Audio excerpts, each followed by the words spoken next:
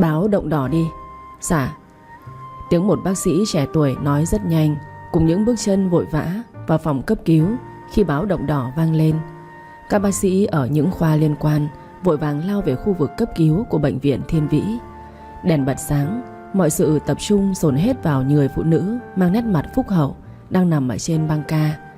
Vị bác sĩ cao to điển trai nói nhanh: "Đây là người nhà của tôi." Một người khác cũng nói rất nhanh: "Giám đốc, vậy anh có làm được không?" Người ban nãy gật đầu: "Được." Cùng lúc đó, có 3 vị bác sĩ đã luống tuổi, tóc đã điểm bạc bước nhanh vào. "Tình hình sao rồi?" Vị giám đốc nói nhanh: "Dạ, cô Nhi hở van 3 lá trung bình, tăng áp phổi, giãn thất trái, giãn nhĩ trái, rối loạn chức năng tâm trương." Vị bác sĩ già gật gật: "Suy tim nặng rồi, chức năng tim còn khoảng bao nhiêu %?" Người được gọi là giám đốc lên tiếng: "Dạ khoảng 25% ạ. Cô cũng đã gần 60 tuổi. Cơ hội cho cuộc phẫu thuật này khoảng 20% thành công thôi ạ." Một bác sĩ khác lên tiếng: "Bệnh nhân đã hẹp nặng 3 nhánh mạch máu chính nuôi tim. Nếu đặt stent không thể tái thông mạch máu được, do đó cần phẫu thuật bắc cầu động mạch vành." Trong khi các bác sĩ nói qua tình hình, các y tá đã hoàn tất mọi dụng cụ trong phòng mổ. Đèn sáng trưng, người phụ nữ có khuôn mặt tái xanh nằm bất động. Tiếp theo đó là tiếng lách cách của dụng cụ. Bác sĩ hàng đầu chuyên khoa tim mạch là người cầm dao mổ. Những vị trí xung quanh đều là những nhân vật hàng đầu của bệnh viện Thiên Vĩ.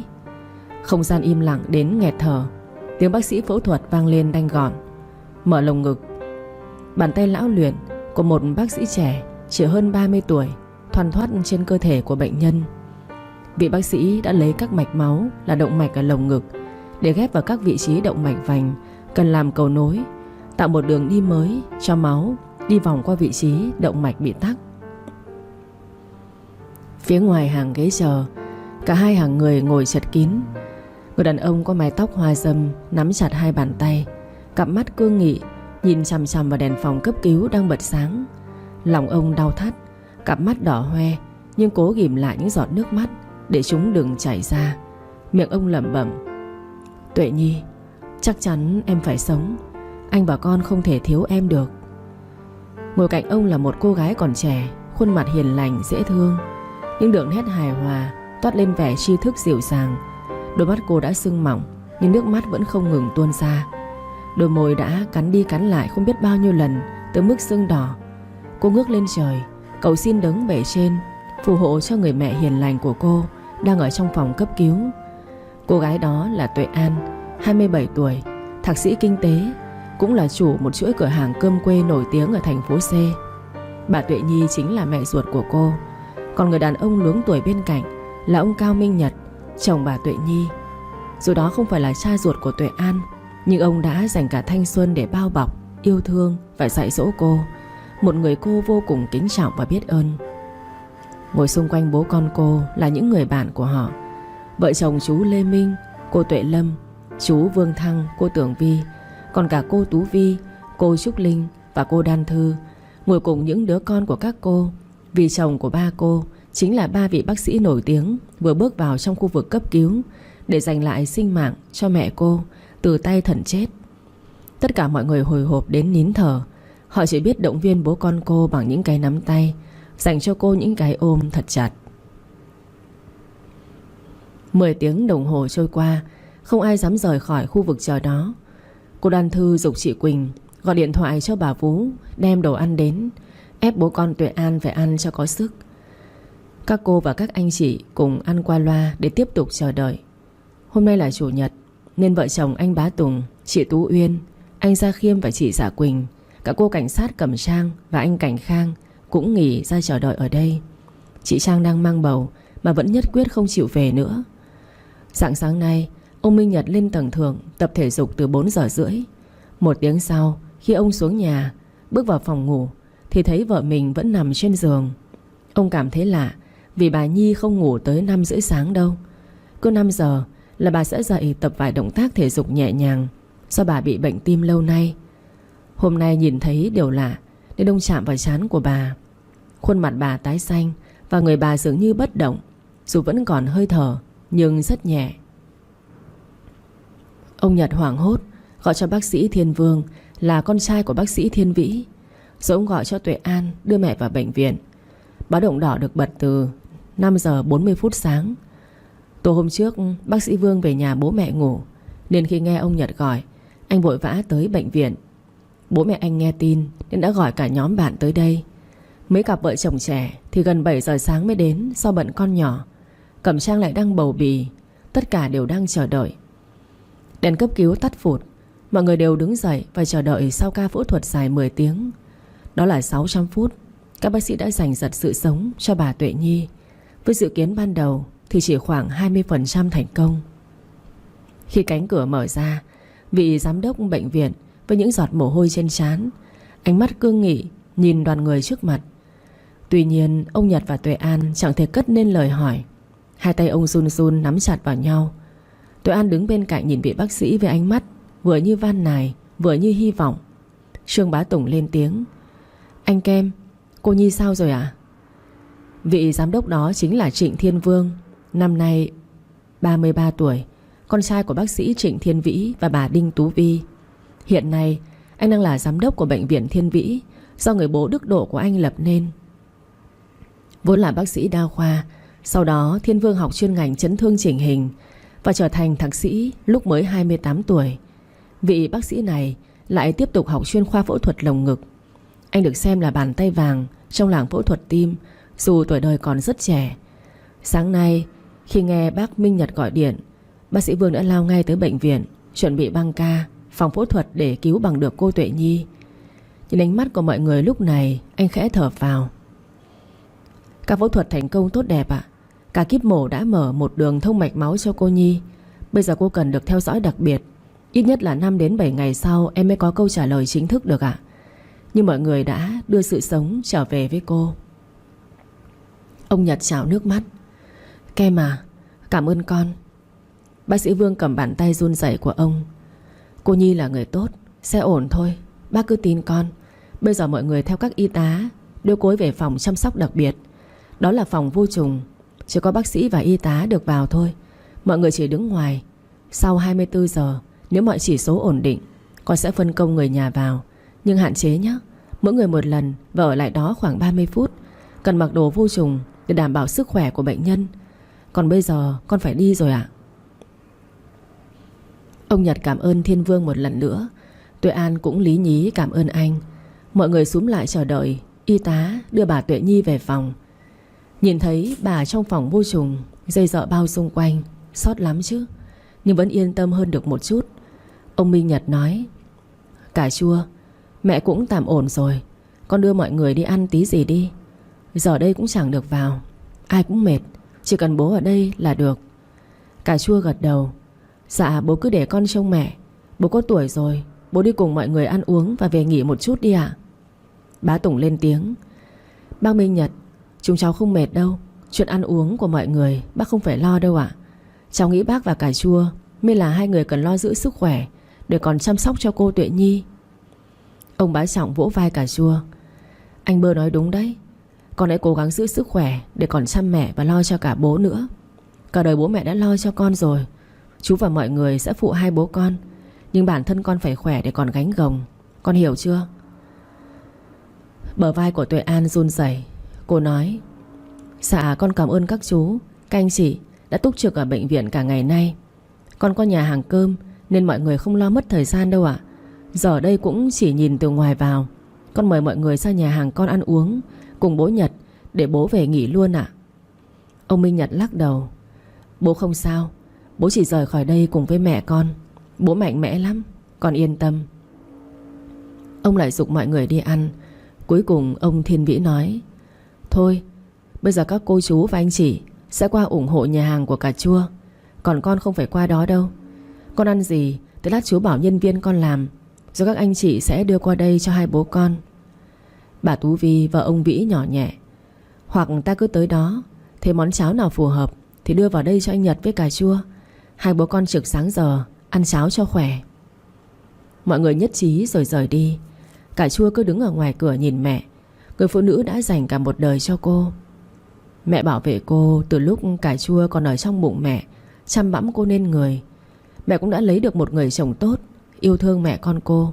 Dù bố Minh Nhật chẳng phải cha ruột của cà chua.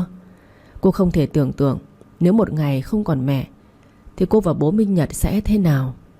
Nước mắt cô vẫn rơi khi nhìn thân ảnh của mẹ qua lớp kính dày. Đang run rẩy bờ vai gầy, cà chua bỗng cảm nhận được cái gì đó thật ấm đặt lên vai của mình.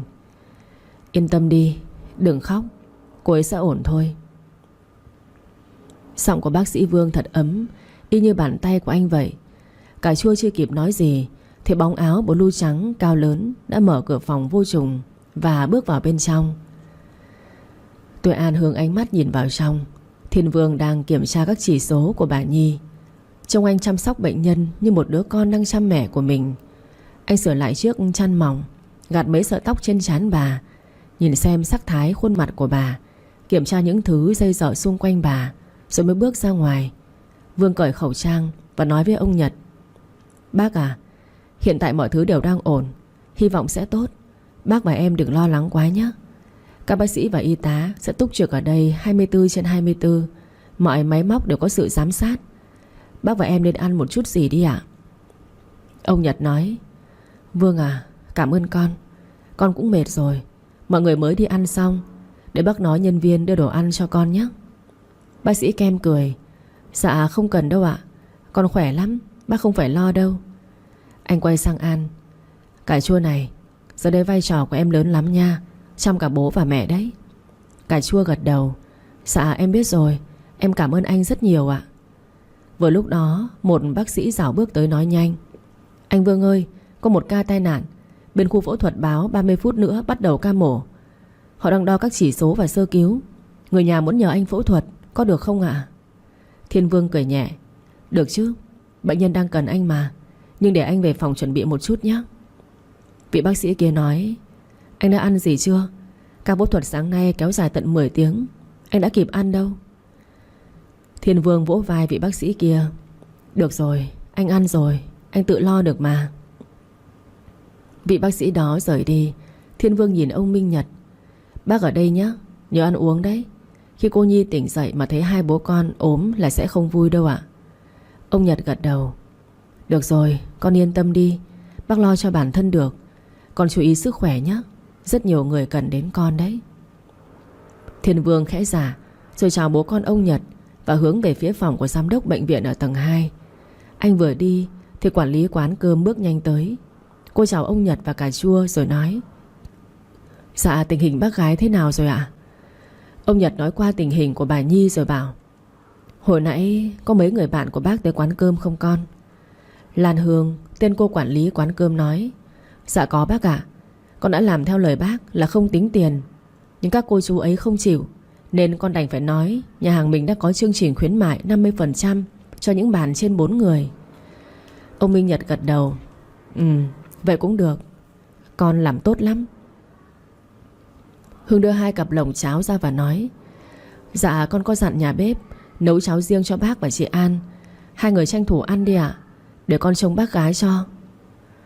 Tuệ An đón lấy 2 cặp lồng cháo rồi nói: Bố sang phòng bên cạnh nghỉ một chút, để con lấy cháo cho bố ăn. Bố phải ăn cho có sức ạ. Ở khu vực này có phòng riêng cho người nhà trong quá trình chờ đợi. Nghe cà chua nói, ông Nhật gật đầu: Được rồi, con cũng ăn luôn đi nhé. Trong đầu Tuệ An bỗng hiện lên đôi mắt có những vết hằn đỏ của Thiên Vương. Cô nói: Bố cứ ăn đi, con đi lại đằng này một chút.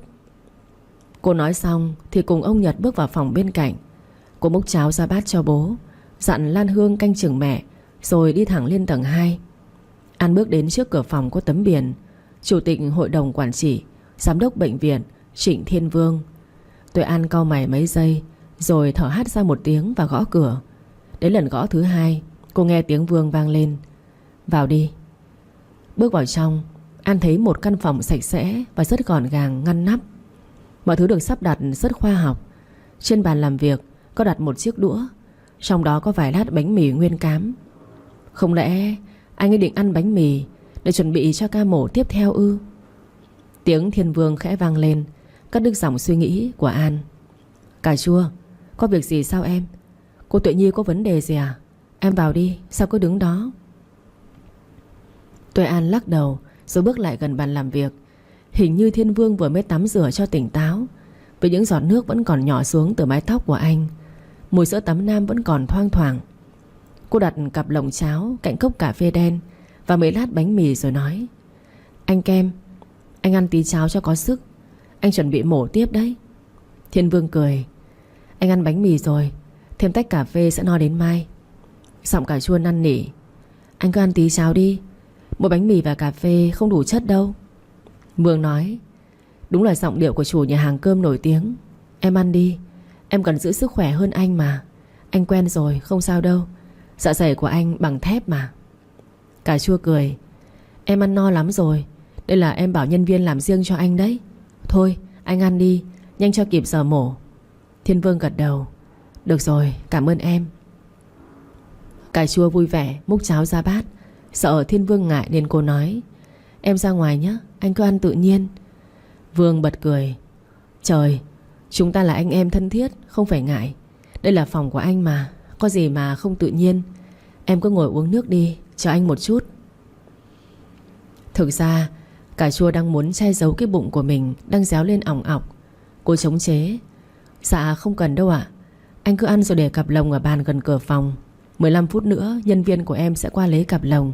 Em về xem mẹ thế nào đã. Thiên Vương nghĩ cô bé đang lo cho mẹ nên gật đầu: Được rồi, anh cảm ơn cà chua nhé. Cần gì cứ gọi anh nha. Cà chua cúi chào bác sĩ Thiên Vương rồi nhanh chân bước ra ngoài. Cô định bụng ghé vào căng tin bệnh viện mua tạm chiếc bánh gì đó ăn để đỡ đói, thì thấy Lan Hương gọi. Cà chua lập tức nghe máy: Chị đây, có việc gì vậy em? Giọng Hương vang lên trong điện thoại: Chị An ơi, họ bảo bác gái đã tỉnh rồi ạ. Cà chua nói nhanh: Ừ, chị đang đi lại đó đây. Cô nói xong thì nhanh chân bước về phía khu vực hậu phẫu.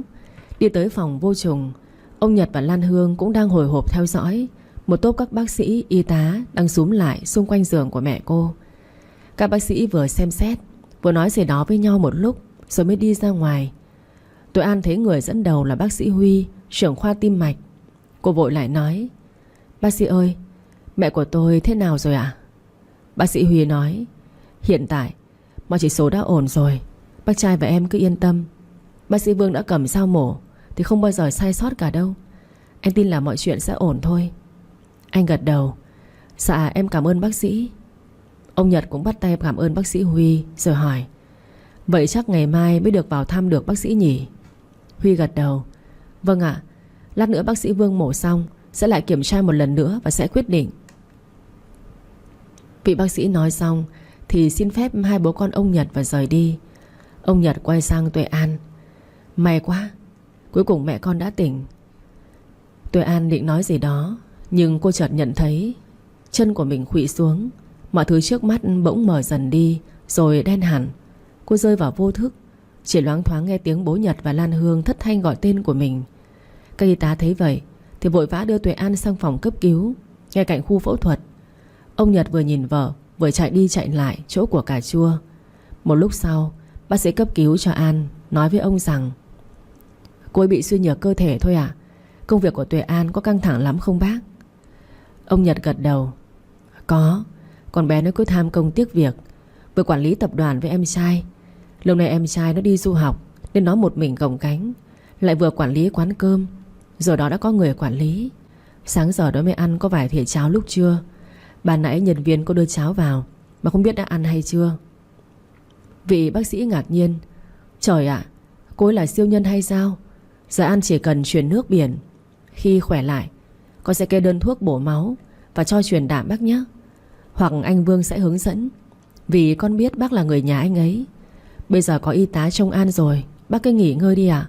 Bác gái cũng có bác sĩ và y tá túc trực. Bác phải giữ sức khỏe đấy. Ông Minh Nhật cảm ơn bác sĩ rồi bảo Lan Hương lại trông An, còn ông chạy lại chỗ của bà Nhi. Thiên Vương mổ xong, nghe nói bà Nhi đã tỉnh lại, liền dạo bước lại phòng vô trùng. Sau khi xem xét tình hình, anh bước ra và nói với ông Minh Nhật: Dạ hiện tại mọi thứ của cô đã ổn, bác cứ yên tâm nhé. Rồi anh nhìn quanh và nói: Tuệ An về nhà rồi à bác? Ông Nhật lắc đầu: Không, cà chua bị suy nhược cơ thể, lại nó ngất xỉu ở đây. bây giờ đang nằm ở trong phòng cấp cứu. Có con bé quản lý quán cơm trong đó. Vương ngạc nhiên: Suy nhược cơ thể à bác? Ông Nhật gật đầu: Mấy lâu nay tập đoàn nhiều việc, lúc trưa bác nói mãi nó mới ăn được vài ba thìa cháo. Lúc nãy nhân viên đưa cháo cho mà thấy xách cặp lồng đi đâu ấy, không biết là đã ăn hay chưa. Một ý nghĩ xẹt ngang qua đầu của Thiên Vương. Cặp lồng cháo ư? Anh vội chào ông Minh Nhật rồi nhanh chân bước về phía phòng cấp cứu. Vừa tới cửa phòng, Vương đã thấy một cô nhân viên còn mặc đồng phục quán cơm ở ngoài, đưa tay chuẩn bị gõ cửa. Vương lên tiếng: Em đưa cháo cho chị An à? Cô gái nhận ra bác sĩ Vương liền cúi chào: Dạ vâng ạ. Em nghe chị Hương nói là chị An bị ngất xỉu nên nấu cháo đưa tới, chờ chị ấy tỉnh lại để ăn cho lại sức. Vương nói: Được rồi, vậy em để cháo anh đưa vào cho, tiện thể xem tình hình của An. Cô gái gật đầu, trao cặp lồng cháo cho Vương và nói: Dạ vậy em phiền anh nhé. Vì anh là chỗ quen biết với chị An nên em mới dám nhờ. Quán đang giờ đông khách, em xin phép về luôn ạ. Vương chào cô nhân viên rồi bước mở cửa vào.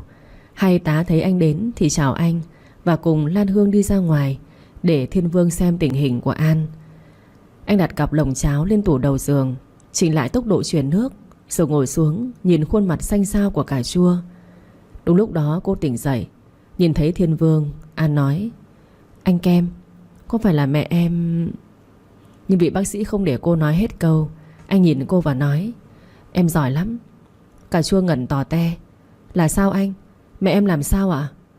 Thiên Vương nhướng đôi mày rậm: Em mới làm sao đấy? Ai cho em cái quyền nhường cháo cho người khác, để rồi đến lúc bị suy nhược cơ thể ngất xỉu? Tôi An mặt buồn thiu: Tại vì em thấy anh ăn mỗi cái bánh mì, lại chuẩn bị ca mổ nữa. Em ngất còn có người chăm, chứ anh ở trong phòng mổ mà không đủ sức thì làm sao chứ? Thiên Vương cau mày lại: Anh là bác sĩ, anh tự biết lượng sức mình. Anh không đủ sức thì làm sao mà dám cầm dao mổ? An liếc nhanh Thiên Vương: Thì anh bảo dạ dày làm bằng thép, em cũng muốn xem dạ dày em làm bằng gì. Mà có bác sĩ nào mắng bệnh nhân sơi sơi như anh không? Thiên Vương ôn tồn nói: Em thì hay rồi. Bây giờ em biết dạ dày của em làm bằng gì rồi chứ? Hay cho nó thủng luôn rồi mới đi chữa? Bệnh nhân nghe lời thì bác sĩ còn nhẹ nhàng, chứ bệnh nhân ương bướng như em á, anh nói như vậy là tử tế lắm rồi đấy. Tôi An xịu mặt: Có ông bác sĩ làm bác sĩ cứ tưởng là được chăm sóc, ai dạy bị mắng te tua.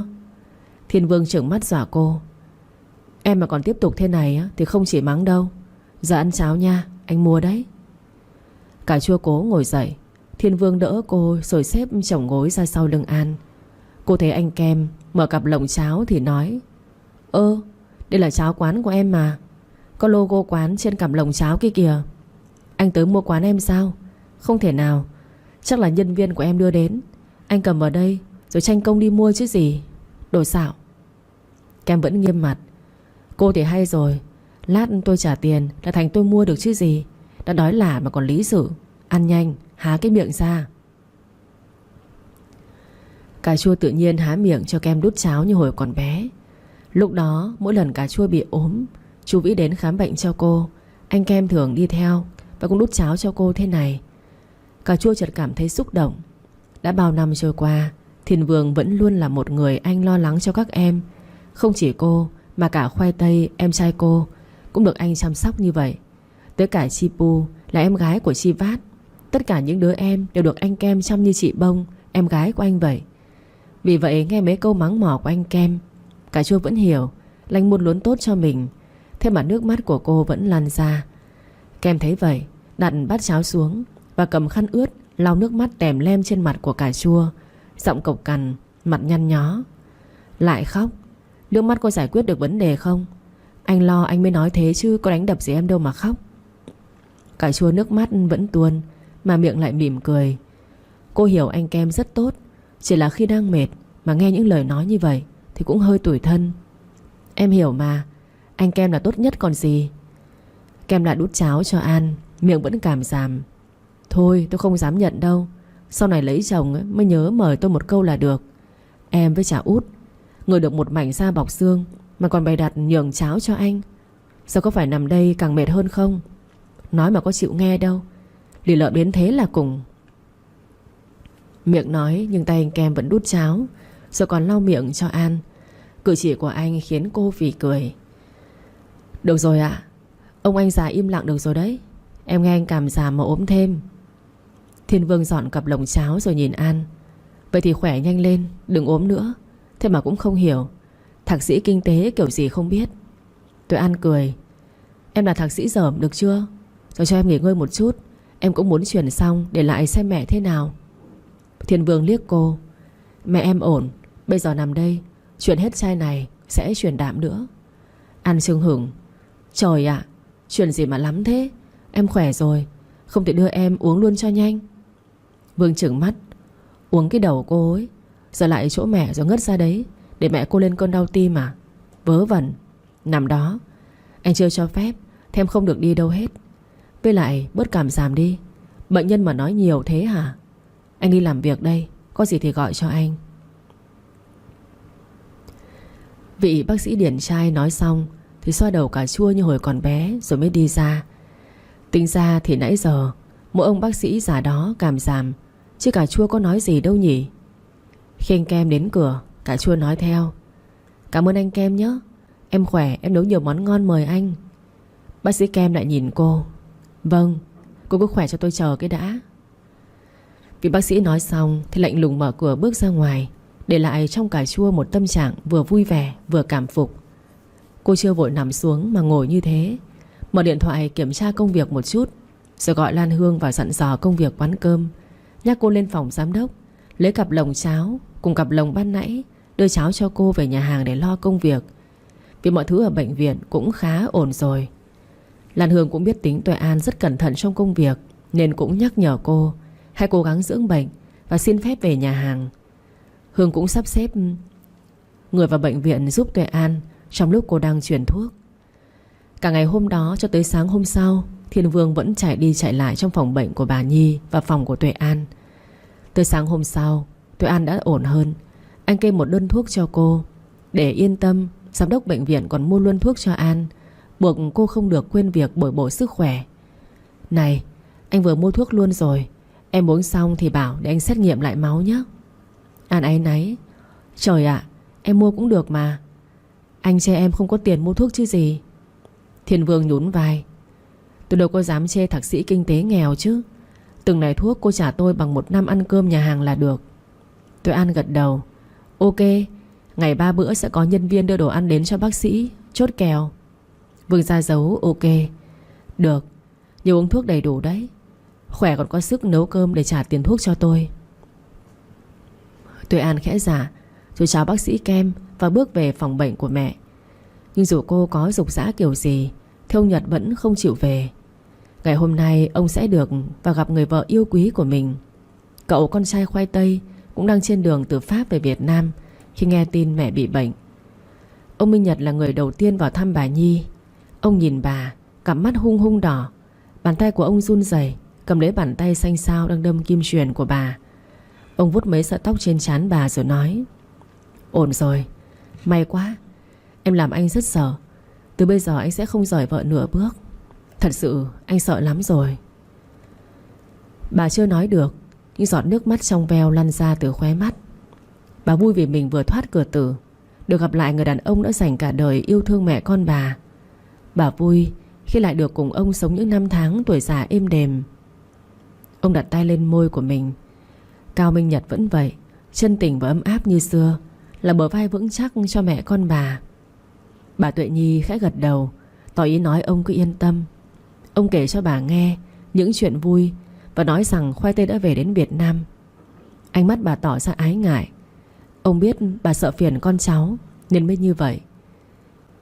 Ông Nhật an ủi bà, động viên bà nhanh khỏe để về nhà cùng ông. Hai đứa con lần lượt vào thăm mẹ, lại cứ luôn miệng xin lỗi vì công việc nhiều nên ít quan tâm tới mẹ. Người mẹ hiền cũng khóc vì thương con, khiến các bác sĩ phải vào can thiệp, yêu cầu chị em cà chua ra ngoài, tránh làm bệnh nhân xúc động quá. Tình hình của bà Nhi tốt hơn dự đoán, có lẽ một phần nhờ vào tình yêu của gia đình và sự chăm sóc tận tình của đội ngũ y bác sĩ. Tối hôm đó Thiên Vương về nhà bố mẹ. Vừa vào phòng khách, anh đã thấy cô em gái ngồi trên bộ bàn ghế trò chuyện vui vẻ cùng bố mẹ. Em gái anh là giáo viên ở thành phố C, Nhưng một năm nay tình nguyện lên vùng cao, đem ánh sáng tri thức cho làng bản, tiếp tục sự nghiệp của người mẹ bản lĩnh Đinh Tú Vi. Thấy em gái lâu ngày về thăm nhà, Thiên Vương mỉm cười rồi nói rõ to: "Chào cô giáo già Trịnh Thiên Cẩm Tú, 29 tuổi, chưa chồng." Cô gái có khuôn mặt rất thanh tú, nghe tiếng anh trai thì ngó ra: "Ồ, xin kính chào bác sĩ lão làng Trịnh Thiên Vương. Tôi là cô giáo già, thì bác sĩ chắc là còn trẻ măng ấy nhỉ. Tôi có già thì cũng mới đầu 2, còn bác sĩ á, đầu 3 mà vẫn ế. Thật là không biết mụ bà trước kia còn đã nhầm giới tính của bác sĩ không, mà có kiểu đàn ông lắm miệng thế. Nhưng cũng kỳ lạ, lắm miệng thì phải tán gái tốt chứ. Đằng này 33 tuổi vẫn ế nhăn răng." Thiên Vương ngồi xuống cạnh em: "Cô đầu 2 nhưng đuôi cũng ở vạch đích rồi, con gái mới lo. Tranh đây gái theo đầy, chả lo gì sất. Cẩm Trang sắp sinh con rồi kia kìa." Bà Tú Vi nghe hai đứa con đấu khẩu thì giảng hòa: "Thôi thôi, mẹ xin hai đứa, có đứa nào trẻ nữa đâu mà móc mỉa nhau. Gớm đời đã ế nhăn răng cả đôi, thì một là lo kiếm chồng kiếm vợ, hai là gặp nhau thì tem tém cái miệng lại để đỡ nhục các con ạ." Ông Vĩ nhìn vợ với ánh mắt cưng chiều như bao nhiêu năm nay vẫn thế: "Vợ của bố nói đúng đấy, hai đứa vừa phải thôi. Bây giờ rửa tay chân, vào phụ bà Vú dọn ăn đi. Ăn cho no rồi có sức mà tính tiếp, xem là nên ngồi cãi nhau hay là đi đâu kiếm rể cho bố mẹ nhé." Cả nhà lại rộn rã tiếng cười. Đã bao nhiêu năm bà Tú Vi hạnh phúc viên mãn bên người chồng rất mực cưng chiều, người đã đưa bà ra khỏi những đau thương và lặng lẽ hy sinh cho mẹ con bà suốt cả cuộc đời. Sáng hôm sau, Thiên Vương đến bệnh viện sớm. Anh muốn kiểm tra một phòng trước khi làm việc bắt đầu. Hôm nào không trực qua đêm, Thiên Vương đều đến sớm như vậy. Điều này đã thành thường lệ. Nhưng hôm nay anh vừa đến phòng đã thấy ngay một chiếc cặp lồng có in logo của tiệm cơm quê. An đặt sẵn trước bàn gần cửa phòng. Phía dưới cặp lồng, một mảnh giấy được gấp gọn với những dòng chữ nắn nót: "Tiệm An, gửi đồ ăn cho giám đốc Trịnh Thiên Vương, chúc anh ngon miệng ạ." Vương không khó để nhận ra đây là dòng chữ của cà chua, và anh cũng hiểu vì sao cô chọn cách viết khách sáo này. Vì nếu trước Vương có một người khác đi qua hoặc đến tìm anh, hay ai đó đến nhờ anh ký giấy tờ chẳng hạn, nếu họ vô tình để ý cặp lồng cơm, tò mò thấy mảnh giấy, lỡ họ đọc thì sẽ không nhận ra mối quan hệ anh em thân thiết và màn chốt kèo của Kem với cà chua. Anh vui vẻ rút điện thoại ra nhắn tin cho cà chua: "Đã nhận được đồ ăn sáng nóng hổi, anh cảm ơn thạc sĩ kinh tế nhé."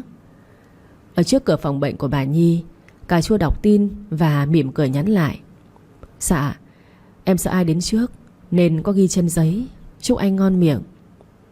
Quả đúng như Thiên Vương dự đoán, anh nhắn tin lại ngắn gọn: "Ok em." Rồi vừa huýt sáo khe khẽ vừa mở cửa phòng. Bữa sáng là món cháo sườn non đậu xanh mà anh yêu thích. Cháo vừa thơm vừa nhuyễn nên Vương ăn một loáng là xong. Anh rửa cặp lồng sạch sẽ, thay áo blue, rồi cầm theo chiếc cặp lồng đó đi xuống phòng bệnh của bà Nhi xem tình hình thế nào. Ba bố con ông Nhật đang có mặt ở đó. Sau những phút giây xúc động khiến bác sĩ phải can thiệp hôm trước, thì lần này tinh thần của cả nhà ông Nhật lạc quan hơn nhiều. Ánh mắt của bà Nhi cũng vui hẳn, da dẻ bớt xanh xao. Thiên Vương kiểm tra một lúc rồi bước ra nói với mọi người: "Tốt lắm, cô Nhi hồi phục đến mức kinh ngạc đấy bác ạ." Ông Nhật nắm tay của Vương: "Cảm ơn con nhiều lắm. Nếu không có con và các y bác sĩ thì bác không biết giờ này sẽ ra sao nữa." Bác sĩ Kem cười: "Dạ, công lớn ở sự động viên của gia đình và tinh thần chiến đấu với bệnh tật của cô Nhi. Chính tinh thần ấy đã khiến cô hồi phục nhanh đấy ạ." Anh quay sang cà chua: "Cháu ngon lắm, cảm ơn cô chủ quán nhé." Mọi người lại tiếp tục vui vẻ. Thiên Vương tiếp tục công việc của mình. Cà chua cùng khoai tây đến tập đoàn Cao Thị một lúc. Sau đó cô ghé qua quán cơm xem tình hình và thực đơn buổi trưa cho bố cùng Thiên Vương. Trước đây cà chua còn có một công ty nhỏ, nhưng sau đó vì khoai tây đi du học nên cô đã sáp nhập công ty của mình vào tập đoàn Cao Thị. Chiều hôm đó, Thiên Vương lại thấy một cặp lồng nhiều ngăn được chia rõ cơm vào từng món ăn.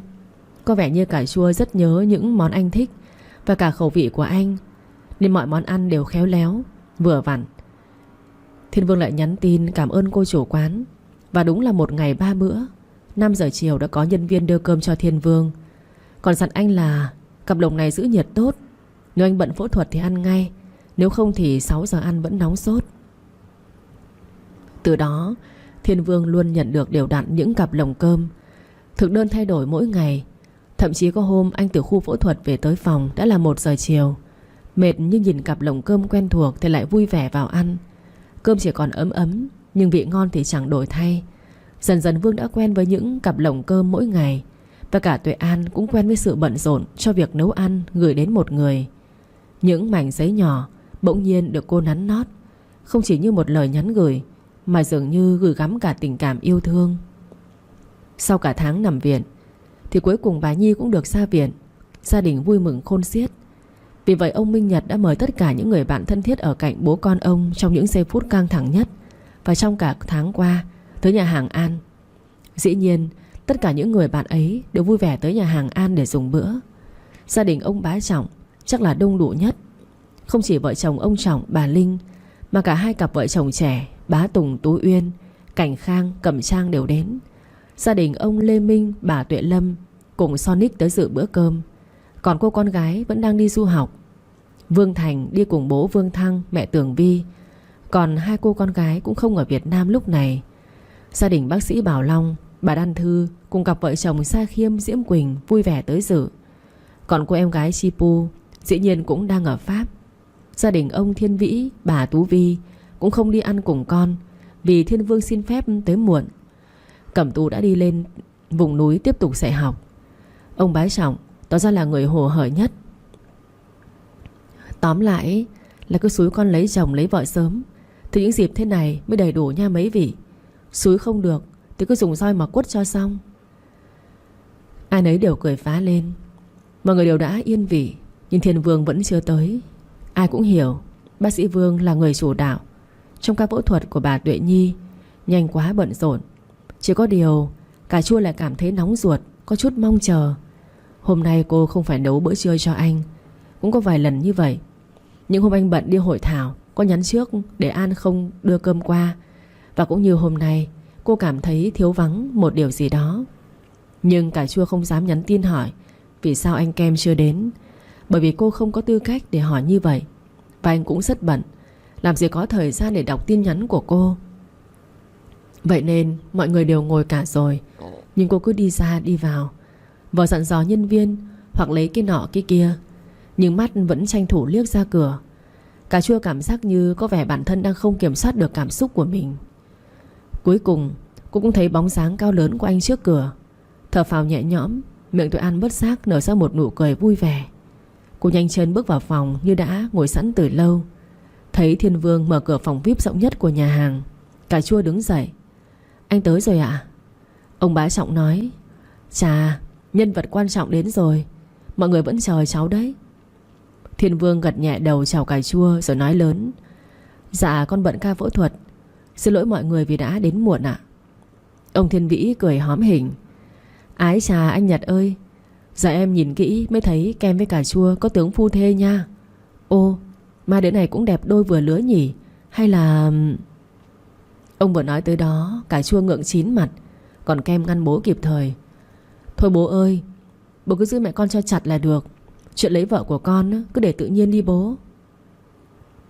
Không hiểu sao cà chua nghe câu đó lại cảm thấy lòng mình hơi hững hụt. Còn bà Tú Vi lườm con trai. Cái gì?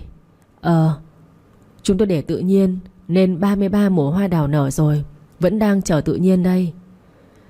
Thiên Vương kéo ghế lại cạnh bà Tuệ Nhi rồi nói. Thôi ạ, hôm nay chúng ta đến đây để chúc mừng cô Tuệ Nhi bình phục, chứ không phải là bàn chuyện yêu đương cưới xin đâu ạ. Nhân vật chính là cô Tuệ Nhi cơ mà. Ông Vĩ nói. Thì cô ấy khỏe rồi đấy thôi, cái đó ai chả biết. Thế nên là... Vương lại ngắt lời của bố. Dạ thưa bố, cô ấy khỏe rồi thì chúng ta cùng chúc mừng đi ạ. Nâng ly đi ạ. Con xin phép không uống vì 2 giờ lại có ca phẫu thuật. Ông Lê Minh cười hiền lành. Thôi mọi người tha cho thằng bé đi, để nó còn ăn cho ngon. Vương liếc sang cà chua. Cô có vẻ bối rối. Anh nhanh chóng nhắn tin. Hôm nay bác sĩ lãi to, Bình thường chỉ có một cặp lồng, đây được cả một bàn tiệc. Cô mỉm cười đọc tin nhắn và cũng rất nhanh nhắn lại: vậy bác sĩ ăn nhiều vào nhé, cả mất công em chuẩn bị. Thiên Vương cũng cười nhẹ khi đọc tin. Anh thả tim tin nhắn rồi cất điện thoại. Tiếng của ông bá Trọng vang lên: hai cái đứa này đúng là chú Minh đã giải vây cho mà ăn rồi thì lo ăn đi, lại còn hí hoái điện thoại. Muốn để hai đứa yên cũng không xong. Hay là hai cái đứa này nhắn tin cho nhau cũng nên đấy nhỉ. Lát nữa ta sẽ bảo Sonic hack tin nhắn. Cả phòng lại cười ồ lên một trận nữa rồi mới bắt đầu ăn uống. Và những ngày tháng sau đó, mọi việc lại quay lại với quỹ đạo của nó. Tuệ An lại ngày ngày nấu ăn cho Thiên Vương theo đúng giao kèo. Cả ngày làm việc ở tập đoàn đã vùi đầu, nhưng cô lại thấy trông chờ, thấy vui khi nghĩ tới chuyện nấu ăn cho anh. Cô xem đó như một niềm vui trong ngày vậy. Một hôm Tuệ An vào siêu thị để mua ít đồ tươi về nấu bữa trưa cho Thiên Vương. Thực ra chuỗi siêu thị này của tập đoàn Trương Thị, nhà anh Bá Tùng. Mấy năm nay cô ký kết hợp đồng cung cấp thực phẩm sạch cho chuỗi cửa hàng của Tuệ An. Rau củ quả và thực phẩm sạch ở đây đều được nuôi trồng ở các trang trại theo một quy trình nghiêm ngặt. An đã kiểm tra kỹ lưỡng mới quyết định ký kết, vì cô luôn là người cẩn thận trong kinh doanh. Rồi có anh em bạn bè cũng vậy. Và anh Bá Tùng cũng là người nghiêm túc, nên cô rất hài lòng và tin tưởng. Sáng nào các siêu thị cũng đưa hàng vào những cửa hàng của An. Nhưng việc nấu cơm cho Thiên Vương là việc riêng, nên An luôn tự tay đi mua. Hôm nay, sau khi đưa cháu vào bệnh viện, cô ghé qua tập đoàn xem lại tài liệu cho cuộc họp lúc 8 giờ sáng. Vẫn còn 40 phút nữa mới tới cuộc họp, nên An tranh thủ ghé siêu thị thực phẩm lớn nhất thành phố C này. Cô tính họp xong, làm việc tới 10 giờ sẽ ghé nhà nấu nướng, rồi đưa tới bệnh viện cho Thiên Vương. Nếu bận, cô sẽ nhờ nhân viên đưa vào. Sau khi mua xong mọi thứ, An nhớ ra còn thiếu một chút gia vị, nên đi xuống phía cuối gian hàng. Chợt cô phát hiện ra anh đầu bếp trong nhà ăn của bệnh viện, Thiên Vĩ, đang đi cùng một người nào đó có mặt ở đây. Chắc họ cũng vào mua thực phẩm. Anh Thiên Vương rất chăm chú nhà ăn với phương châm có thực mới vực được đạo. Đấy không chỉ là nơi bệnh nhân ăn uống hàng ngày, mà còn có cả y bác sĩ. Lâu nay anh ăn đồ do An chuẩn bị nên ít xuống nhà ăn. Chứ trước giờ Thiên Vương vẫn ăn ở đó. Vương phải cân đo đong đếm để có bữa ăn chất lượng mà không quá nhiều tiền, vì bệnh nhân đi viện đã khổ lắm rồi. Những người có hoàn cảnh khó khăn luôn nhận được những suất ăn miễn phí. Bệnh viện còn có lịch thứ 7 hàng tuần sẽ phát đồ ăn miễn phí nữa. Vì vậy hàng tháng nhà ăn luôn có quỹ hỗ trợ do các y bác sĩ và các nhà báo hảo tâm đóng góp.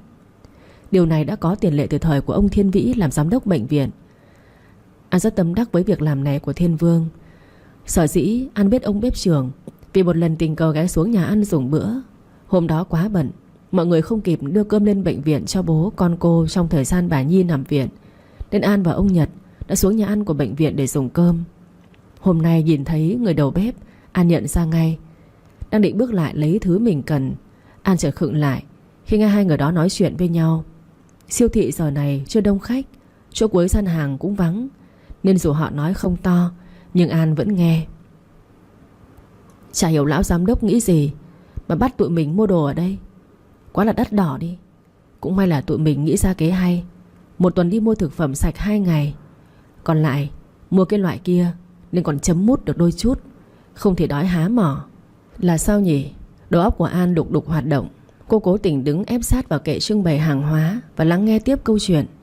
Tiếng người kia vang lên: thật đấy, có ăn mỗi lương bệnh viện á, thì khi nào cho giàu, khi nào mua được xe hơi.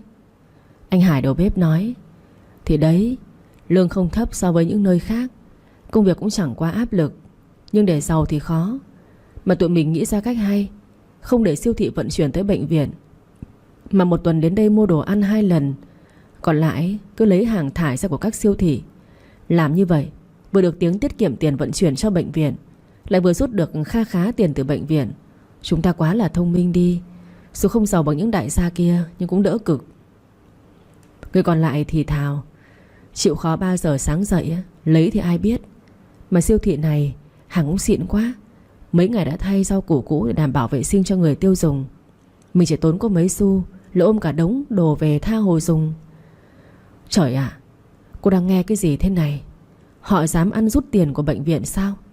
Thì ra mỗi lần họ chỉ tới siêu thị của anh Bá Tùng 2 lần thôi.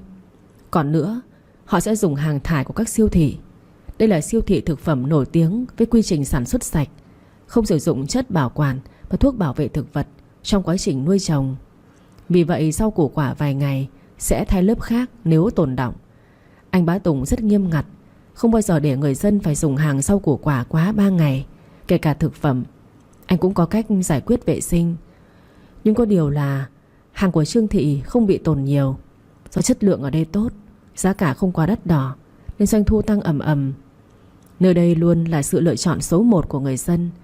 Vì vậy đã để đủ số lượng rau củ và thực phẩm nấu cho bệnh viện, thì chắc chắn hai người này phải từ các siêu thị khác lấy những rau củ quả bỏ đi của họ mới có thể đủ được. Và những nơi khác chắc gì đã có hàng chất lượng như ở Trương Thị. Rõ ràng có nhiều siêu thị để rau củ đến héo rồi mới thay. Có nơi lại sử dụng thuốc bảo vệ thực vật không đảm bảo an toàn thực phẩm. Như vậy rất nguy hiểm cho những người sử dụng đồ ăn ở bệnh viện. Chắc hẳn việc này đã được thực hiện khá lâu, đến mức thành thạo rồi. Tuệ An lắng nghe một lúc, rồi chọn gia vị mình cần và rời khỏi siêu thị. Cô tiếp tục công việc ở tập đoàn, rồi 10 giờ rưỡi tranh thủ ghé nhà nấu nướng. 11 giờ rưỡi cô có mặt ở bệnh viện Thiên Vĩ. Tuệ An suy nghĩ rồi quyết định gọi điện cho Thiên Vương. Buổi sáng hôm nay bác sĩ Kem không có ca phẫu thuật, nên anh nghe máy ngay. Cà chua, em gọi cho anh có việc gì sao? Tuệ An cũng không hiểu vì sao mỗi khi nghe anh nói như vậy, cô cứ cảm thấy buồn buồn. Kiểu nói chuyện của anh thật ra không thay đổi, nhưng mấy tháng nay cô cứ cảm thấy thiếu vắng khi không được gặp hay gọi điện cho Thiên Vương. Ngày nào không nhắn tin, không nấu cơm cho anh, cô đều cảm thấy tay chân thừa thãi, trống trải. Tuy nhiên cô biết anh và cô chỉ là anh em. Nếu có tình cảm thì chỉ là từ phía cô mà thôi. Cà chua cũng không biết đó là tình cảm anh em thân thiết, hay bản thân cô đã vượt qua ngưỡng tình cảm đó. Nhưng An luôn cảm thấy thiếu vắng nếu không liên lạc với Thiên Vương.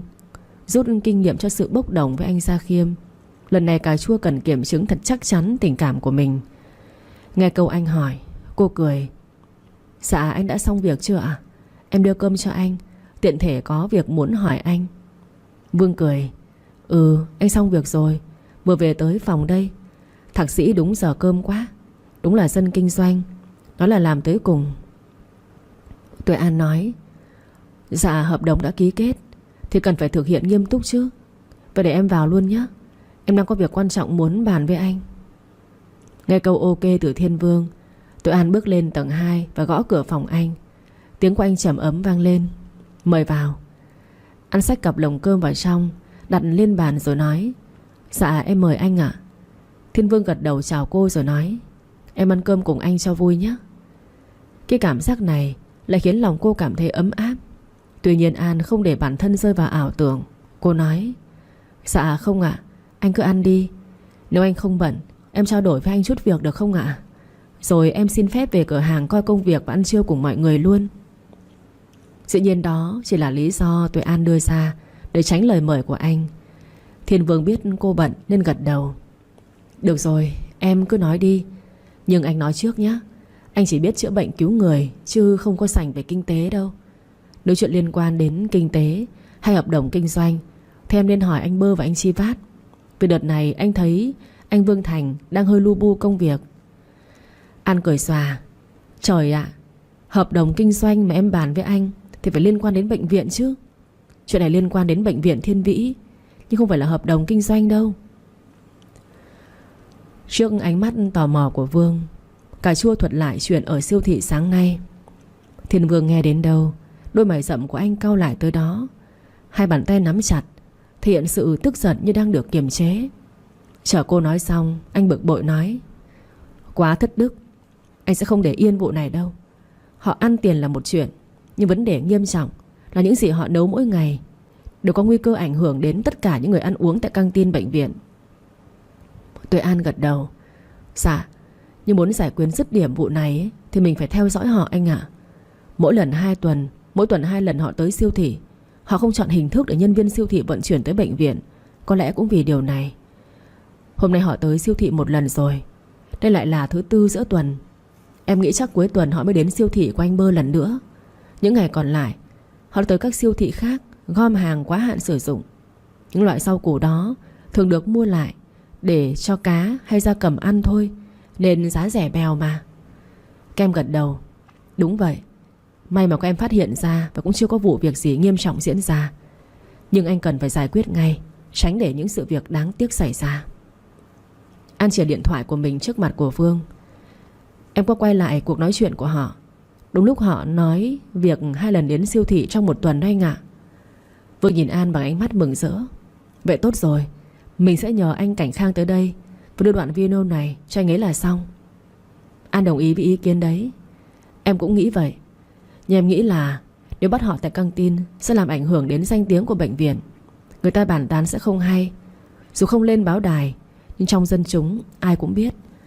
Hay là các anh bàn bạc xem, theo dõi họ, bắt ngoài bệnh viện được không ạ? Thiên Vương gật đầu. Em nói đúng. Nãy anh bực quá nên không nghĩ tới chuyện đó. Anh sẽ bàn việc này với anh em trong nhóm. Vì sợ mình làm ầm lên ở bệnh viện thì mọi người đánh giá không tốt. Lại thêm một lần nữa cảm ơn cà chua nhé. Tuệ An gửi đoạn video cho Thiên Vương rồi xin phép anh ra về. Còn Thiên Vương, anh vừa ăn cơm vừa vào nhóm chat của anh em. Lần này họ mời thêm anh cảnh sát điều tra điển trai là Cảnh Khang vào nhóm, từ lúc Cảnh Khang trở thành chồng của Cẩm Trang. Chào anh em, mình có chuyện quan trọng muốn hỏi ý kiến của mọi người. Bơ là người đầu tiên đọc tin nhắn và trả lời ngay. Anh sắp cưới vợ đấy à? Ai thế? Có sinh bằng vợ em không? Chúng em có quen người đó không thế? Kem còn chưa kịp đáp đã thấy tin nhắn của Chi Vát. Hay là anh trúng số à? Bao nhiêu? Anh định khao ở đâu?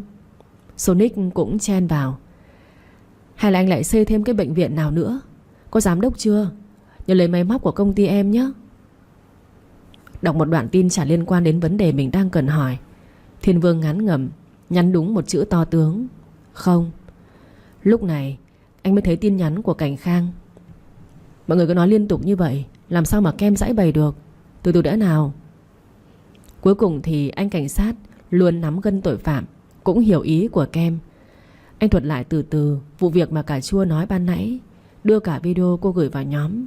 Xem xong, Cảnh Khang nói: bọn này to gan thật đấy. Em cứ để đó, anh sẽ giải quyết nó, mà không ảnh hưởng đến việc của bệnh viện đâu. Mọi người cũng bàn bạc một lúc nữa để đưa ra phương án hợp lý, rồi tạm biệt nhau.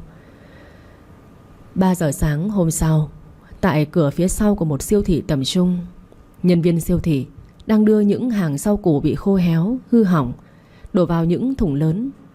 Một số thực phẩm quá hạn sử dụng cũng được đem ra phía sau. Một vài người ở nông trại đến mua thực phẩm và rau củ hư hỏng để về chế biến làm đồ ăn cho cá. Chỉ mấy phút sau, Hải và Toàn, 2 người mà An đã gặp hôm qua, đi tới trước thùng lớn và hỏi mua rau củ thực phẩm. Nhân viên siêu thị cũng rất nhanh chóng nhận ra 2 người này. Chà, 2 anh chăn nuôi mát tay quá, vừa đỡ được bao nhiêu tiền, lại vừa tốt cho cá cho gà. Những thứ này chúng em thải ra, nhưng về nuôi cá và gia cầm thì tốt biết mấy. Hải cũng cười cười trả tiền, rồi cùng Toàn đưa bỉ lại cho rau củ và một số thịt vào. Cả hai đang nhặt say sưa thì một thanh âm vang lên: 2 anh vất vả quá. Hải nhìn lên thấy Thiên Vương trước mặt thì run rẩy, không hiểu giám đốc bệnh viện đến đây vào giờ này làm gì. Nhưng mấy giây sau, anh ta lấy lại bình tĩnh và cười: Giám đốc ạ, giám đốc tới đây làm gì thế? Chúng em lấy ít rau về nuôi gà, tranh thủ giờ này để lát nữa còn đi chợ cho bếp ăn của bệnh viện. Kem nhếch môi: Anh nuôi nhà gà nhiều thế à? Chà, ở cái thành phố C này, lương của một đầu bếp có thể mua được nhiều đất để nuôi nhiều gà như vậy ư? Hải nói: À, là một khoản nhỏ thôi ạ, là của bố mẹ em để lại. Anh tới vào giờ này chắc có việc gì phải không ạ? Kem cười: Tôi cũng đi lấy rau về nuôi gà. Mỗi tuần tôi đến siêu thị của Trương Thị 2 ngày thôi, còn lại sẽ tới đây và một số siêu thị khác lấy rau cho gà, đồ thừa cho cá nữa. Hải hơi khựng người lại. Sau những lời này giống lịch trình của anh ta vậy ra. Cảm nhận điều không lành, Hải nói: Anh cứ đùa, anh suốt ngày chăm lo cho bệnh viện, cho bệnh nhân, thời gian đâu mà nuôi gà. Kem trừng mắt lên: Các anh có thời gian tới các siêu thị lấy đồ thải về nấu cho bệnh nhân và nhân viên của bệnh viện ăn được. Thế tại sao tôi lại không có thời gian nuôi gà chứ? Hải tái mặt, nhưng dưới ánh đèn khuôn mặt ấy hiện lên không rõ. Anh ta nói: Trời, làm gì có chuyện thất đức như thế được. Nhà ăn bệnh viện được chăm chút như vậy. Bệnh nhân đi viện đã khổ lắm rồi. Anh dạy chúng tôi như vậy còn gì. Bọn em sao có thể làm điều đó được chứ? Kem nói: Chăm đến thế mà anh còn bòn rút tiền. Huống hồ không để ý thì chuyện còn tới mức nào nữa đây? Thất đức ư? Các anh đang nói chính mình đấy à? Hải chưa kịp nói gì thì một giọng nói đanh thép vang lên: Anh Nguyễn Văn Hải và Hoàng Văn Toàn, chúng tôi nhận được thông tin các anh đã sử dụng thực phẩm kém chất lượng, làm ảnh hưởng tới sức khỏe của người dân. Mời hai anh theo chúng tôi về trụ sở cảnh sát để phối hợp điều tra. Hải ngơ ngác: Tôi có làm gì đâu, sao lại bắt tôi chứ? Toàn đứng bên cạnh cũng nói vào: Đúng rồi đấy, hay các người nghĩ có tí chức quyền rồi muốn bắt ai thì bắt. Thiên Vương nắm chặt hai bàn tay: Các anh chối đúng không? Hải lấy lại bình tĩnh, nhún vai nói: Các anh không có bằng chứng. Đôi khi các anh dư tiền đi đâu xuyên đêm, bây giờ qua đây thấy chúng tôi lại nghĩ bậy, chứ tôi có làm cái gì đâu. Đồng lương không đủ để sống, chúng tôi nuôi thêm cá thêm gà, chẳng lẽ là sai sao? Toàn cũng cứng họng: Phải rồi, tôi đã động chân chính, có gì là sai chứ? Cảnh Khang giơ tấm thẻ ngành cảnh sát sát mặt của Hải: Nãy giờ tôi đã nghe, đã đưa thẻ ra rồi nhé. Tôi là Nguyễn Cảnh Khang, thuộc phòng điều tra tội phạm của cảnh sát thành phố C. Tôi chỉ đưa thẻ ra khi làm nhiệm vụ, không phải là đi chơi. Tôi đã yêu cầu các anh về trụ sở, nghĩa là nhận được bằng chứng, thông tin từ nhân dân báo lên và đã có bằng chứng đầy đủ. Hải gân cổ cãi: Đâu? Đứa nào báo? Bằng chứng đâu? Cảnh Khang đưa chiếc còng số 8 ra và nói: Bây giờ, một là các anh đi theo tôi, hai là để tôi sử dụng hình thức cưỡng chế. Chọn đi. Tôi chỉ yêu cầu các anh về chúng tôi để phối hợp cùng công tác điều tra, chứ đã bắt các anh đâu mà. Nếu các anh oan ức thì một mặt chúng tôi sẽ lập tức thả các anh ra, mặt khác người đã báo các anh tội sẽ bị truy tố về tội vu khống các anh. Nhưng nếu các anh cố tình chống lại chúng tôi thì càng mệt thêm đấy. Trước ánh mắt cương nghị của Cảnh Khang, Hải và Toàn im lặng theo anh về trụ sở cảnh sát thành phố. Thiên Vương cũng theo xe của Cảnh Khang về để xem hai gã thất đức đó giở trò gì. Lần đầu tiên bị dẫn vào phòng hỏi cung nên Hải và Toàn cũng hơi rờn rợn. Nhưng một lúc sau hắn vẫn mạnh miệng cãi, cho tới khi Cảnh Khang cho chiếu đoạn video trong siêu thị, cả hai mới cúi đầu nhận tội. Điều khiến Thiên Vương vừa xót xa vừa căm giận chính là trong một thời gian dài họ đã đục nước béo cò, bòn rút tiền trên sự khốn khổ của bao nhiêu người bệnh đang ngày đêm đối mặt với bệnh tật. Khi họ bước ra khỏi phòng hỏi cung, Thiên Vương chỉ muốn lao ngay lại, túm lấy hai kẻ khốn nạn đó mà cho mấy cú đấm. Nhưng là trụ sở cảnh sát, bác sĩ Kem chỉ biết nắm chặt hai tay, đem ánh mắt căm giận nhìn họ. Hải thấy ánh mắt của Vương thì cúi đầu nói: Giám đốc, chúng tôi xin lỗi. Cũng vì chúng tôi quá khó khăn nên chót làm liều. Vương trừng hai mắt lên: Đừng có đổ lỗi cho hoàn cảnh. Cuộc sống này có kẻ giàu, người nghèo. Lương bệnh viện trả cho các anh không hề thấp. Nếu còn thời gian rảnh, các anh có thể làm những công việc lương thiện khác. Tại sao phải làm như thế? Cũng may là chưa có chuyện gì nghiêm trọng xảy ra. Nếu có vấn đề gì xảy ra thì sao? Các anh có gánh nổi không hả? Cảnh Khang vỗ vỗ vai của Vương: Thôi, họ sẽ bị đưa ra pháp luật. Bác sĩ đừng quá kích động. Hải và Toàn lại rối rít xin lỗi Thiên Vương, rồi theo các cảnh sát về phòng tạm giam. Vương cũng quay trở lại bệnh viện. Sáng nay anh đã nhờ cà chua đưa người tới bệnh viện, hỗ trợ các nhân viên trong nhà ăn chuẩn bị nấu nướng trong một thời gian ngắn để anh tuyển đầu bếp mới. Chọn được người vừa có tâm vừa có đức không thể nhanh được. Cô đã vất vả với anh mấy hôm nay, từ việc tới trụ sở cảnh sát để tường trình về việc đã nghe thấy và quay lại cuộc trò chuyện giữa Hải và Toàn, đến việc lo cho tập đoàn, chạy qua chạy lại nhà hàng, rồi còn tìm đầu bếp cho bệnh viện nữa. Vậy nhưng Tuệ An vẫn đều đặn, ngày 3 bữa chuẩn bị đồ ăn ngon lành cho Thiên Vương. Cô đã hứa sẽ tìm đầu bếp tốt cho anh, nên cũng chú tâm vào việc đó. Chiều hôm ấy, thấy cải chua đặt cặp lồng bàn xuống trước cửa phòng. Thiên Vương từ khu phẫu thuật trở về liền lên tiếng: cô chủ đã bận rộn vậy mà còn lo cho anh nữa. Anh ăn cơm ở nhà ăn của bệnh viện được rồi. Chả phải cũng là đầu bếp của em nấu sao? Cải chua cười: để hết 1 năm đâu bác sĩ, còn mấy tháng nữa mới kết thúc hợp đồng cơ mà. Hay bác sĩ chán cơm em nấu rồi? Cơm này là do chính tay Tuệ An nấu nhá, không lấy từ bếp của nhà hàng đâu ạ. Thiên Vương nói: thôi anh đùa mà. Em làm như vậy thì cực lắm. Cả việc tập đoàn lại chỗ nhà hàng ăn, mấy hôm nay lo việc cho anh nữa chứ. Cà chua lắc đầu: em quen rồi, chả làm sao đâu. Em quản lý là chính. Phía dưới còn có cả một hệ thống nhân viên mà, anh không phải lo đâu. Vương cười: em tính làm siêu nhân à? Phải có thời gian dành cho bản thân chứ. Rảnh thì kiếm chồng đi. Nghe anh nói câu đó, những niềm hạnh phúc lâng lâng vì sự quan tâm nãy giờ của anh trong lòng cà chua bỗng biến thành sự hụt hẫng. Cô không hiểu vì sao mình lại có cảm giác đó. Cô cũng chẳng biết nói gì. Cuối cùng đành cúi đầu chào Thiên Vương: thôi anh ăn đi kẻo đói. Em xin phép về ạ. Vương chợt giữ tay cô lại: à, hay là hôm nay em vào ăn cùng anh cho vui? Cà chua không đếm được đây là lần thứ bao nhiêu Thiên Vương mời cô ở lại. Bàn tay anh rất ấm, dù nó chỉ chạm vào cánh tay của cô mà thôi. Và cũng như bao lần khác, cô lại từ chối: dạ, em còn về lo mấy việc nữa. Giọng Vương trầm xuống: anh nói thật đấy, anh thấy em vất vả lo toan đủ thứ. Anh mời thật lòng, chứ không phải nói khách sáo đâu. Hôm nào em cũng chuẩn bị thức ăn rất nhiều mà. Nhìn người em thế này chắc chả ăn hết mấy đâu nhỉ. Em nên dành thời gian cho mình, phải chú ý sức khỏe chứ. Cà chua lại lắc đầu: không phải đâu, em ăn khỏe lắm. Và lại tất cả mọi việc là em tự nguyện làm. Em làm nhiều việc để khỏi nghĩ linh tinh anh ạ. Vương cười: nghĩ gì mà linh tinh? Hay nhiều người theo đuổi quá rồi chưa biết chọn ai làm chồng? Cà chua cúi mặt để tránh ánh mắt của Thiên Vương: thực ra trong lòng em cũng có tình cảm, nhưng chỉ là đơn phương thôi. Thế nên em cứ mặc kệ, duyên đến đâu thì đến. Như mẹ Nhi đấy thôi. Cuộc hôn nhân với ba Tuấn chẳng thể có hạnh phúc, dù xuất phát từ tình yêu.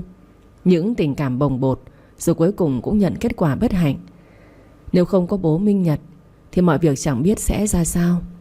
Thế nên em cũng cần phải xác định chắc chắn tình cảm của mình, tránh những trường hợp đáng tiếc.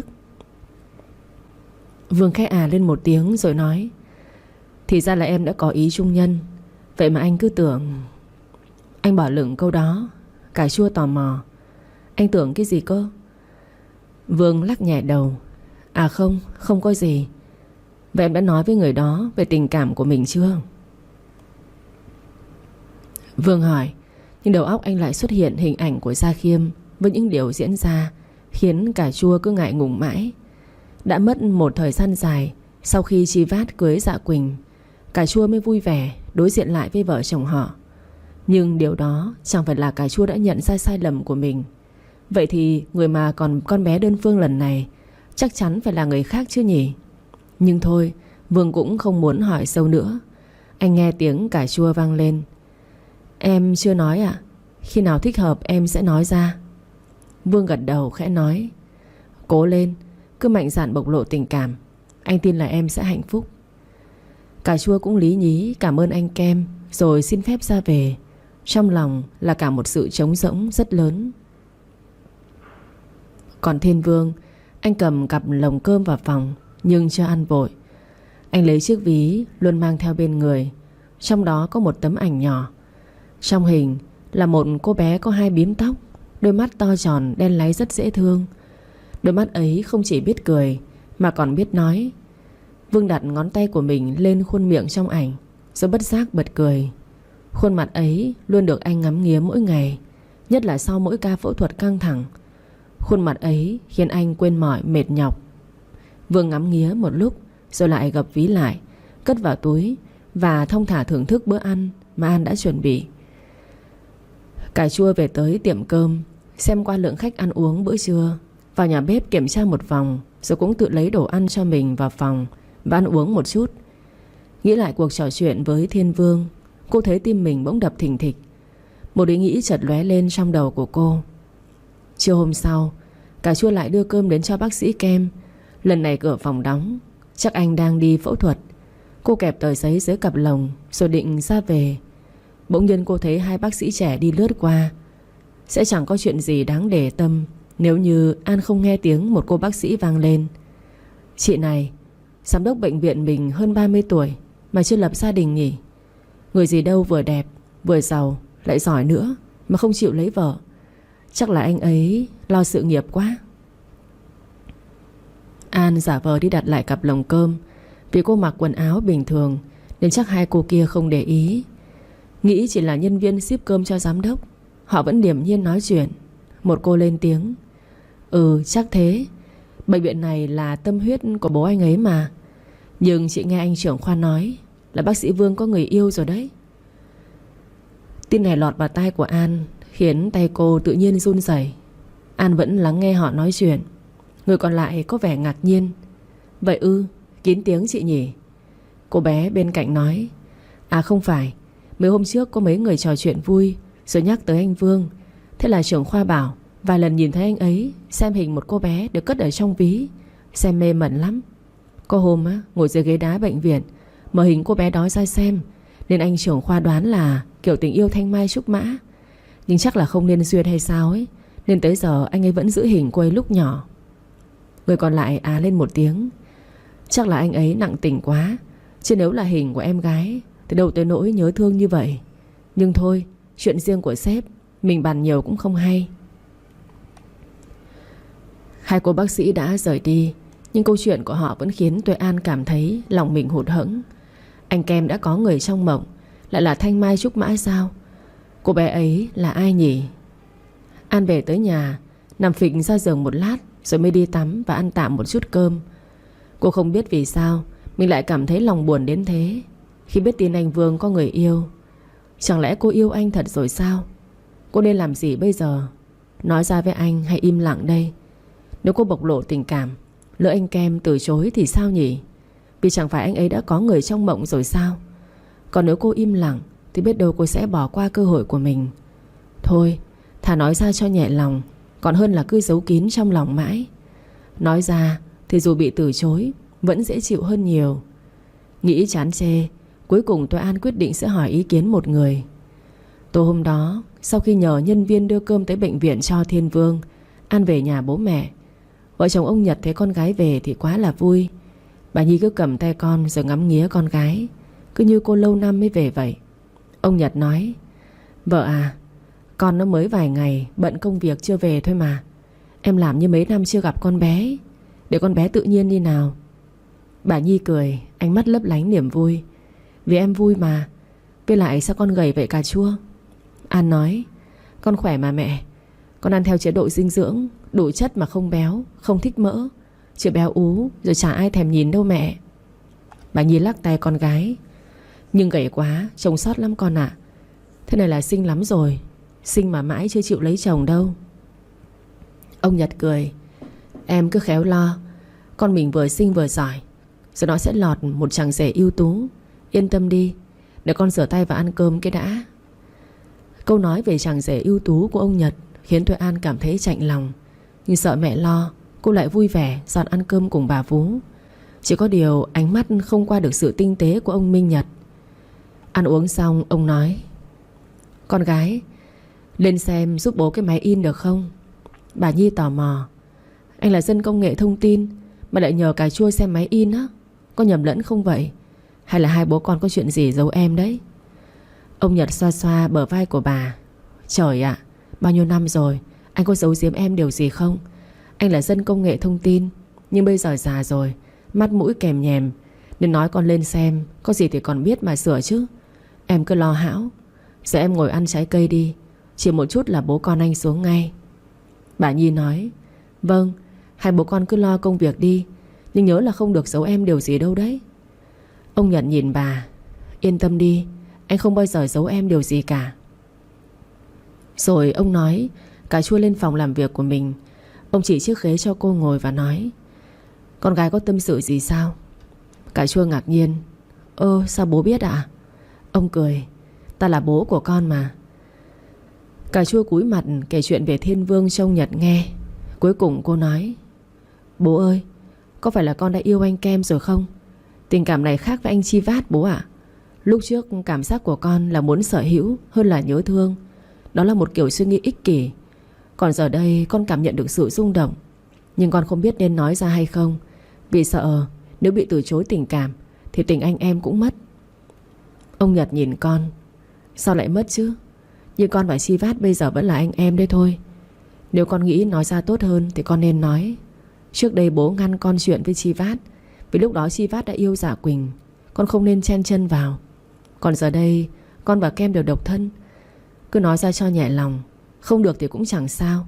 Con biết không, trước đây bố cũng từng hỏi mẹ con rằng nếu yêu một người thì nên làm thế nào.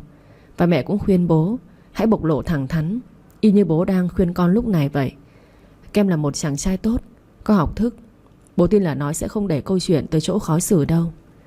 Cà chua nói: Nhưng nếu anh ấy chỉ yêu người trong ảnh, con nói ra anh ấy lại ghét con thì sao ạ?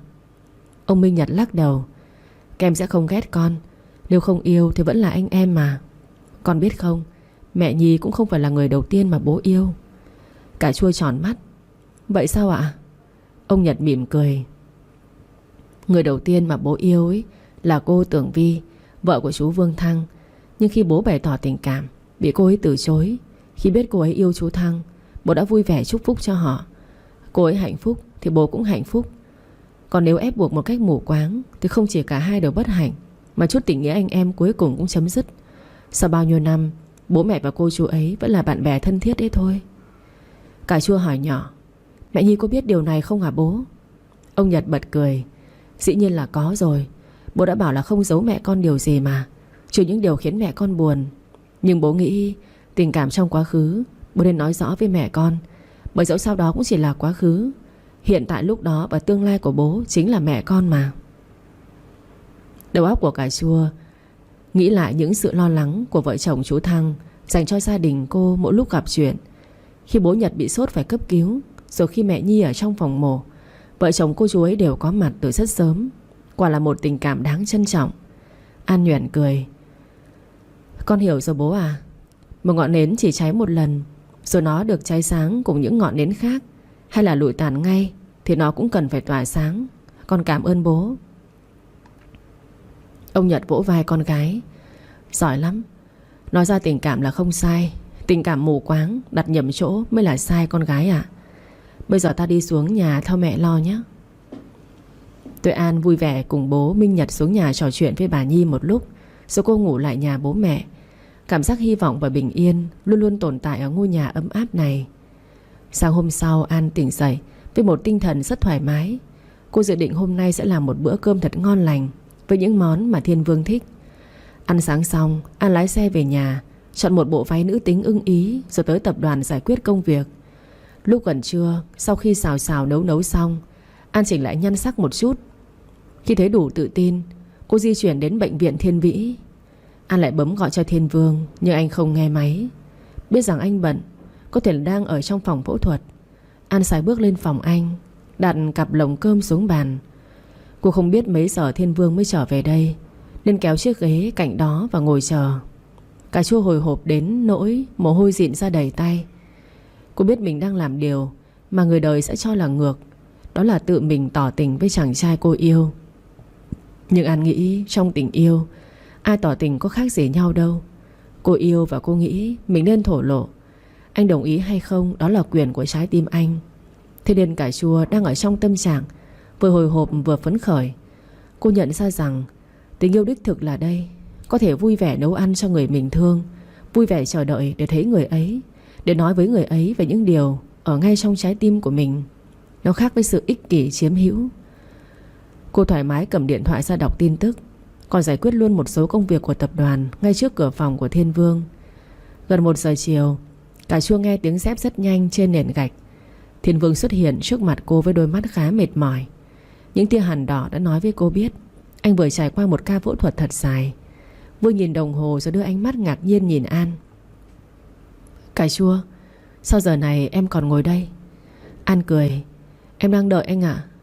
Vương lại càng tỏ ra khó hiểu. Đợi anh á? Có chuyện gì quan trọng sao? Bỗng nhiên cà chua lại thấy miệng cứng ngắc. Sự hoạt ngôn của cô bay biến đâu mất. Anh cúi nhìn đôi giày dưới chân, rồi lại nhìn lên mặt bàn. Cuối cùng cô nói: À thì em đưa cơm cho anh mà. Thiên Vương cau mày lại: Em có biết mấy giờ rồi không? Gần 1 giờ chiều rồi đấy. Em đưa cơm thì chỉ cần để đó rồi về nghỉ ngơi đi chứ. Sao hôm nay lại chờ anh? Lỡ đến tối anh mới về thì sao? Xong anh vừa lo lắng lại vừa có chút hờn trách, nên cà chua lại thấy hơi tủi thân. Nhưng thôi, vì anh không biết cô chờ anh để nói điều quan trọng đó, thế nên cà chua hít một hơi và nói: Dạ, vì em có việc muốn nói với anh nên... Vương lấy thẻ từ ra mở cửa, tay cầm cặp lồng cơm rồi nói: Em vào đi, và ăn xong rồi nói. Cà chua lẽo đẽo theo anh vào trong. Thiên Vương đặt cặp lồng cơm lên bàn và lên tiếng: Giờ em ăn đã. Chắc là em chưa ăn gì. Ăn xong lấy sức mà nói. Cà chua vẫn đứng cạnh bàn. Cô nghĩ nếu mình ăn cùng anh, biết đâu lại tiêu tan hết những dũng khí để nói. Thế nên một lần nữa cà chua lại hít sâu một hơi và thốt lên: Dạ thôi à, nãy em ăn cơm rồi mới đến đây. Em nói rồi em đi luôn. Thiên Vương dừng động tác mở cặp lồng cơm, đưa ánh mắt nhìn cô. Anh hiểu rằng có chuyện gì đó quan trọng, nên cà chua mới đợi anh đến giờ này. Nếu là chuyện sức khỏe của cô Nhi thì chắc hẳn là cô không còn ngồi đây nữa. Anh ngả người ra ghế. Chuyện gì mà trông em căng thẳng thế? Em nói đi. Cà chua nói: Anh Vương, anh bảo em là nếu có tình cảm với một người thì nên thổ lộ đúng không ạ? À, thì ra con bé muốn hỏi ý kiến anh về việc hôm qua. Chắc là cà chua muốn hỏi cách bộc lộ tình cảm thế nào đấy mà. Vương gật đầu. Giọng anh trầm hẳn xuống như một tiếng thở dài, chẳng hiểu vì mệt hay vì pha chút tâm trạng. Đúng rồi. Cà chua lấy hết tinh thần và nói: Vâng, vậy thì em muốn nói với anh là em yêu anh. Lúc này ánh mắt của Thiên Vương mở to hết cỡ.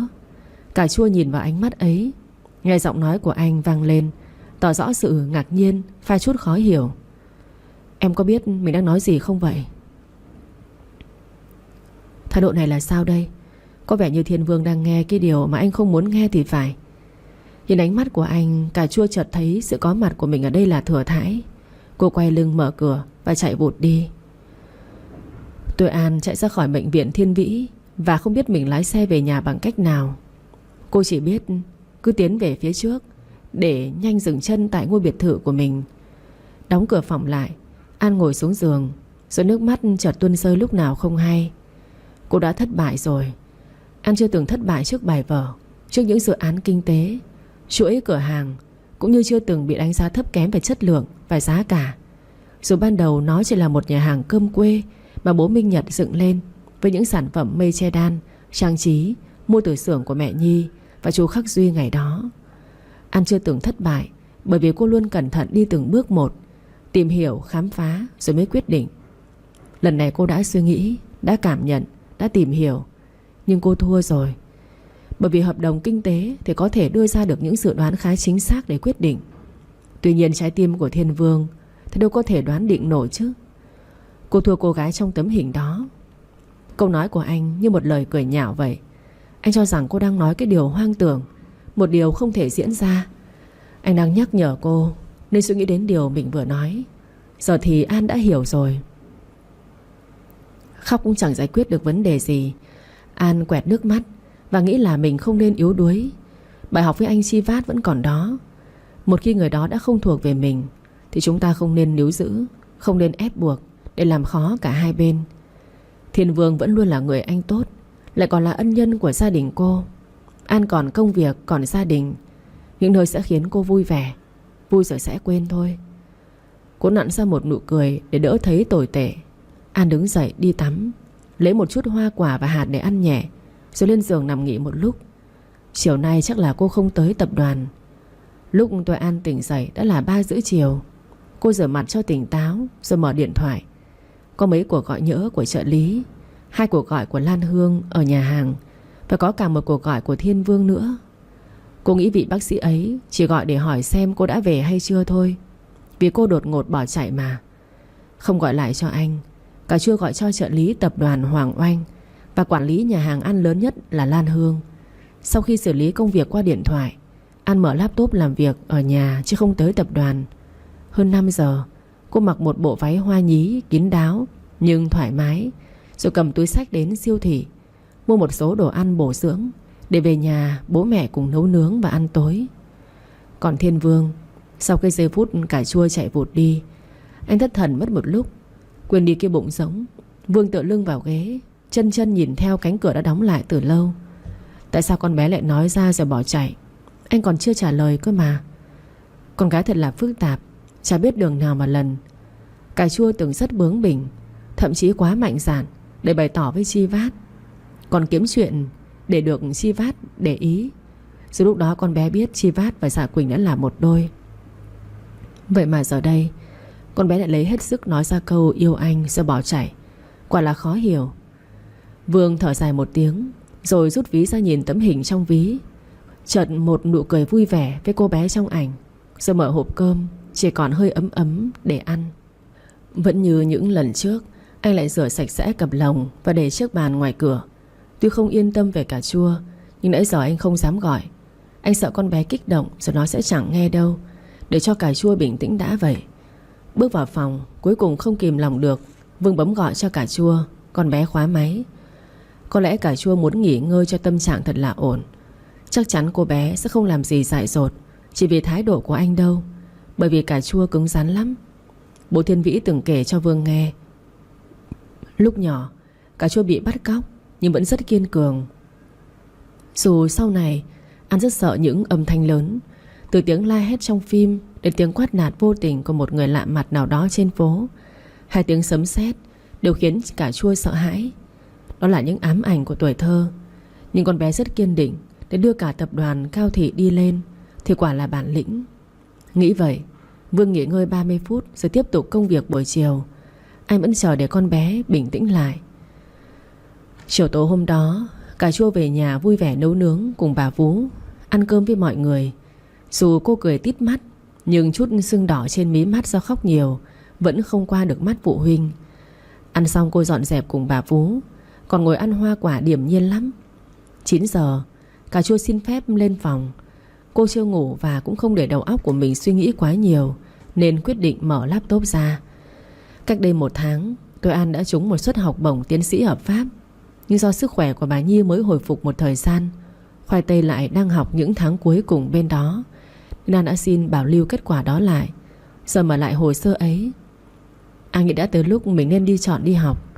Cô sẽ thay đổi không gian sống, làm quen với những cái mới mẻ và học thêm kiến thức để trau dồi bản thân, điều hành tập đoàn cùng em trai tốt hơn.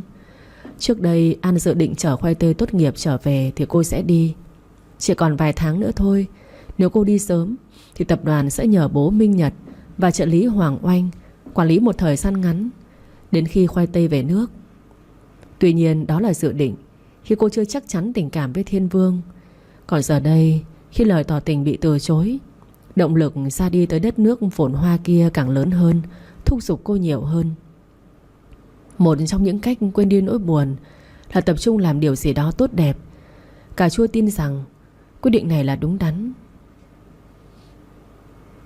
Đang ngồi trước màn hình laptop, cô cảm nhận thấy một bàn tay ấm áp đặt lên vai của mình. Cà chua quay lại, giọt nước mắt vẫn vương trên mi từ lúc nào. Bố mẹ lên mà con không biết. Ông Nhật nhìn hình ảnh hồ sơ du học của cà chua trên màn hình thì hiểu ra ngay vấn đề. Chắc chắn con gái ông đã bị từ chối, và con bé chọn cách rời khỏi Việt Nam để học tập và quên đi tình cảm đó. Cũng không tệ. Ông nói, con biết đấy, bố đã bảo là không giấu mẹ con điều gì, kể cả chuyện tối qua bố con mình bàn với nhau. Và bố mẹ cũng đoán được kết quả của cuộc tỏ tình đó. Không sao, con thấy nhẹ nhõm hơn mà, đúng không? Cà chua mỉm cười. Dạ bố mẹ cứ yên tâm, con ổn mà. Dù sao thì con cũng đã nói ra được tình cảm của mình. Anh ấy dĩ nhiên là rất kinh ngạc và cho rằng con đã nói ra điều không nên nói. Bà Nhi cũng không rõ về câu trả lời của Thiên Vương, vì bà sợ sẽ khiến con gái tổn thương, và đồng ý với lời khuyên của ông Minh Nhật. Mọi thứ nên thẳng thắn, và một khi đã đối mặt thì nên sẵn sàng chấp nhận mọi kết quả. Bà vỗ vỗ nhẹ vai của con. Đúng rồi, sẽ có người đàn ông phù hợp với con. Cà chua của bố mẹ cứ khỏe, cứ vui là bố mẹ yên tâm. Con biết tìm về với ngôi nhà này, mỗi lúc thấy lòng chông chênh. Rõ ràng đây là nơi hạnh phúc của chúng ta. Ông Nhật gật đầu. Cứ vui lên, vì cuộc sống còn nhiều điều tốt đẹp. Giờ con định đi sang Pháp hay gì? Em khoai tây sắp về, nếu con thấy ổn thì cứ đi. Bố và Hoàng Oanh sẽ trông coi tập đoàn, không sao cả. Cà chua xoay ghế lại, áp mặt vào bụng mẹ như hồi còn bé. Con cảm ơn bố mẹ. Bà Nhi xoa đầu con gái. Cái con bé này cứ như con nít ấy. Cà chua cười. Hay là con cứ ở thế này với bố mẹ, không lấy chồng nữa? Ông Nhật cũng cười. Không, chúng tôi không chấp nhận điều đó. Chúng tôi cần không gian riêng. Cô lèo nhèo quá đấy. Cả ba người cười nói vui vẻ và đồng ý với quyết định của cà chua về việc du học. Cô cũng thấy nhẹ nhõm hơn về quyết định của mình. Mấy ngày sau đó, những cặp lồng cơm vẫn được đặt ngày 3 bữa trước cửa phòng của Thiên Vương. Anh biết người mang cơm đến không phải là An. Mấy hôm nay anh cũng không gọi điện thoại, không nhắn tin cho cô, và An cũng vậy. Cơm vẫn đều đặn, anh cũng không gặp người đưa cơm. Nhưng qua camera trước cửa phòng Thiên Vương, anh biết là nhân viên quán cơm đã đưa những chiếc cặp lồng đến. Và cũng chính nhân viên đó đem cặp lồng về quán sau khi anh rửa sạch sẽ. Vẫn là vị cơm và thức ăn của cà chua nấu. Vương cảm nhận rất rõ. Vẫn là những mảnh giấy cùng dòng chữ cẩn thận của cô. Chỉ là cô không muốn xuất hiện trước mặt của anh nữa. Những bữa cơm vẫn được anh ăn sạch sẽ. Những cái háo hức, vui vẻ có bớt đi. Thiên Vương cảm thấy có gì đó hụt hẫng, phải trống rỗng. Nhiều lúc Vương cầm điện thoại định gọi hay nhắn tin, dù chỉ nói một câu cảm ơn, nhưng rồi lại thôi. Chắc là con bé chưa thực sự bình tĩnh. Ít hôm nữa An lại như con chim nhỏ ngay thôi mà. Thế rồi hơn một tuần trôi qua, anh không thấy cà chua đưa cơm tới bệnh viện. Một hôm Thiên Vương tới nhà hàng cơm quê lớn nhất trong chuỗi hàng ăn của cà chua. Đây cũng chính là nhà hàng đầu tiên bác Minh Nhật mở ngày trước. Dĩ nhiên là anh đã ăn tối xong, phải chờ nhân viên cửa hàng đưa cặp lồng cơm đi. Hôm nay Thiên Vương không trực, nên anh đến đấy xem sao. Vừa bước vào, mấy cô nhân viên đã nhận ra anh. Cô bé lúc nãy đưa cơm bước tới, cúi đầu chào Vương và tỏ ra ngạc nhiên. Dạ, bác sĩ Vương đến dùng bữa à? Vương cười. Nãy anh ăn rồi, nhưng đang đi dạo, thấy xe của bác Nhật nên ghé vào chào bác thôi.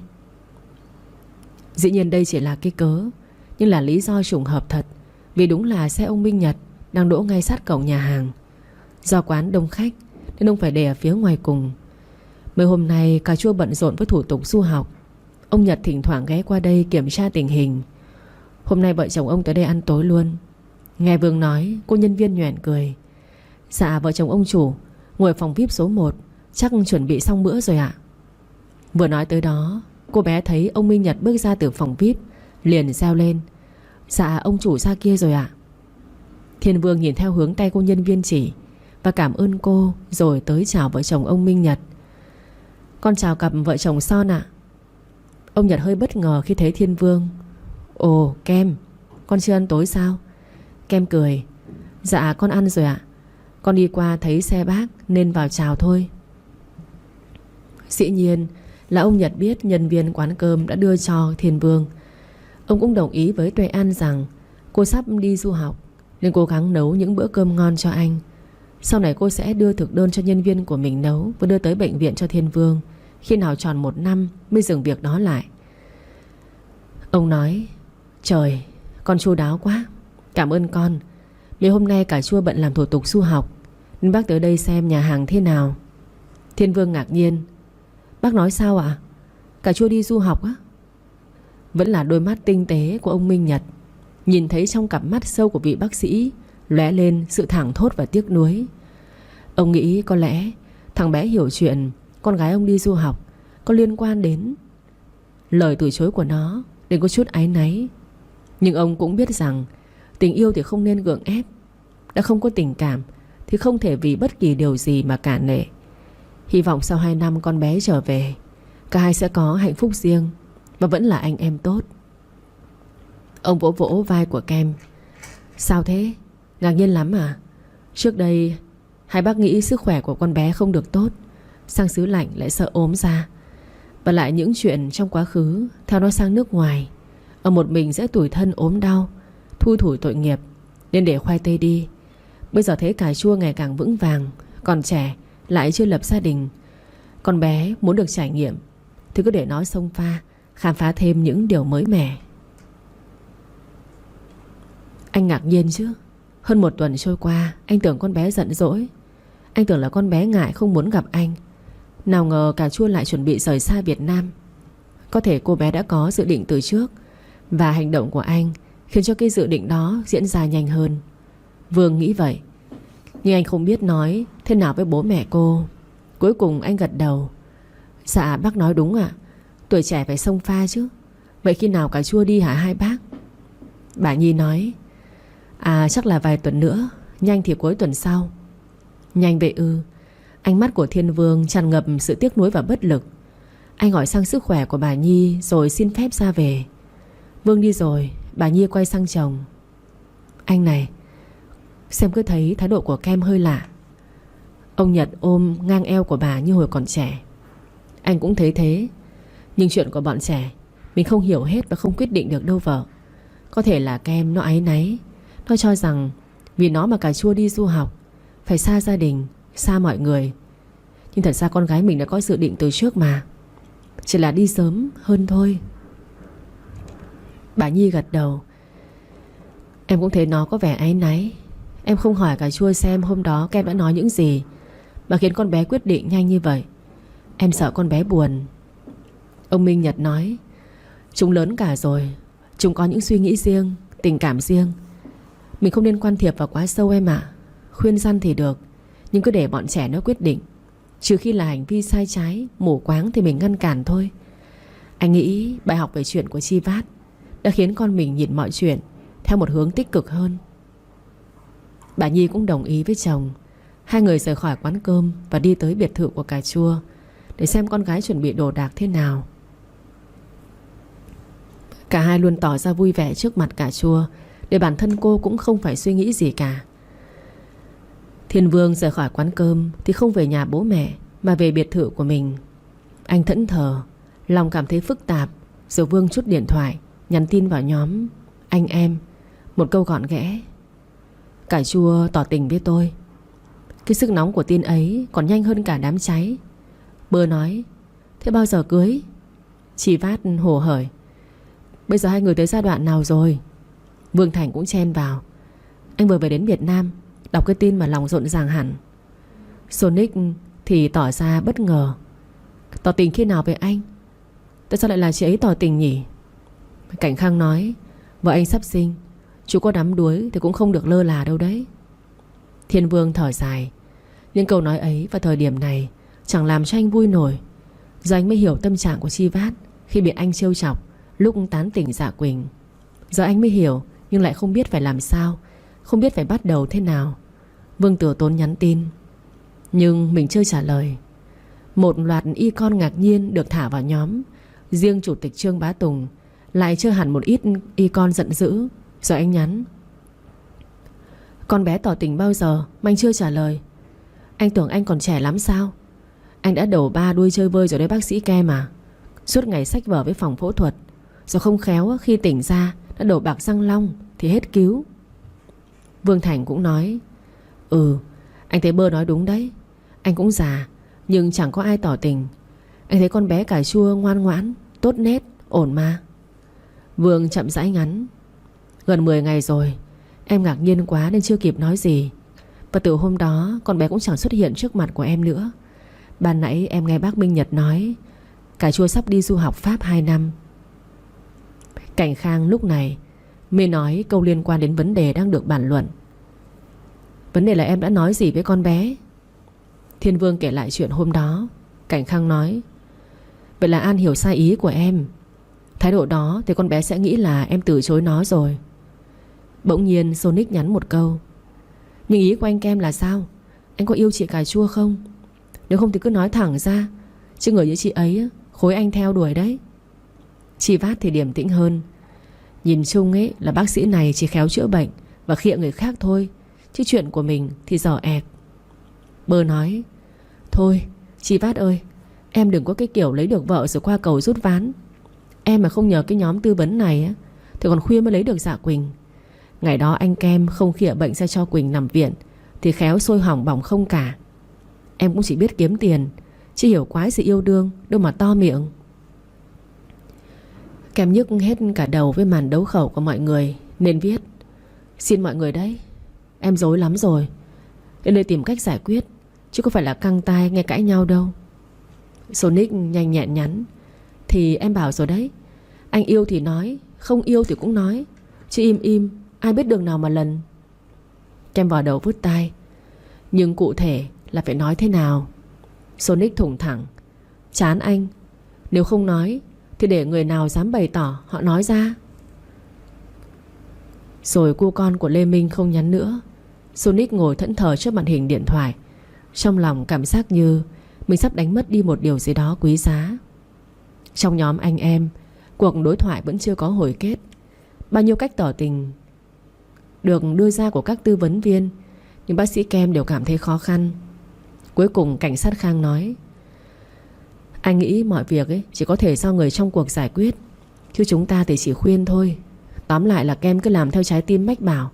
Vì mỗi người phụ nữ có một tính cách riêng, giống như hoa trong vườn, mỗi loài một màu ấy. Em cứ làm thế nào ổn cho tất cả là được. Mọi người nhất trí với ý kiến của Cảnh Khang, nói vui vui mấy câu rồi tạm biệt nhau. Thiên Vương lại ngồi ngẫm nghĩ, rồi anh đưa tấm ảnh quen thuộc trong ví ra ngắm nghía. Ánh mắt to tròn trong veo của cô bé trong ảnh như một động lực kỳ diệu, khiến Kem mỉm cười và nói một mình: có lẽ đã đến lúc anh không nên im lặng nữa. Mấy ngày sau đó, Thiên Vương vẫn thấy cô nhân viên ngoan ngoãn đưa cơm đến cho mình. Mọi chuyện vẫn diễn ra như cũ, chỉ là Vương cảm nhận những bữa ăn đậm đà hơn một chút. Có lẽ cô bé cà chua đang dồn toàn bộ tâm sức để nấu những bữa ăn thật ấn tượng và đáng nhớ cho anh trước khi rời khỏi Việt Nam. Trong khi đó, Tuệ An tất bật với việc bàn giao những gì đang làm dở dang tại tập đoàn cho ông Minh Nhật và trợ lý Hoàng Oanh. Chuỗi cửa hàng cơm cũng được cô họp bàn nhiều lần để chỉnh chu mọi việc trước khi cô đi Pháp. Khoảng 1 tháng nữa, khoai tây về nước, ông Nhật sẽ giao lại tập đoàn Cao Thị cho con trai, còn ông sẽ giúp Lan Hương quản lý chuỗi nhà hàng. Dĩ nhiên An sẽ điều hành mọi thứ từ Pháp, chứ không phải hoàn toàn bỏ lại tất cả. Vì vậy những ngày trước khi sang Pháp, cô vô cùng bận rộn. Cô vẫn dành mỗi ngày vài tiếng cho việc nấu nướng. Đồ đạc đều được cô chuẩn bị vào mỗi tối. Bề bộn công việc khiến An bị cuốn theo. Cô để cho đầu óc của mình thảnh thơi, không nghĩ tới chuyện của Thiên Vương nữa. Hai người không liên lạc, chỉ là tối đến cô mới đối mặt với nỗi cô đơn. Mấy hôm nay cô đều ăn cùng bố mẹ và ngủ lại bên đó, chứ không về biệt thự. Cô muốn bên bố mẹ nhiều hơn, cũng tránh cảm giác một mình. Mọi chuyện sẽ ổn cả thôi. 10 ngày sau, tại sân bay thành phố C, hôm nay đông không quá đông người, nhưng không khí bịn rịn, lưu luyến không thay đổi. Những dòng nước mắt tạm biệt, những cái ôm thật chặt, những nụ cười chào đón người thân trở về. Mọi cảm xúc được tồn tại ở nơi đây. Cà chua đi du học, cũng như những đứa con khác của nhóm bạn thân ông Minh Nhật. Mọi người đều thấy đây là chuyện vui, vì vợ chồng ông không muốn nói ra việc của Thiên Vương, bởi vì sợ ảnh hưởng tới gia đình ông Vĩ. Chuyến bay khởi hành lúc 2 giờ chiều, thế nên từ trưa An đã có mặt ở sân bay. Trưa nay nhân viên của cô mang cơm đến cho Thiên Vương. Cô không chào anh, nhưng chắc là các cô chú biết An đi. Hôm nay những gương mặt trong nhóm bạn của bố Minh Nhật cũng đều có mặt như những dịp quan trọng của gia đình cô. Nhưng vì giờ trưa nên chắc các anh chị bận. Người thì tranh thủ về nhà với con nhỏ, người thì còn chưa được ăn trưa giờ này. Những cặp vợ chồng già đều đến.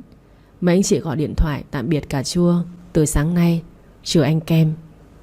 Cô cũng không rõ anh có biết giờ cô rời khỏi Việt Nam hay không, nhưng anh cũng không tới cũng hay. Cô rất sợ cái cảm giác giây phút bịn rịt ấy. Từng này người đã khiến cô khóc sưng cả mắt. Các cô chú dặn dò đủ thứ. Ngoài ra có 2 anh chàng điển trai là Chi Vát và Sonic tới tạm biệt cô. Chi Vát vẫn là một người anh tốt, dặn dò cô từ những điều nhỏ nhất. Còn Sonic, cậu em út nói nhỏ: em ôm chị được không? Chắc chắn em sẽ rất nhớ chị. Cà chua đang nước mắt lưng tròng mà cũng phải bật cười, vì bình thường Sonic rất lém lỉnh. Cô nói: cái thằng này chị có đi luôn đâu. Sonic chợt kéo cà chua vào tấm ngực của mình rồi nói: phải sống thật tốt đấy. Cậu định nói câu gì đó nữa, nhưng rốt cuộc lại chọn cách nín thinh. Tiếng của nhân viên sân bay vang lên: kính mời các hành khách đi chuyến bay tiến đến quầy làm thủ tục. Nghe âm thanh ấy vang lên, cà chua hiểu rằng đã từ lúc mình rời khỏi Việt Nam. Cô cố nở ra một nụ cười tươi tắn nhất rồi nói: sao mọi người về đi ạ? Con phải vào trong rồi. Mọi người ở lại mạnh giỏi nhé. Con sẽ về vào các dịp nghỉ. Ai nấy đều động viên An mấy câu rồi tạm biệt để cô chuẩn bị bước vào phía trong.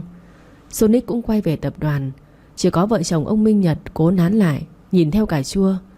Cô không muốn thấy cảnh bố mẹ rơi nước mắt, vì đây là lần đầu tiên cô đi xa, mà lại đi lâu như thế.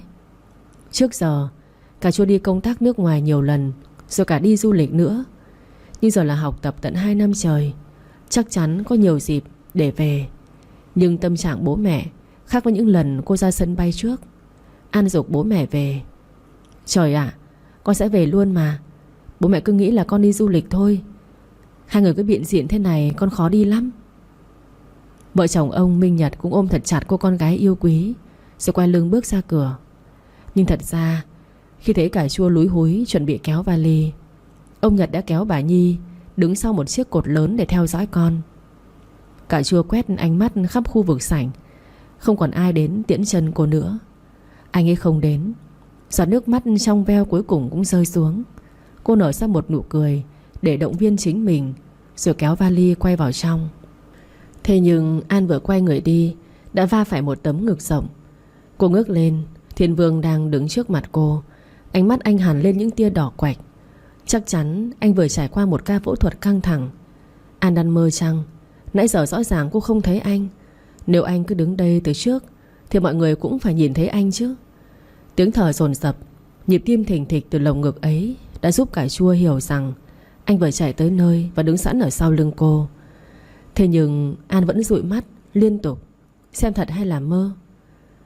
Nhìn hình ảnh đó, vị bác sĩ cuối cùng cũng nở ra nụ cười. Choẹt hết mắt bây giờ. Anh không phải là bác sĩ chuyên khoa mắt để chữa cho em đâu đấy. Thực ra anh đã biết lịch bay của An từ mấy hôm rồi, bởi trong một lần về nhà anh có nghe bố mẹ nói tới việc này. Sáng nay bá Tùng cũng nhắn vào nhóm anh em rằng 2 giờ chiều An sẽ bay sang Pháp, và những ai có thể tới tạm biệt con bé. Tuy nhiên hôm nay Vương có một ca phẫu thuật đặc biệt kéo dài tận 5 tiếng đồng hồ. Anh ra khỏi phòng phẫu thuật đã là hơn 11 giờ rưỡi. Không kịp ăn, Vương chỉ kịp cất cặp lồng cơm vào phòng, rửa ráy thay đồ và lao ra sân bay ngay.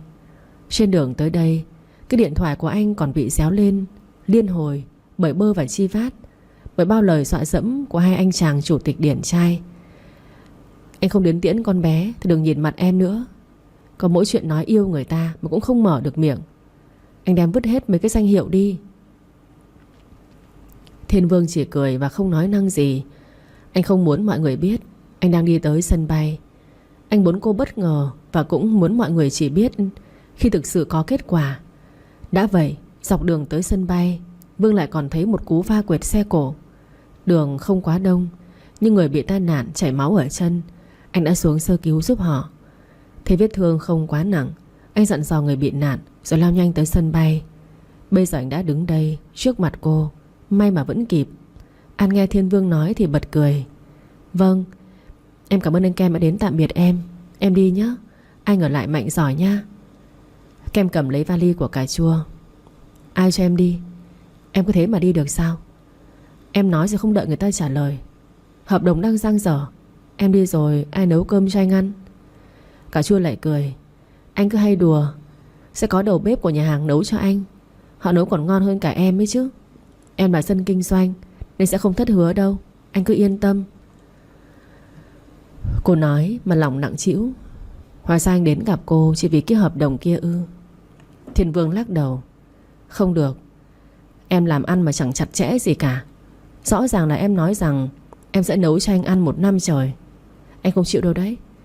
Anh quen ăn cơm em nấu rồi, không ăn được cơm người khác nấu. Và lại thạc sĩ gì mà có kiểu nói xong bỏ chạy chứ. Tuệ An không hiểu vì sao Thiên Vương lại bắt bẻ cô những điều nhỏ nhen đến thế. Khi cần thì không nói, lúc người ta đang vội làm thủ tục thì lại nói không ngừng. Cô ngán ngẩm trả lời: Bác sĩ à, có những thứ không cần qua câu trả lời đâu, chỉ cần dự đoán có thái độ là được rồi. Em là người làm kinh tế, cặp mắt chắc chắn là tin tưởng hơn anh đấy. Còn chuyện cơm nước anh sẽ yên tâm. Đầu bếp của nhà hàng em nấu ngon lắm. Em đưa thực đơn cho họ rồi, khẩu vị của anh họ cũng đã biết. Giờ anh tránh ra cho em vào làm thủ tục, kẻo trễ chuyến bay của em. Vương vẫn không buông vali. Anh nói: Không được, em không thể áp dụng cái nhìn của một nhà kinh tế vào chuyện tình yêu. Hợp đồng kinh tế thì em dự đoán được, chứ chuyện tình cảm em đoán bừa làm sao được. Tuệ An thở hắt ra một tiếng. Được rồi, vậy bây giờ em nghe anh trả lời đây. Anh nói nhanh đi để em còn vào làm thủ tục. Người ta giục nãy giờ. Anh thấy em xếp hàng trước mà, về đôi co với anh nên phải nhường lại cho bao nhiêu người rồi đấy. Thiên Vương nói: Được, anh muốn gia hạn hợp đồng và muốn em phải là người trực tiếp thực hiện nó. Tuệ An trố mắt trước yêu cầu quái gở của bác sĩ. Cô đưa tay lên trán Thiên Vương xem anh có bị sốt không. Nhưng bàn tay của cô còn chưa kịp chạm vào trán đã bị tay anh bắt lấy. Anh không nóng ở trán. Tuệ An cau mày: Vậy anh nóng ở đâu? Với lại anh đã ăn chưa mà nói năng linh tinh thế? Thiên Vương lắc đầu: Anh chưa ăn. Anh phải tới đây yêu cầu em gia hạn hợp đồng cái đã. Tuệ An gật đầu: Vậy anh muốn gia hạn hợp đồng bao lâu? Vương hít một hơi, nói giọng chắc nịch: Gia hạn mãi mãi, vì anh yêu em. Lúc này Tuệ An không phải trố mắt, mà cô kinh ngạc tột độ. Cô không biết vì sao sau mấy tuần im lặng, nay Vương lại đến đây và nói ra những điều này. Tại sao lúc cô tỏ tình anh lại không nói? Bây giờ mọi thứ đã xuôi trèo theo suy nghĩ của cô, anh lại xuất hiện và nói ra những lời mà cô muốn nghe vào cái buổi trưa An đã chọn để tỏ tình với anh chứ. Nhưng rồi cô tỉnh táo nhận ra rằng có lẽ anh đang áy náy. Thiên Vương là một vị bác sĩ có cái tâm vô cùng lớn. Chắc anh không nỡ để cô oán trách mình rằng vì thái độ dửng dưng đó khiến cô phải rời đi. Lâu nay chắc anh đã phải đấu tranh tư tưởng, nên hôm nay mới chọn cách này. Bởi chẳng phải anh đã có người trong mộng rồi sao? Cà chua lấy lại bình tĩnh, cố dằn lòng mình lại. Cô rút tay mình ra khỏi tay anh, nhưng Thiên Vương không chịu. Cô nói: Anh Thiên Vương, chúng ta không có duyên yêu đương thì vẫn là anh em. Anh đừng vì tình nghĩa anh em mà phải chấp nhận chuyện này. Em tỏ tình là vì em muốn nói ra tình cảm trong lòng của mình thôi. Anh không yêu thì đừng gượng ép. Vương vẫn giữ chặt tay của cô. Anh không nói dối, nhất là trong tình yêu thì lại càng không. Nhưng Tuệ An vẫn lắc đầu: Không phải. Em hiểu là anh đang áy náy, nhưng anh làm thế này lại khổ tâm cho cả hai. Anh cứ để em đi. Nếu như lời anh nói ban nãy là thật lòng thì cứ để thời gian 2 năm kiểm chứng. Anh đừng quyết định vội vã, không nên đâu. Vương không nói mà kéo chặt Tuệ An vào trong lòng của mình. Anh không nói dối. Anh không vì điều gì để nói dối cả. Em đừng đi, xin em đấy. Cà chua có đang mơ không đây? Anh ấy đang nói lời yêu mình. Chẳng phải đây là điều mà cô muốn nghe hay sao? Vui, hạnh phúc, nhưng không dám tin. Tuy nhiên vòng ngực này ấm quá, An không nỡ rời xa. Tiếng của nhân viên sân bay lại vang lên như rục rã. Người đến tiễn chân đã lần lượt ra về. Những hình ảnh đó như đưa An về thực tại. Cô như bừng tỉnh, vội vã đẩy Thiên Vương ra. Anh Kem, cà chua phải đi rồi. Thiên Vương kéo hẳn chiếc vali của cô, quay trở về phía cửa. Không đi nữa. Cà chua hốt hoảng chạy theo. Này, trễ giờ tới nơi rồi, anh đừng có đuổi dai thế được không? Em săn học bổng vất vả lắm đấy. Thiên Vương dừng chân, quay lại nhìn cô. Trông anh giống đùa lắm à? Em sang Pháp rồi, có người hốt mất thì sao?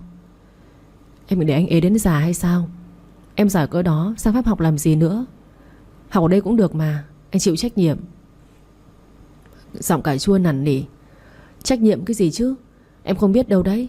Em mất thời gian săn học bổng, còn tốn tiền mua vé máy bay. Công việc cũng đã bàn giao rồi. Thiên Vương cắt ngang lời cô. Bàn giao rồi thì bây giờ bàn giao lại, chả sao. Còn tiền vé máy bay á, để anh chuyển khoản trả lại cho em là được chứ gì. Yên tâm, anh chưa lập gia đình, nên ngoài làm từ thiện ra thì vẫn dư giả chút ít, đủ trả tiền vé máy bay đấy. Cà chua phì cười. Ai chẳng biết gia đình bác sĩ Thiên Vĩ có gia thế ra sao. Chợt nhớ ra tấm ảnh trong ví anh.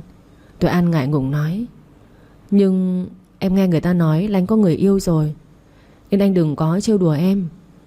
Thiên Vương nhớn cặp mày rộng: Yêu ai? Vớ vẩn. Cà chua biết đằng nào cũng đã chậm giờ. Chuyến bay của cô xem ra đã bị hủy.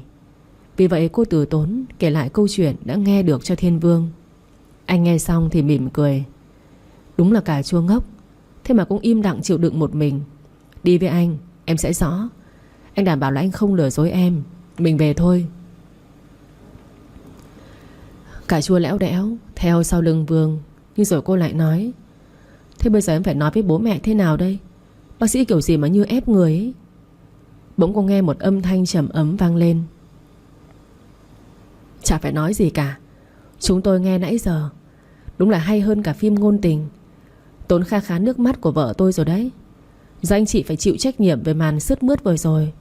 Vợ chồng tôi không cầm được nước mắt, ảnh hưởng sức khỏe. Thế anh chị tính sao? Cà chua ngạc nhiên khi thấy bố mẹ bước ra từ sau chiếc cột lớn. Bố mẹ chưa về sao ạ? Ông Minh Nhật nói: Về thế nào được? Về thì lỡ mất phim ngôn tình hay à? Bây giờ cô cậu phải chịu trách nhiệm vì đã làm cho chúng tôi xúc động. Thiên Vương bật cười: Vâng, thế chúng con phải chịu hình phạt gì đấy ạ? Ông Nhật nói: Yêu cho tử tế vào, nhanh có cháu bế. Ok.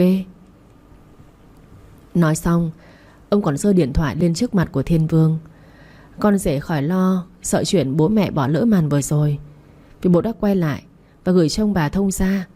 Lát nữa bố sẽ gửi lên bản tin của Cao Thị. Thế rồi trước ánh mắt của đôi trẻ, ông Nhật ôm eo bà Nhi, vừa đi vừa về phía cửa nói: Vợ yêu, chúng ta đi chơi thôi. Bây giờ công việc đã có người gánh vác cả rồi. Ông nói xong thì lẳng lặng đi ra ngoài. Đã vậy, vợ chồng ông cựu chủ tịch của tập đoàn Cao Thị còn check in tại sân bay cùng status: Một ngày đẹp trời, chúng tôi chính thức có con rể. Khỏi phải nói, cái tin ấy còn nóng hơn cả trái tim trong lồng ngực của anh bác sĩ Kem lúc này. Dù mới giờ chiều, sau khi ông Nhật bấm nút đăng bài viết lên, một loạt người thả tim và bình luận. Ông Vương Thăng nói: Anh Nhật, có phải là anh nhớ con gái quá rồi tưởng tượng ra không? Ông Bá Trọng cũng nói: Mới chưa đầy 1 tiếng đồng hồ mà con rể mọc ở đâu ra nhanh thế anh? Ông Minh Nhật không bấm nữa, mà trả lời hai người em thân thiết bằng bức ảnh chụp bác sĩ Kem ôm chặt cà chua. Lúc đó ông đang quay video để gửi những hình ảnh sắc nét trong Thiên Vĩ, thì bà Nhi đã chụp lại ảnh này. Ông Nhật còn gắn tên bác sĩ Thiên Vĩ vào nữa. Thành ra cuộc tranh luận vô cùng xôn xả.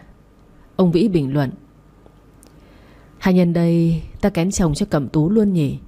Kể ra các cô cậu cứ yêu nhau thế này, mình đỡ phải tìm hiểu nhà thông gia. Và ông bác sĩ lại gắn luôn cả tên cô con gái cùng mấy anh chàng soái ca chưa vợ vào, khiến cô giáo bông được một phen đỏ mặt nhảy vào bình luận: Bố ơi, thôi bố tém tém lại dùm con với. Bố đang giao bán con gái đấy à? Bố đừng có cái kiểu mới có con dâu mà cà khịa con gái, không khéo tối ngủ sofa đấy bố ạ. Bà Tú Vi nói: Cô mới là phải ngủ sofa đấy cô Bông, đừng có chia rẽ chúng tôi. Mấy người bạn già bình luận xôn xả, trong khi anh chàng Bá Tùng đọc mỏi mắt mới vào bình luận gọn ghẽ: Anh Kem, được lắm. Chị Vát cũng không vừa: Kể ra anh đã làm rất nhiều việc tử tế với tư cách một bác sĩ. Đây là việc tử tế nhất anh làm được với tư cách là một người đàn ông đấy anh Kem. Trong khi bài đăng của ông Minh Nhật còn gây bão mạng, thì Thiên Vương đã kéo tay của Tuệ An đi ra xe. Anh mở cốp xe, đặt hành lý của cô vào, rồi lại cầm tay cô đi lại. Thì ở ghế ngồi, Kem mở cửa xe rồi nói: Em vào đi. Cà chua nãy giờ vẫn ngơ ngác, cảm giác lâng lâng không rõ chuyện gì đang xảy ra. Cô ngồi vào xe, đưa ngón tay lên miệng cắn. Đau? Là thật ư? Kem cũng ngồi vào ghế lái, nhìn sang khuôn mặt thất thần của cà chua thì bật cười. Anh vừa kéo xe an toàn cho cô, vừa tranh thủ thơm lên má của An. Gì mà ngơ ngác vậy? Em vừa chống ế cho anh, lại vừa lái được cả một hợp đồng dài hạn vĩnh viễn. Như vậy phải vui chứ. Chẳng phải là vẹn cả đôi đường công việc và đời tư sao? Cà chua bị cái chạm nhẹ của bác sĩ làm cho ngây ngất. Có lẽ mọi thứ quá bất ngờ, khiến cô thích nghi không kịp. Cả người cứ như ở tận 9 tầng mây. Nghe Vương nói liến thoáng, cô mới quay sang anh. Gương mặt có phần ửng đỏ sau khi va chạm vừa rồi.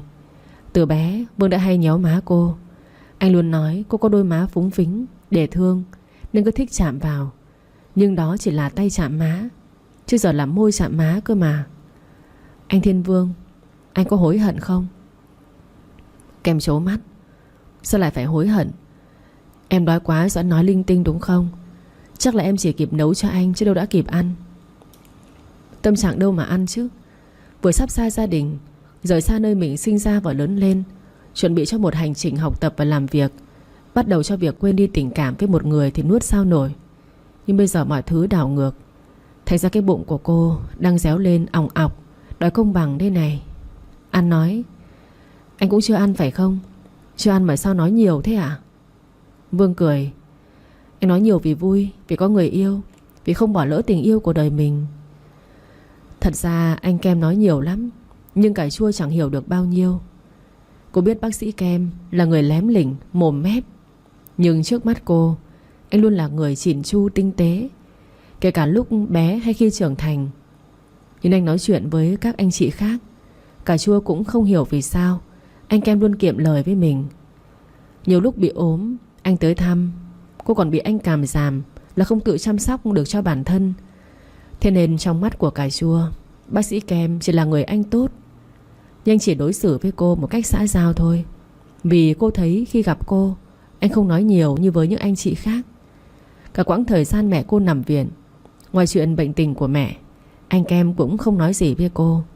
Kể cả khi cô bị ngất xỉu, anh còn mắng cô sơi sơi đấy thôi. Thế đến hôm nay anh nói như một ngoại lệ, làm sao cải chua dám tin. Nhìn biểu cảm của cô, Thiên Vương cười: chắc là em ngạc nhiên lắm đúng không? An khẽ gật đầu: đúng ạ. Vì hôm nay anh Kem không giống ngày thường. Với cải chua, anh vốn rất ít khi nói chuyện. Lúc em tỏ tình, anh còn trố mắt nhìn bảo là: em có biết mình đang nói gì không? Vừa nói, cải chua vừa diễn tả lại y chang thái độ của Kem chiều hôm đó, khiến cho anh phỉ cười. Trông anh lúc đó ghê thế sao? Cải chua nói: nên em hiểu là anh xem màn tỏ tình của em là vớ vẩn và em chạy thôi. Thực ra trước khi quyết định tỏ tình với bác sĩ, em cũng đã xác định là có thể bị từ chối. Nhưng kể, cứ nói ra xem sao. Nào ngờ anh phũ thật. Kem nói: nghe em kể, anh cũng công nhận anh tệ thật đấy. Vừa lúc đó Kem nghe tiếng còi inh ỏi ở ngay cạnh. Anh nhìn sang, là xe của ông Minh Nhật. Kem kéo cửa xuống. Ông Nhật nghiêng người và nói: này, tôi đang ở khu vực sân bay, hai người muốn làm gì thì về nhà nhé, ngồi trong xe bất tiện lắm. Ông bố nói xong thì nháy mắt một cái rồi phóng vụt xe đi. Kem chỉ biết cười rồi quay sang cà chua: giờ ăn cơm đã, rồi anh sẽ giải thích tất cả mọi chuyện cho em. Cà chua nói: vậy thì đến nhà hàng đi. Vì ở biệt thự em nghĩ sẽ sang Pháp, nên dọn sạch sẽ tủ lạnh rồi. Vương lắc đầu: không, cặp lồng cơm người yêu nấu lúc trưa anh chưa ăn. Cà chua cười: không được, giờ chắc là nguội gần hết rồi. Anh cứ tới nhà hàng, em bảo nhân viên nấu cái mới. Cô vừa nói vừa rút điện thoại ra định bấm gọi, nhưng Vương ngăn lại: không, cơm ở đâu chứ, cơm em nấu mà không ăn thì phí lắm. Giờ mình về bệnh viện, vào phòng ăn với anh. Chiều nay anh không có ca phẫu thuật. Thật ra có một vài ca nhỏ, nhưng vì không biết có chạy kịp để gặp người yêu không, nên anh nhờ bác sĩ khác rồi. Lỡ bị người yêu bỏ lại, chán nản, mất tập trung. Cà chua cười nhạt nhẽo. Niềm hạnh phúc đến bất ngờ khiến cô vừa không dám tin, lại vừa vui mừng khôn xiết. Cô đồng ý cùng anh về bệnh viện Thiên Vĩ. Cặp lồng cơm vẫn còn hơi ấm. Vương chia ra các ngăn. Anh đưa thìa cho An, còn mình thì ăn đũa. Anh nói: ăn thìa sẽ dễ hơn. An đón lấy chiếc thìa và nói: em có phải con nít đâu mà ăn thìa chứ. Được rồi, em sao cũng được. Anh ăn đi kẻo đói. Ở trong phòng phẫu thuật sáng tới giờ rồi. Thiên Vương chia cơm ra bát cho An. Anh lại lấy thêm một cái khay sạch nhỏ và chia một phần cơm vào đó cho anh. Vẫn như lúc bé, anh lại cầm lấy thìa từ tay của An và xúc cơm đút cho cô. An xấu hổ xua tay: em có bị ốm đâu, em tự ăn được. Nhưng anh chàng bác sĩ không chịu. Anh vẫn điềm nhiên đút cho cô. Anh vui vẻ tận hưởng cảm giác bé lại trước mặt anh. Ăn xong anh cũng tranh luôn phần rửa dọn, rồi ngồi xuống cạnh cô, cầm lấy tay An. Vương nói: Bây giờ em muốn anh nói gì nào? Có phải anh luôn nói năng hoạt bát với mọi người trừ em, thế nên em nghĩ là anh không yêu em đúng không? Dĩ nhiên đó là câu hỏi lớn từ bé trong lòng của An, nhưng cô chỉ biết nín thinh. Giờ đây thấy An gật đầu, Vương nói: Thật ra là anh thích em từ lúc còn bé cơ. Khi gặp em, anh thấy mình bối rối, không biết nói gì cả. Càng lớn em càng khiến anh yêu thương. Nhưng có nhiều chuyện xảy ra quá. Xung quanh em lại có rất nhiều vệ tinh tán tỉnh. Anh nghĩ sẽ chờ lúc thích hợp anh sẽ ngỏ lời với em. Hoặc cũng có thể vì anh quá nhút nhát nên mãi chẳng thể nói ra được. Gặp em anh chỉ muốn nhìn ngắm, muốn xem thái độ của em, chứ chả biết nói năng điều gì. Còn với những người khác, tình cảm anh dành cho họ không phải là tình yêu, nên anh mới nói nhiều như thế. Thật vậy ư? An sâu chuỗi lại mọi việc. Thiên Vương luôn có mặt khi cô gặp chuyện, kể cả là có liên quan đến bệnh viện Thiên Vĩ hay không. Hóa ra anh không nói là vì muốn nhìn cô nhiều hơn, chứ không phải là ghét cô. An buột miệng: Vậy khi sai lầm của em với anh Chi Vát diễn ra? Vương nén tiếng thở dài, nghĩ tới chuyện năm cũ. Đúng, lúc việc đó xảy ra, anh nghĩ mình đã thất bại. Em yêu Chi Vát, Thanh đâu có thể làm gì được. Anh không thể ép buộc được em. Rồi lúc đó Chi Vát yêu Giả Quỳnh, nhưng trái tim em lại hướng về cậu ấy. Đó mới là điều khiến anh đau đớn. Nhưng rồi anh lại chứng kiến em nhận ra đó là sai lầm. Hy vọng lại nhen nhóm lên. Chỉ có điều khi em thổ lộ tình cảm, anh quá kinh ngạc nên đã làm tổn thương em. May mà vẫn kịp. Thấy Tuệ An giữ khuôn mặt khá phức tạp, Vương day day mũi cô: Sao thế? Anh nói thật mà. An nhìn anh tò mò: Nhưng em vẫn thắc mắc. Vậy chuyện tấm ảnh trong ví anh... Vương bật cười, tay rút ví ra rồi đưa tấm ảnh cho Cà Chua. Khi giây phút anh trao tấm ảnh cho cô, Cà Chua như nín thở. Cô sợ rằng người trong ảnh sẽ là một trong số con cái của nhóm bạn thân các ông bố, thì quả là khó xử. Thế nhưng khi đưa mắt nhìn tấm hình, cô bé đó có đôi mắt to tròn, đôi môi chúm chím cười, đôi má phúng phính như đang trêu chọc Cà Chua vậy. An lắp bắp: Đây là hình của em mà. Tại sao... Thiên Vương xoa đầu của cô: Bây giờ hết thắc mắc chưa? Từ bây giờ trở đi, dù có bất kỳ chuyện gì em cũng phải nói với anh. Không được giấu giếm, chịu đựng một mình nữa nghe chưa? An vươn người ôm lấy cổ của anh: Thiên Vương, cảm ơn anh đã yêu em. Vương cũng ôm chặt lấy cô: Cà Chua bé nhỏ, cảm ơn em, tình yêu duy nhất của anh. Cà Chua ngồi lại với Kem một lát rồi đứng dậy ra về. Thôi anh làm việc nhé, em về nhà bố mẹ một lát. Em nghĩ là nãy giờ hai người đang cười lớn ở nhà. Vừa hay lúc đó cô nhận được tin nhắn từ ông bố soái ca: Cà Chua yêu quý, hôm nay bố mẹ bận đi chùa. Cảm ơn Đức Phật đã giúp con thoát ế, thế nên con không phải về nhà đâu. Cứ tận hưởng hạnh phúc nha. Cà Chua đủ hiểu khi nhắn tin này ông bố sẽ cười cỡ nào. Bố Nhật là người luôn hiểu Cà Chua nghĩ gì mà. Cô nhìn Vương: Lát em về nhà em thôi, bố mẹ đi chùa rồi. Hai người đang rất vui. Vương nói: Còn sao nữa, bởi vì bố mẹ thật tâm không muốn em đi du học. Con gái sang đó đối mặt với đủ thứ, em lại bị viêm mũi dị ứng. Thời tiết lạnh không tốt mà. Cà Chua chưng hửng: Bố Nhật nói với anh sao? Kem xoa mũi của cô: Ngốc à, bệnh của em sao anh lại không biết chứ? Em có nên là một bác sĩ, em là bệnh nhân đặc biệt mà anh theo dõi từ bé sao? Cô ngại ngùng: Em không nghĩ là anh biết. Tâm trạng của bố mẹ em hiểu chứ. Bố mẹ đồng ý cho em đi là vì sợ em không quên được anh. Vương ôm ngang eo cô: Vậy bây giờ em có muốn đi nữa không? An vênh mặt: Có chứ, đành một mình cho bớt chảnh chọe đi. Anh nhẹ nhàng kéo cô vào người mình: Anh xin lỗi vì nhất thời anh quá kinh ngạc. Tự nhiên được người mình yêu tỏ tình nên anh chưa kịp thích nghi. Cà Chua cũng vui vẻ ôm anh: Em đùa đấy, giờ em sẽ bám anh không bao giờ rời. Vương gật đầu: Anh cũng muốn được em bám đây. Giờ em về nghỉ ngơi, Ngày mai nếu khỏe hẵng đi làm nhé. Tối nay anh sẽ tới đưa em về nhà bố mẹ chồng tương lai. Chứ anh nghĩ hai người bên nhà anh cũng cười chả thua kém gì nhà em đâu. Vì đứa con gái, đứa con trai vừa thoát ế. Tự nhiên đang lâng lâng hạnh phúc, cả Chua trố mắt khi nghe Vương nói chuyện đó. Sao lại vội vàng gặp phụ huynh sớm thế nhỉ? Dù gặp vợ chồng chú Vĩ đã nhiều lần, đây lại với tư cách khác nên cô có phần ái ngại. Sao lại sớm thế anh?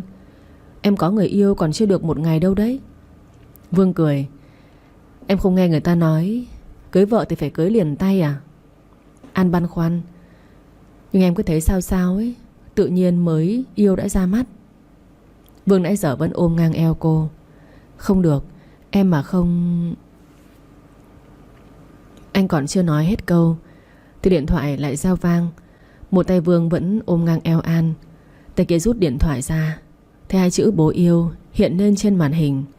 Anh mỉm cười ra hiệu cho cả Chua im lặng, rồi mở loa to để cô cùng nghe.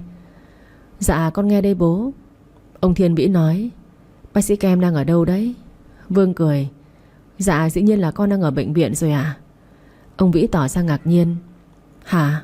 Anh có bị hâm không? Sao lại ở bệnh viện giờ này? Vương vẫn giữ nụ cười trên môi. Bố hay ghê ấy. Đang trong giờ làm việc. Con không ở bệnh viện thì ở đâu hả bố? Chẳng phải bệnh viện này là tâm huyết cả cuộc đời của bố sao? Con giờ nói sao được? Anh nghe thấy tiếng cười của bà Vi. Anh ấy là phải bác sĩ Kem à? Có cô người yêu ngon nghẻ thế kia mà giờ này còn ở bệnh viện thì làm ăn được gì? Ông Vĩ nói thêm. Rồi khi nào chúng tôi mới có cháu bé đây? Tôi An không nhịn được nên cũng bật cười. Nào ngờ âm thanh đó lọt vào tai người đã thành lập nên bệnh viện Thiên Vĩ. Ông cười lớn. À, thì ra anh đưa cả con bé tới bệnh viện. Anh đúng là hết chỗ hẹn hò nhỉ? Vương ngao ngán với miệng lưỡi của ông bố. Trước đây bố anh cũng không liến thoáng như thế này đâu. Nhưng càng yêu mẹ anh bao nhiêu, bố lại càng nói nhiều giống mẹ bấy nhiêu. Vương giải thích. Bố ơi, cả Chua không đi xe ra sân bay, cũng chưa ăn trưa nữa. Con cũng vậy, nên con đưa em về bệnh viện vì vẫn còn suất cơm em chuẩn bị cho con lúc trưa. Bỏ đi thì phí lắm. Bây giờ con sẽ đưa em về nhà đã. Tôi sẽ qua chào hỏi bố mẹ và ăn tối. Bác sĩ bố thấy con tính như vậy đã ổn chưa ạ? Ông Vĩ gật đầu.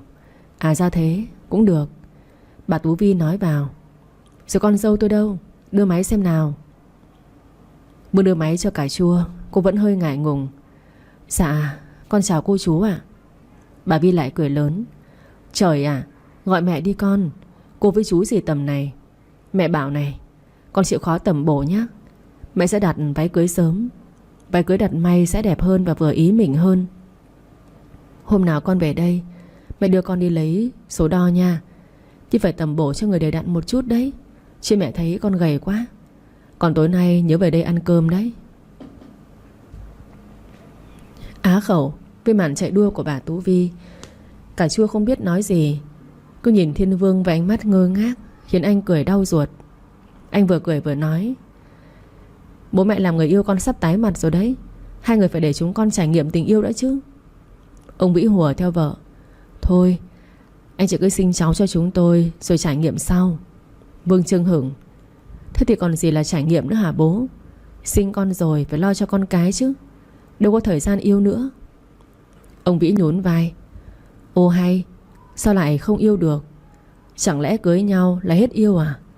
Anh không thấy chúng tôi tới tầm tuổi này vẫn yêu nhau thắm thiết hay sao? Cứ sinh con ra, vợ chồng tôi nuôi cho. Lúc ấy có mà tha hồ yêu. Mà anh cũng liệu đấy. Không giữ được con bé thì đừng có về đây nữa. Bà Vi nói. Đúng vậy. Cũng may hôm nay ra sân bay kịp. Chúng tôi mà hụt con dâu thanh liệu hồn. Ôi trời ơi, chưa yêu trọn một ngày mà bác sĩ Kem đã thấy tương lai của mình bị ra rìa. Anh nói. Bố mẹ ơi, hai người có nhầm không? Con đẻ và con dâu sao lại phân biệt dữ vậy ạ? Ông Vĩ giọng nhẹ nhàng. Dĩ nhiên rồi. Con dâu sẽ yêu thương chúng tôi, tốt với chúng tôi, hiếu thuận và sinh cháu cho chúng tôi. Con bé tự nguyện. Nếu gọi chúng tôi là bố mẹ thì chúng tôi không sinh ra con bé. Trong khi đó hai đấng sinh thành của con dâu tôi nuôi con bé gần 30 năm trời. giờ lại phải gả đi. Vậy tôi hỏi anh, chúng tôi không thương con dâu, thế chẳng lẽ thương anh à? Anh được chúng tôi sinh ra, nuôi dưỡng cho ăn học, giờ lại có thêm một cô vợ xinh xẻo, thương cái nỗi gì nữa. Nghe ông bố giảng giải, Vương gật gù. Bố nói cũng có lý, nhưng con vẫn cảm thấy tủi thân đấy. Ông bố phũ phàng nói, kệ xác anh, thân anh thì anh tự lo đi. Thế nhá, đưa con bé về cho tử tế đấy. Nói xong ông bố lạnh lùng tắt máy. Vương nhìn sang cà chua. Đấy, em thấy chưa, anh sắp bị sa rìa rồi đấy. Giờ cà chua không thương anh nữa là anh hết lối về luôn. An cười nhạt nhẽo. Em không nghĩ bố mẹ anh vui tính thế đâu. Chưa yêu nổi một ngày mà đã tính đến cưới hỏi rồi. Anh Kem cứ yên tâm, cà chua sẽ luôn yêu thương anh Kem mà. Kem thơm lên trán của cô và nói, phải giữ lời đấy nhá, nếu không anh sẽ kiện em, rồi để anh đưa em về. Cà chua lắc đầu. Không cần đâu ạ, để em nói Lan Hương đến chờ là được. Anh cứ ở lại làm việc đi, lỡ có bệnh nhân thì lại chạy về không kịp. Vương cười. Không sao, có xa xôi gì đâu. Ai lại để người yêu của mình về một mình thế chứ. Anh nói xong định cầm chìa khóa xe thì điện thoại lại vang lên.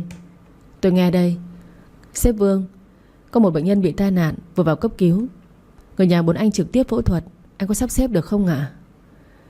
Vương nhìn An với ánh mắt áy náy. Cô gật đầu mỉm cười. Anh nói, chuẩn bị đi, lát tôi sẽ xuống ngay. Vương tắt máy rồi nhìn An. Em chịu khó về nhé, tối anh sẽ qua đón em về nhà bố mẹ ăn cơm. Cà chua, xin lỗi em, yêu một bác sĩ em rất thiệt thòi. Cà chua ôm lấy cổ của anh. Không sao, em rất tự hào vì anh là một người tuyệt vời, đem lại sự sống cho người khác. An không ở lại lâu nữa mà cũng tạm biệt Thiên Vương rồi ra về để anh chuẩn bị cho ca phẫu thuật. Cũng không muốn phiền Lan Hương, cô tự vẫy một chiếc taxi rồi trở về nhà của mình. Cà chua tắm rửa, nhẹ nhõm lên giường ngủ một chút. 6 giờ tối, An nghe tiếng chuông cửa. Cô nghĩ là Thiên Vương nên vui vẻ chạy ra mở cổng. Hình như yêu thì người ta thấy mọi thứ đều tốt đẹp. Cô mỉm cười khi thấy vẻ bảnh bao của anh. Thiên Vương, anh vào đây xem em chuẩn bị được chưa này. Vương nói, em chuẩn bị gì vậy? Hoa này em mua chỗ chị Quỳnh đấy, còn trái cây này ở chỗ siêu thị nhà anh Bơ. Nhưng em không biết là bố mẹ anh có thích không. Vương nhún vai. Trời ạ, bố mẹ còn lạ gì em đâu mà em phải bày vẽ ra như vậy. Em đến là bố mẹ vui lắm rồi ấy. Cà chua xị mặt. Nhưng dẫu sao đây cũng là ra mắt nhà người yêu mà, anh hay nhỉ. Vương vuốt nhẹ mái tóc của cô. Biết là ra mắt, nhưng bố mẹ dễ tính lắm. Cà chua lại đứng chỉn chu rồi nói, anh trông bộ dạng em thế này có ổn không? Vì tới gặp phụ huynh nên em cũng phải cẩn thận một chút. Vương kéo luôn cô vào người của mình. Em mặc thế nào cũng đẹp hết. Đi thôi cô nương, đừng có tâm lý quá, cứ thoải mái lên nào. Cô bị anh kéo ra xe. Vương đặt 2 chiếc giỏ vào trong rồi mở cửa cho cô, cùng hướng về biệt thự nhà ông Thiên Vĩ. Xe tới nơi, trái tim Cà chua bỗng đập thình thịch. Nhưng rồi cô chợt nhận ra một điều kỳ lạ. Căn biệt thự tối om, kiểu như không có ai ở nhà. Thiên Vương cau mày. Sao thế nhỉ? Rõ ràng là bố mẹ hẹn tụi mình về nhà ăn cơm, sao bây giờ lại tối thui thế này? Cho anh gọi điện thoại xem mọi người ở đâu nhé. Cà chua khẽ dạ. Cô nhớ là mẹ anh nói về nhà chứ không phải là ra nhà hàng. Đây là một căn biệt thự bề thế, đèn lớn đèn nhỏ từ ngoài vào trong. Kể cả ngoài vườn cũng có những tiểu cảnh lãng mạn. Tối đến ai cũng phải ngoái nhìn sự lung linh của căn biệt thự này. Vậy sao bây giờ lại tối thui thế này? Cô quay sang Thiên Vương, chờ anh có điện thoại. Thế nhưng anh gọi cho cả bố mẹ và bà Vú cũng chẳng được. Tất cả đều thuê bao. Đã có chuyện gì xảy ra với gia đình của anh vậy? Bỗng nhiên Thiên Vương cảm thấy lo lo. Cà chua lay lay tay của anh. Sao rồi? Tại sao lại không gọi được nhỉ? Mà em thấy cả đèn đường cũng tắt đúng mấy cột trước cổng biệt thự nữa. Làm gì có sự trùng hợp như vậy? Thiên Vương lắc đầu. Anh cũng không biết nữa. Thôi để anh trèo vào xem sao. Vì nếu ngắt điện hoàn toàn thì hệ thống báo động cũng sẽ không làm việc. Cà chua giữ tay của Vương. Không được, nếu có chuyện gì thì sao? Theo em anh nên gọi cho anh Cảnh Khang xem thế nào, vì chúng mình cũng chưa biết chuyện gì xảy ra. Có thể mọi người đi ra ngoài chưa về kịp, nên nếu chúng ta báo cảnh sát thì không hay lắm. Nhưng anh Khang là chỗ quen biết, hãy hỏi ý kiến anh ấy xem thế nào. Thiên Vương thấy An nói cũng phải, tính cô luôn cẩn thận như vậy. Anh bấm điện thoại gọi cho Khang, nhưng lạ thay, điện thoại chỉ vang lên tiếng của nhân viên tổng đài. Chuyện quái gì đang diễn ra thế này? Mới gọi đi gọi lại vẫn chẳng có gì thay đổi. Anh nói, thôi cứ để anh vào cho yên tâm. Anh có võ, với lại mạng anh lớn lắm, không sao đâu. Cà chua quả quyết. Vậy em đi cùng anh. Em không thể để anh đi một mình như thế được. Thiên Vương lắc đầu. Em không biết võ, lại mặc váy không tiện xoay sở đâu. Nếu có chuyện gì thì anh sống làm sao? Cà chua lắc đầu. Mà em cũng lớn lắm, và lại em có làm sao thì có anh lo mà. Vương cau mày. Không được, hãy nghe anh. Em cứ ngồi lại đây, có gì còn gọi cứu viện chứ. Cà chua thấy anh nói cũng phải, nên cô đồng ý ngồi lại trong xe. Thế nhưng Thiên Vương vừa mở cửa xe thì bỗng nhiên cánh cửa cổng từ từ được kéo ra. Lạ thật, cổng chỉ tự động mở khi có điện và được người bấm điều khiển thôi. Anh ngơ ngác thì thấy cà chua kéo mình ngồi lại trong xe. Khoan đã, từ từ xem sao, có gì thì mình chạy còn kịp. Vương ngồi lại theo lời của An. Trong bóng tối trước ngôi biệt thự, ngay khi cửa vừa mở, Thiên Vương vẫn căng mắt nhìn phía trước, vì đèn ô tô của anh bật sáng trưng. Anh chả thấy người, mà bỗng nhiên pháo bông lại phụt lên rực rỡ. Cả hai đang ngơ ngác thì đèn lớn đèn nhỏ của ngôi biệt thự bật sáng trước khuôn mặt đang kinh ngạc tột độ của hai người. Cả hai không nói năng được câu gì thì vợ chồng ông Thiên Vĩ nhàn nhã bước ra. Hai người đều ăn vận rất lịch thiệp. Vương sửng sốt tới mức không mở nổi cửa xe. Mấy phút sau anh giật mình khi nghe tiếng ông Vĩ gõ vào kính xe. Vương vội vàng mở cửa bước ra. Bố mẹ, sao lại có chuyện gì thế ạ? Cà chua cũng bước ra theo anh. Bà Tú Vi mỉm cười. Chào mừng con trai và con dâu đến với biệt thự của chúng ta. Vào nhà đi. Cà chua sau giây phút ngơ ngác thì cúi chào. Dạ con chào cô chú ạ. Bà Vĩ vỗ nhẹ lưng của cô. Gọi mẹ như con dâu, tập dần đi. Thiên Vương nhìn bố. Trời ạ, bố mẹ có biết là chúng con lo sốt vó không? Con đang định báo cảnh sát đấy. Mọi người chơi trò ú tim đấy à? Bà Vi vẫn giữ nụ cười hiền trên môi. Bố mẹ làm thế để xem anh chị xử sự thế nào, cố gắng tiếp cận để xem tình hình người thân, hay là sợ quá rồi phóng xe đi mất hút. Nhưng như vậy là anh cũng có tình người đấy nhỉ. Ông Vĩ chỉ mấy cột đèn đường. Bố mẹ cũng đã xin phép bác xóm trưởng tắt mấy cột đèn gần đây để không gian thêm phần bí ẩn. Thiên Vương sau khi thở phào thì nói. Bố mẹ rảnh quá đấy. Ông Vĩ nhún vai. Dĩ nhiên, chúng tôi rảnh mà. Giờ chờ bế cháu cho có sự bận rộn. Thôi vào đi. Bà Vi kéo tay cà chua đi vào bên trong, còn Thiên Vương thì di chuyển xe vào trong rồi mới bước ra. Cà chua cầm giỏ hoa và trái cây bước vào phòng khách rộng lớn của nhà bố mẹ anh. Nhưng một lần nữa cả hai lại ngạc nhiên tột độ, vì đây không phải là buổi ra mắt riêng tư của cô với gia đình anh, mà tất cả nhóm bạn của bố mẹ anh đều có mặt ở đây. Dĩ nhiên là có cả bố mẹ cô. An lắp bắp. Bố mẹ cũng ở đây sao ạ? Con tưởng hai người đi chùa chưa về chứ ạ? Ông Nhật cười. Với cái gì? Con bé này, bố mẹ không ở đây thì ở đâu? Sắp tống khứ được quả bom nổ chậm sang nhà bác Vĩ. Bố mẹ vui mừng khôn xiết nên sang đây đàm đạo với thông gia, và cũng cảm ơn con trai họ đã chịu rước con. Ông Vĩ cười lớn. Ấy, ông thông gia nói quá rồi. Chúng tôi có phước mới được cô con dâu ngoan hiền giỏi giang thế này. Chúng tôi phải cảm ơn gia đình ông bà đã trông ế cho thằng con trai của tôi chứ. Mọi người cười lớn. Thiên Vương nói. Trời, trong mắt bố mẹ hai bên chúng con cứ như đổ phế thải ấy nhỉ, đều muốn tống đi cả. Bà Vi liếc con trai. Lại không à? Anh thoát ế là nhờ bố mẹ anh ăn ở phúc đức đấy. Chỉ cái ngữ anh suốt ngày công việc, được cái miệng leo lẻo, chứ tán gái thì dở ẹc. Thua xa bố anh nhé. Anh tự nhận mình là đồ bỏ đi, chứ chúng tôi không nói gì đâu đấy. Còn Tuệ An, con bé là cành vàng lá ngọc nhé. Ông Bá Trọng vỗ vai ông Vĩ. Tôi đã bảo hai đứa này có tướng phu thê mà. Bạn già thế tôi nhìn người có chuẩn không? Chúng ta lại sắp được ăn cỗ nhỉ? Lại tiếp tục một tràng cười của những người bạn già. Cà Chua chỉ biết đứng như vậy sau khi đặt 2 giỏ hoa và trái cây xuống bàn. Dạ con có một chút quà biếu cô chú. Bà Tuệ Nhi vốn hiền lành ít nói, nhưng lúc này lên tiếng. Cứ cô chú thì còn lâu mới có chồng con gái à? Bà Trúc Linh liến thoáng. Chuẩn, phải gọi bố mẹ ngay cơ con à. Cà Chua còn ngượng chín mặt chưa biết phải làm sao, thì một dáng người cao lớn bước ra từ phía trong. Bữa tiệc mừng dâu mới của gia đình bác Thiên Vĩ đã sẵn sàng ạ. Thiên Vương tròn mắt. Anh Khang, anh cũng ở đây diễn với mọi người hay sao? Thảo nào mà em gọi điện cho anh toàn thuê bao. Cảnh Khang nhún vai. Dĩ nhiên rồi, từ lúc làm con rể của bố Trọng mẹ Linh á, có cuộc vui nào thiếu anh đâu. Bà bầu Cẩm Trang cũng ló ra.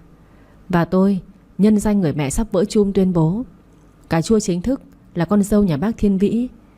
Tôi cũng phải đốc thúc mọi việc, mọi người nhanh chóng. Lỡ khi tôi vỡ chum thì bác sĩ Vương cũng ổn định tâm lý rồi. Con tôi chào đời suôn sẻ hơn. Cô cảnh sát vừa nói vừa xoa xoa cái bụng của mình, khiến Thiên Vương bật cười. Tôi có phải là bác sĩ sản đâu mà cô lo.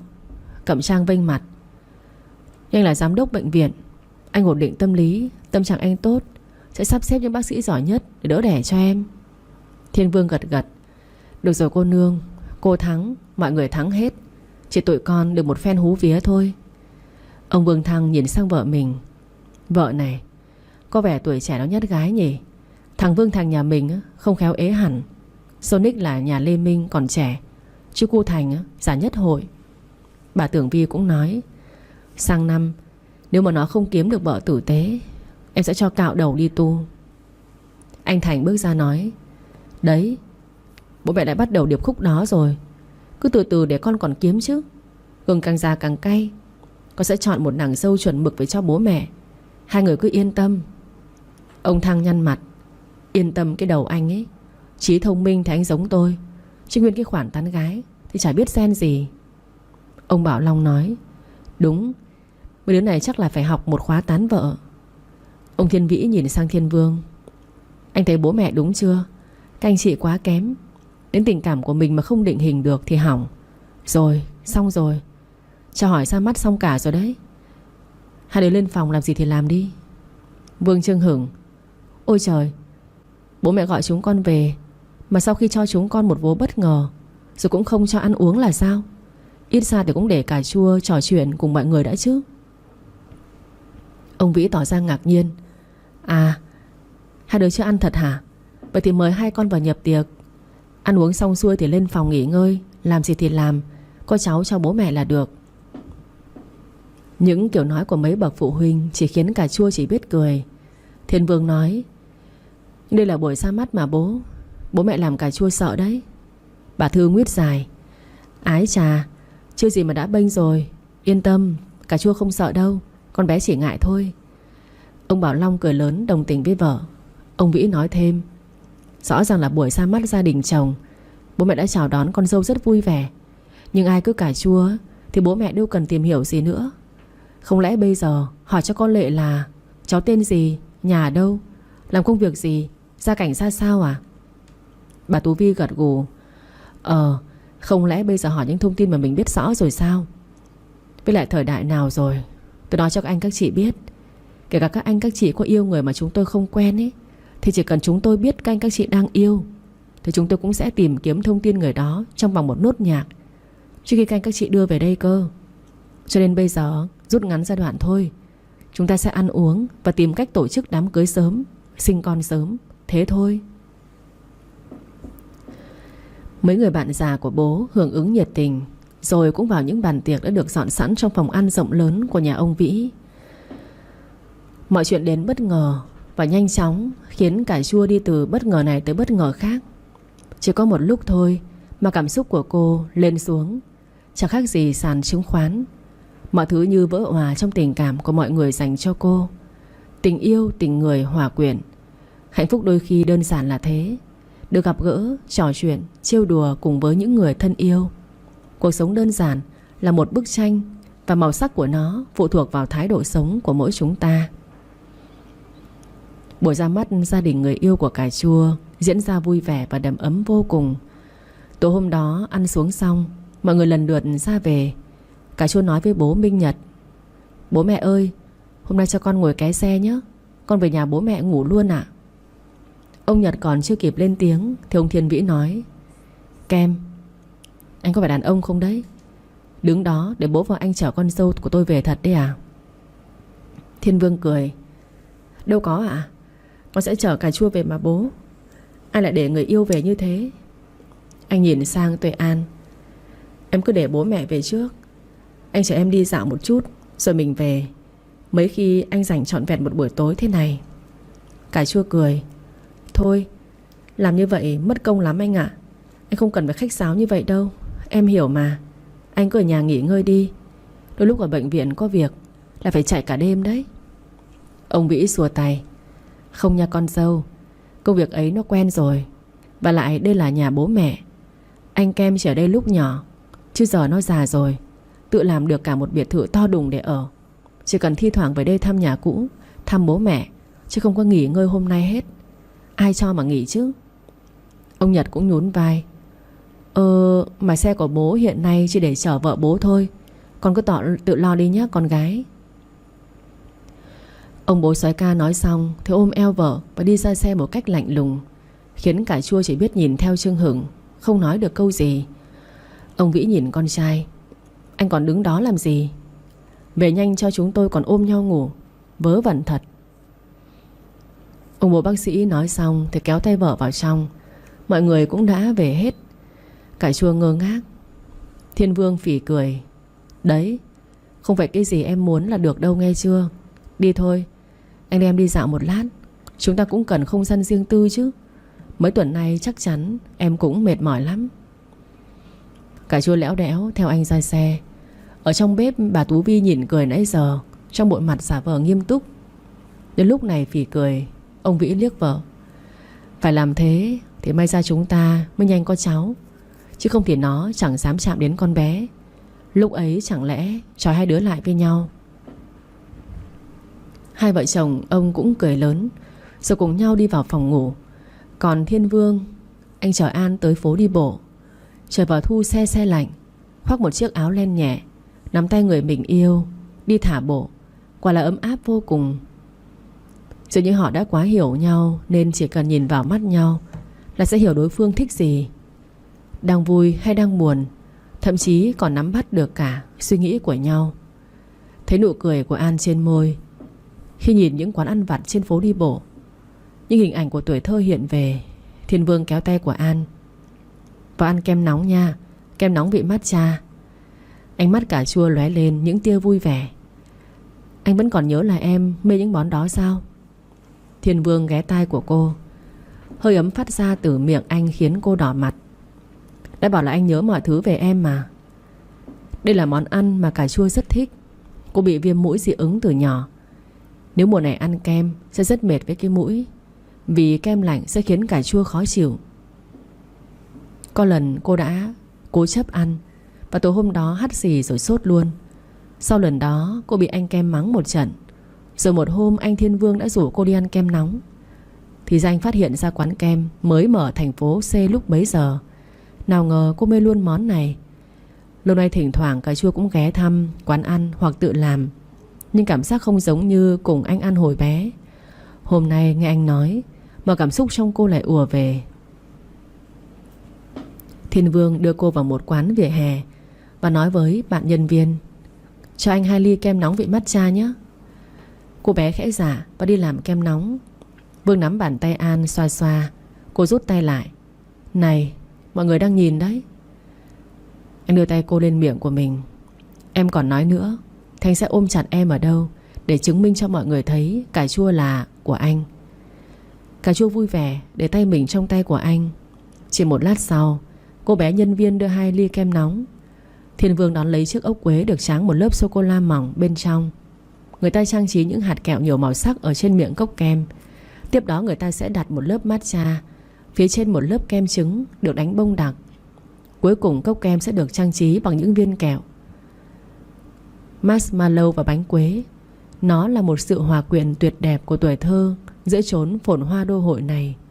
Mọi thứ đều vừa vặn, xinh xắn và thơm ngon. Thiên Vương lấy chiếc bánh quế thon dài như ngón tay và xúc phần kem trứng đưa cho cà chua. Cô vui vẻ há miệng để anh đút, rồi cũng làm điều tương tự với anh. Thiên Vương, một bác sĩ lạnh như băng trong phòng phẫu thuật, nhưng nay lại há miệng đón lấy phần kem trứng cô đút. Có lẽ tình yêu đã khiến tâm hồn họ trẻ con trở lại. Ở quán này còn có một thứ đồ uống đặc biệt được pha chế khi dùng kem trứng. Cái cảm giác vừa thơm vừa ngậy ngậy, nhưng góp phần tạo cho niềm hạnh phúc thêm tròn đầy. Thiên Vương chở Tuệ An về đến nhà cũng đã gần 11 giờ. Anh chờ cô bấm cửa rồi tiến xe vào bên trong, mở cửa cho cô. Vương nói: "Cho anh vào nhà một lúc được không?" An gật đầu: "Dĩ nhiên là được rồi." Đây không phải lần đầu tiên Vương đến đây. Trước đó cũng một vài lần Vương đến đây nhân dịp sinh nhật An. Dĩ nhiên là những lần ấy anh cũng như mọi người, chỉ đến ngồi chơi chứ chưa nhìn ngắm nghĩ cô biệt thự. Giờ anh bước vào đây với một tư cách khác. Vương nhìn ngắm kỹ hơn. Biệt thự được xây theo kiểu kiến trúc đặc biệt. Nhìn từ trên xuống sẽ có hình dáng như một chiếc giò mây lớn. Phần mái được thiết kế đặc biệt như chiếc giò mây vậy. Cô muốn nhắc nhở mình về những ngày tháng còn ở trong bụng mẹ, ở xưởng mây che đan mà mẹ đã dùng cả tính mạng để bảo vệ cô. Mọi thứ trong căn nhà đều nhẹ nhàng, tinh tế và đặc biệt rất ấm cúng. Thấy Thiên Vương cứ nhìn ngó khắp trong nhà, cà chua nói: "Anh định khám nhà em đấy à?" Vương cười: "Không, nhưng anh thấy em thiết kế căn nhà này độc mà đẹp quá. Với lại em ở rộng thế này không sợ sao?" Cà chua lắc đầu: "Em quen rồi, không sao đâu anh." Vương nói: "Anh sẽ sớm rước em về ở cho vui." An đặt 2 tách trà hoa cúc xuống bàn và nói: "Anh phải để em được yêu đã chứ. Anh lại đây uống trà đi ạ." Vương bước lên tầng 2, đi xem xét một vòng rồi mới xuống ngồi cạnh cô. "Anh biết, anh cưới em về thì em sẽ càng được yêu nhiều hơn, vì có thêm nhiều người yêu em hơn. Anh vừa xem xét các cửa, em nhớ đóng cẩn thận đấy." Cà chua khẽ xả rồi nói: "Em cũng đã sử dụng nhiều kiểu cửa tốt nhất rồi, anh cứ yên tâm đi."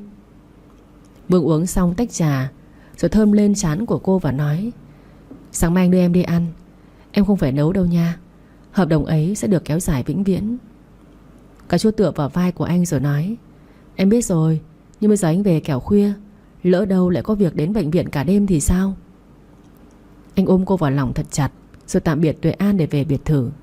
Dù là buổi tối nhưng An vẫn đứng dõi theo chiếc xe của anh, mãi mới quay vào trong nhà, lòng lâng lâng khó tả. Mới có một ngày mà nhiều sự kiện đến với cô quá. Thiên Vương về tới nhà, còn chưa kịp thay đồ thì điện thoại vang lên. Anh nhìn dãy số trên màn hình rồi lên tiếng: "Tôi nghe đây." Phía bên kia một giọng nữ trong trẻo vang lên: "Bác sĩ Kem à, tôi đã về rồi." Vương mỉm cười nhẹ nhàng: "Tôi biết rồi.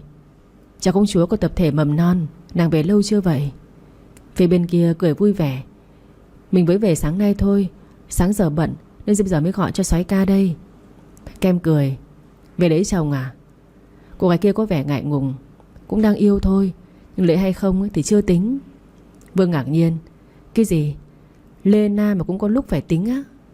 Cô gái tên Lena cười lớn: "Phải tính thời điểm hợp lý chứ. Bác sĩ nói hay nhỉ?" Kem gật đầu: "Ok, khi nào cưới thì báo trước nhé, để tôi còn chuẩn bị chứ. Bác sĩ nghèo lắm. Nếu cậu không báo trước thì tôi sẽ đi phong bì không đấy." Lena bĩu môi: Thôi thôi, nhà giàu thường hay than vãn như thế. Gia phả nhà ông giàu chuyển kiếp, ai mà chẳng biết. Thế nên từ mầm non tôi mới chơi với ông và mặc nhiên nhận quà từ ông chứ. Ở ông luôn toát ra mùi vị của sự giàu có mà. Yên tâm, nếu tôi cũng ở thành phố C nên chẳng phải đi xa đâu. Nhưng anh ấy rất bận nên tôi cũng cần tính toán." Vương gật đầu: "Được rồi, ở đây thì sẽ cố gắng tranh thủ đi cưới công chúa. Bà du học ở Úc lâu như vậy, chắc là chồng của bà cũng học ở bên Úc à?" Lena lắc đầu: "À không, gia đình của anh ấy kinh doanh ở thành phố C này. Nhà cậu làm bên ngành y, chắc là không dành bên giới kinh doanh. Chứ gia đình anh ấy nổi tiếng lắm. Có dịp tôi sẽ giới thiệu với cậu." Vương nói: Ồ, giới đại gia thì tôi không quen nhiều đâu. Tôi cũng có mấy đứa em thân thiết làm kinh doanh, nhưng chắc không phải là chồng cậu, vì nếu chúng yêu và xác định cưới thì đã kể với tôi rồi. Lena gật đầu: Ừ, chắc chắn không phải đâu, vì anh ấy nhiều tuổi hơn chúng ta mà. Vương nói: Vậy tôi không biết là đúng rồi, nhưng cũng chúc mừng cậu trước. Cười nhớ bảo đấy nhá. Lena cũng ok rồi tạm biệt Vương. Anh vừa tắt máy thì nhận được tin nhắn của An: Anh Thiên Vương, anh về tới nhà chưa ạ? Vương mỉm cười rồi gọi video cho cô. Anh chợt thấy lòng dễ chịu khi nhìn thấy An mặc một bộ đồ ở nhà dễ thương. Anh về được một lúc rồi. Có người bạn du học ở Úc lâu năm mới về sáng nay. Bạn ấy có gọi cho anh, nên bây giờ anh mới gọi cho em được. An lên một tiếng rồi nói: Vậy anh nghỉ ngơi đi, lỡ đêm lại có việc phải đi.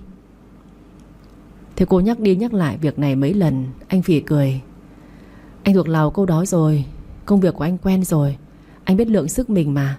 Em không phải lo đâu. Em cũng nghỉ ngơi đi. Sáng mai anh qua đón em đi ăn sáng nhé.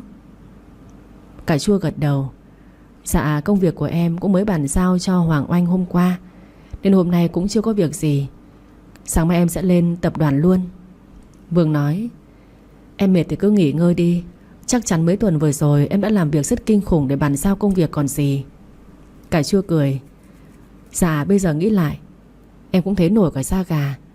Em không nghĩ là mình bị cuốn vào vòng quay công việc như thế. Em làm việc bất chấp ngày đêm, cuối cùng bây giờ lại bỏ cả học bổng đi theo tiếng gọi của tình yêu. Vương hỏi cô: Vậy em có hối hận không? Cà chua lắc đầu: Dĩ nhiên là không rồi. Em quyết định đi du học một phần cũng để quên bác sĩ. Thế mà tới sân bay em mới nhận ra rằng mình chẳng thể quên được bác sĩ Kem.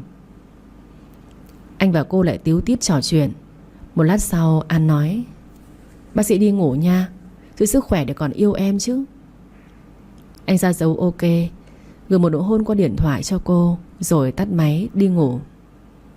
Sáng hôm sau, Thiên Vương bấm chuông, cánh cổng tự động mở. Anh nghĩ chắc An đang chuẩn bị nên không đưa xe vào sân và bước vào trong nhà. Thế nhưng Vương thấy An vẫn đeo tạp dề và đang đứng cạnh bếp. Anh ngạc nhiên: Em vào bếp à? Cô mỉm cười quay lại: Em dậy sớm nấu súp, mời bác sĩ ăn súp luôn. Anh ôm lấy cô từ phía sau: Người yêu anh nấu ấy, thì ngang đầu bếp khách sạn 5 sao. Chỉ là anh sợ em cực thôi. An nói: Trời ạ, nấu ăn là sở thích của em. Ăn ở nhà vừa sạch sẽ lại vừa đỡ tốn kém. Vương thêm chụt lên má của cô: Chưa gì mà đã muốn tiết kiệm tiền cho bác sĩ đấy à? Sau này lương của anh giao cả cho em quản nhé. An lắc đầu: Không nha, em yêu và xây dựng gia đình với anh, còn lương thì không quản đâu. Anh cũng phải có tự do của anh mà. Khi cần giải quyết việc gì thì chúng ta sẽ bàn bạc. Em không hề muốn chuyện kinh tế ảnh hưởng đến hôn nhân đâu đấy. Thiên Vương gật gù: Em nói cũng phải. Tình yêu và hôn nhân không nên để tiền bạc quyết định. Thế rồi cô với lấy 2 cái bát tô nhỏ xuống. Thiên Vương đỡ lấy: Đánh múc cho kẻo nóng, em lại bàn ngồi đi. Cà chua mỉm cười rồi giao căn bếp lại cho anh. 2 tô súp vừa được đặt xuống bàn, Thiên Vương đã hít hà: Chà, súp tình yêu, thảo nào mà thơm ghê. Cô nhéo tay của anh: Khéo nịnh. Anh ăn xem đã vừa chưa? Vương nhìn cô: Em luôn biết khẩu vị của anh, không cần thử đâu, ăn luôn. Thiên Vương cẩn thận hớt những thìa súp đầu tiên ở phía trên mặt bát, thổi thổi rồi đưa cho An. Cô cầm lấy muỗng và nói: Em tự ăn được mà, anh đừng chiều em quá. Vương nháy mắt: Em sinh ra để được cưng chiều mà. Anh quay lại với bát súp của mình, đang định xúc ăn thì điện thoại reo lên. Màn hình hiện lên 2 chữ Lena. Anh vẫn để điện thoại trên bàn, lướt nghe và bấm loa to cho cà chua cùng nghe. Alo, tôi đây. Giọng của Lena trong veo: Vương, cậu ăn sáng chưa? Vương cười: Tôi ăn gần xong rồi, sao thế? Lena nói: Tôi đi 7 năm rồi, bây giờ về thành phố C này thay đổi nhiều quá. Đang tính hỏi cậu xem ở đây có chỗ nào ăn sáng ngon, chứ nhiều hàng quán mọc lên quá. Tiếc thật. Vậy mà cậu ăn rồi. Vương nói: Chỗ ăn thì nhiều lắm. Cậu tới nhà hàng cơm quê, cơ sở chính ngay cạnh khu đô thị ở cậu ở đấy. Chỗ đó vừa ngon lại sạch sẽ.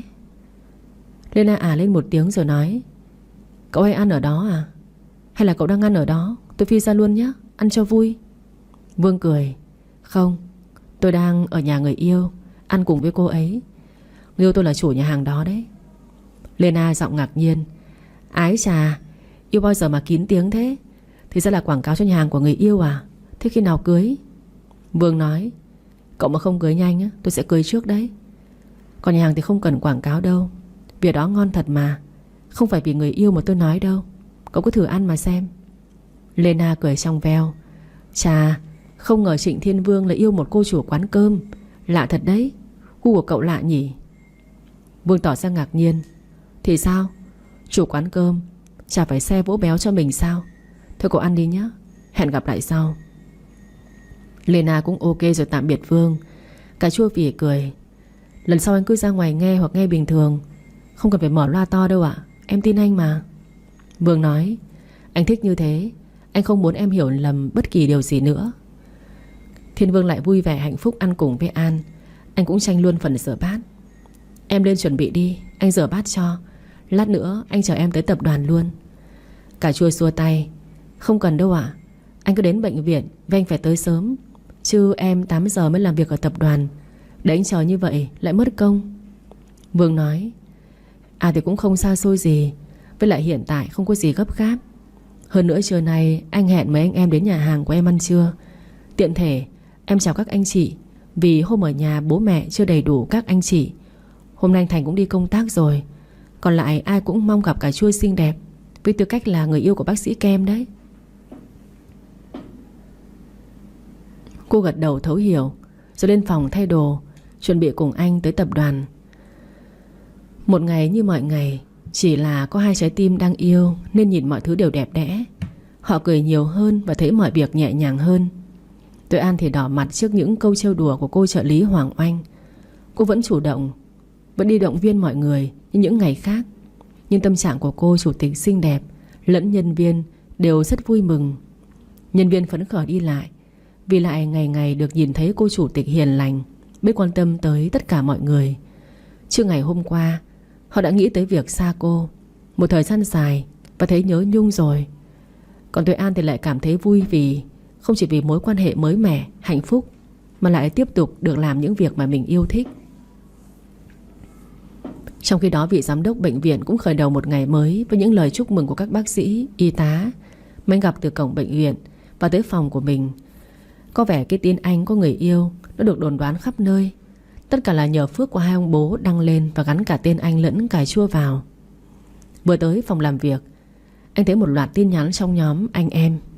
Bơ nhắn: trưa nay vắng anh Thành hơi buồn nha. Em thấy anh đã già nhất hội, lại còn hay vắng mặt thế này. Định khi nào mới có vợ đây? Vương Thành nói: cái gì đến khắc đến, chú cứ hay lo. Anh cưới thì con của chú phải đi cầm váy cô dâu đấy. Sa Khiêm nói: hay là anh chờ các cháu cưới vợ, cưới chồng, rồi chống gậy đi tìm vợ tranh luôn. Sonic chen vào: anh Kem trưa nay á, chắc nhịn chưa ăn gì nổi. Yêu cũng đủ no rồi. Cảnh Khang cũng hớn hở: chả biết đêm qua thế nào nhỉ, hồi hộp quá. Vương Thành xen vào: mình tối qua từ nhà chú Vĩ ra sân bay luôn, chưa có dịp hỏi. Bơ nói: giờ này còn chưa trả lời tin nhắn á, thì chắc là chưa xuống nổi giường rồi. Cảnh Khang vui vẻ: người không xuống nổi là cà chua chứ. Kem đọc tin nhắn mà cười đau ruột. Anh chụp hình mình đang ngồi trong phòng làm việc và nhắn: tôi đây thưa các thánh, chúng tôi hoàn toàn trong sáng và chẳng có chuyện gì xảy ra cả. Sonic nói: ai hỏi mà anh khai, người ta chỉ là đoán thôi mà. Chi Vát đọc tin của Sonic liền nói: cái thằng Sonic này làm gì mà gắt gỏng thế. Kem giàn hòa: thôi xin mấy thánh, trưa nay 11 giờ nhớ đến quán cơm quê. Thế nhá, tôi đi làm việc đây. Mọi người cũng tạm biệt nhau. Sonic tắt điện thoại rồi ngồi thừ ra, nhìn qua khung cửa sổ ngắm phố phường. Rồi anh nhìn xuống tấm ảnh gia đình trên bàn làm việc. Cạnh đó là một tấm ảnh chân dung của anh. Phía sau khung ảnh chân dung của Sonic có một tấm hình nhỏ cỡ 3-4. Trong hình là một cô bé có đôi mắt to tròn dễ thương. Sonic lẩm bẩm một mình: vậy là kiếp này em đã bỏ lỡ chị rồi. Chị phải thật hạnh phúc đấy nhé. Chiều hôm đó tại nhà hàng cơm quê, Mọi người vui vẻ dùng bữa, thỉnh thoảng trêu chọc cà chua. Bá Tùng vừa cười vừa nói: kể ra anh Kem cũng khôn thật. Lấy vợ không chỉ giỏi làm kinh tế mà còn nấu ăn ngon. Nếu giận vợ thì đi ra đây ăn. Không lẽ nhân viên lấy tiền khỏe xe luôn. Sa Khiêm thêm vào: anh ấy chào đời trước chúng ta. Khôn hơn là đúng rồi. Mỗi tội nhát gái nên suýt mất người yêu thôi. Như em đây á, vợ giận thì ra quán cà phê ngồi, tự ship đồ ăn nếu còn có hứng ăn, chứ lúc đó về nhà bố mẹ chỉ có ăn mắng. Cảnh Khang đến muộn nhất vì bận vụ họp vụ án mới. Xin lỗi mọi người nhé, bọn tội phạm lộng hành quá. Họp từ sáng tới giờ đong hết cả đầu. Anh Phú còn nói chắc mấy anh em phải uống thuốc cân bằng huyết áp với bọn này. Sonic nãy giờ im lặng. Anh quan sát Thiên Vương chăm sóc cho Tuệ An. Chút cảm xúc phức tạp trong lòng có vẻ được bão hòa. Nhưng anh lại tập trung hơn vào câu chuyện Cảnh Khang vừa nói. Đúng là nghề nào cũng có cái vất vả anh Khang nhỉ. Vậy lần này anh có phải đi đánh án không ạ? Khang nói: đang khoanh vùng em ạ. Thôi chúng ta ăn đi, lỡ lát nữa ông Phú lại gọi về gấp. Vừa lo việc cơ quan, vừa lo bắp sinh nữa. Đúng là làm cảnh sát vất vả quá. Cô ấy lại còn vừa làm vợ cảnh sát nữa, càng vất vả hơn. Bơ lên tiếng: không sao đâu, cứ lo công việc ở sở cảnh sát đi. Việc dân việc nước lo trước. Chứ bắp á thì còn khối người lo ở nhà lo mà. Cảnh Khang gật đầu: cũng may có mọi người, chứ không thể em chẳng biết làm sao. Mọi người đều hiểu. Cảnh Khang lái câu chuyện sang việc khác, với những điều tuyệt mật trong công việc anh không bao giờ tiết lộ. Tất cả quay lại với bữa ăn cùng câu chuyện về kinh nghiệm lần đầu làm bố, được Bơ và Sa Khiêm kể rất tỉ mỉ. Hôm nay các bà vợ đều không đến vì bận con nhỏ. Cẩm Trang lại chuẩn bị sinh, nên mỗi cà chua là phát phái nữ, được chăm sóc đặc biệt hơn. Khi các anh em ra khỏi nhà hàng đã gần 12 giờ, Cảnh Khang vội vã xin phép đi trước, vì anh có ý định qua nhà với vợ một chút. Đầu giờ chiều lại lên đổi. Những người còn lại vừa đi vừa trò chuyện. Tới sảnh nhà hàng, vừa nghe một âm thanh vang lên: ồ, bác sĩ Kem. Anh và các anh em đều dừng chân ở nhìn một cô gái cao ráo, xinh đẹp, ăn mặc rất hấp dẫn bước vào trong nhà hàng. Thiên Vương mỉm cười: ơ Lena, cậu tới đây ăn trưa đấy à? Đây là nhà hàng mà sáng nay tớ nói với cậu đấy. Và cũng không để Lena kịp nói, anh quay sang cà chua, nhìn cô với ánh mắt đầy cưng chiều: còn đây là Tuệ An, vợ sắp cưới của tớ, cũng là chủ nhà hàng này. Anh lại chỉ tay sang Lena và nói với cà chua: cà chua à, đây là Lena, người sáng nay gọi điện thoại cho anh đấy. Trong khi An lịch sự cúi chào Lena, thì cô nàng kia nhìn An một lượt từ đầu tới chân, rồi lại từ đầu xuống chân và nói: ồ, mình công nhận nhá, Thiên Vương có cái nhìn phụ nữ khác người thật. Hay là do cậu học hành nhiều quá nên vớ ai thì yêu người đó cho xong. Tớ cứ tưởng người cậu sắp cưới là một cô nàng hiện đại hấp dẫn cơ. Vương cười, tay anh nắm chặt lấy tay của An: ôi trời, tôi không hợp với kiểu người hiện đại đó đâu. Cậu cũng biết mà, cái miệng tôi hay nói thôi, chứ tôi sống trầm tính, không hướng ngoại nhiều như cậu. Tôi thích vẻ đẹp của An, thế thôi. Và tôi cũng đã có một tuổi thơ, một thanh xuân ở bên cô ấy, đủ để thấy không thể sống thiếu cô ấy trong quãng đời còn lại. An thấy hạnh phúc trước màn đối đáp của Thiên Vương, quả là mát lòng mát dạ. Cô nghĩ chị Lena kia sẽ tự xấu hổ mà cáo lui. Nào ngờ cô nhầm. Chị nở ra một nụ cười tươi tắn: Kem à, cậu nên hiểu câu mây tầng nào sẽ gặp gió tầng ấy. Một giám đốc bệnh viện lớn nhất thành phố C như cậu ấy, một gia đình gia giáo như gia đình của cậu, sao lại kết duyên với một cô bé bán cơm. Đành rằng nhà hàng này lớn, lại có cả một chuỗi cơ sở nhiều nơi, nhưng nó không tạo nên đẳng cấp của cô ấy. Tôi cũng nghe nói nhà hàng này ngon và thành công trong việc giữ chân thực khách, nhưng tôi nghĩ dẫu sao cũng chẳng hợp với cậu.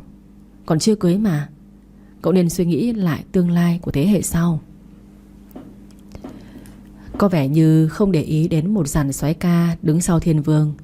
Tầm mắt của Lena chỉ nhìn chằm chằm vào An và phán xét. Lần này thì An không im lặng. Cô nở ra một nụ cười nhẹ nhàng rồi tiến đến: chị Lena hơn em nhiều tuổi mà trông vẫn trẻ nhỉ. Người có tiền nhìn khác ngay. Nhưng chị ạ, em nghĩ đây có phải là thời phong kiến đâu mà cần môn đăng hộ đối. Anh Vương với em lớn lên bên nhau từ nhỏ, người ta gọi là thanh mai trúc mã ấy. Chúng em hiểu nhau Nên chị không phải lo dùng chúng em đâu. Một người có học vị học thức như anh Kem ấy, đủ trình độ để biết nên yêu và lấy người thế nào. Thú thật, nếu chị không nói là đã có người yêu thì người ta nghĩ là chị là tiểu cam đấy. Bây giờ mời chị vào thưởng thức đồ ăn của nhà hàng em. Lena tỏ ra bộ mặt cau có trước những lời câu nói của An. Mấy giây sau, đôi mày cô ta giãn ra. Lena lên một tiếng như chợt nhớ ra điều gì đó. Chị nhớ ra em rồi. Em là cà chua, con bé suốt ngày lẽo đẽo sau anh Vương đòi ăn kem nóng. Hạ anh ấy nhiều lần đi chơi với bọn chị mà bỏ ngang để chiều mấy sở thích vớ vẩn của em. Vương nói. Sao lại vớ vẩn? Đó là một món ăn đặc biệt tôi phát hiện ra và muốn Tuệ An ăn. Nào ngờ cô ấy cũng thích. Với tôi chỉ cần An thích là được. Lena lắc đầu. Cậu đúng là chẳng có tầm nhìn phụ nữ gì cả. Gia đình của cậu gia giáo tiếng tăm như vậy mà lấy một con bé quê mùa đi bán cơm. Chọn bán cơm á, chắc hẳn nó cũng chẳng được học hành tới nơi tới chốn. Cái tên cà chua nghe nó cũng đáng xấu hổ vì quá quê. Đã vậy, tớ nghe mấy bạn trong lớp kể lại mẹ nó ngày xưa bị chồng bỏ lúc đang mang thai nó, rồi cặp với một ông nào đấy rồi lấy ông đó, đúng không? Những lời Lena vừa nói khiến Tuệ An không giữ được bình tĩnh. Cô đưa tay tát bốp vào mặt của Lena và nói rành rõ. Chị có thể nói tôi quê mùa, có thể nói tôi thế này thế nọ, vì chị có miệng mà thì có quyền phán xét tôi. Nhưng tôi cấm chị xúc phạm đến bố mẹ tôi.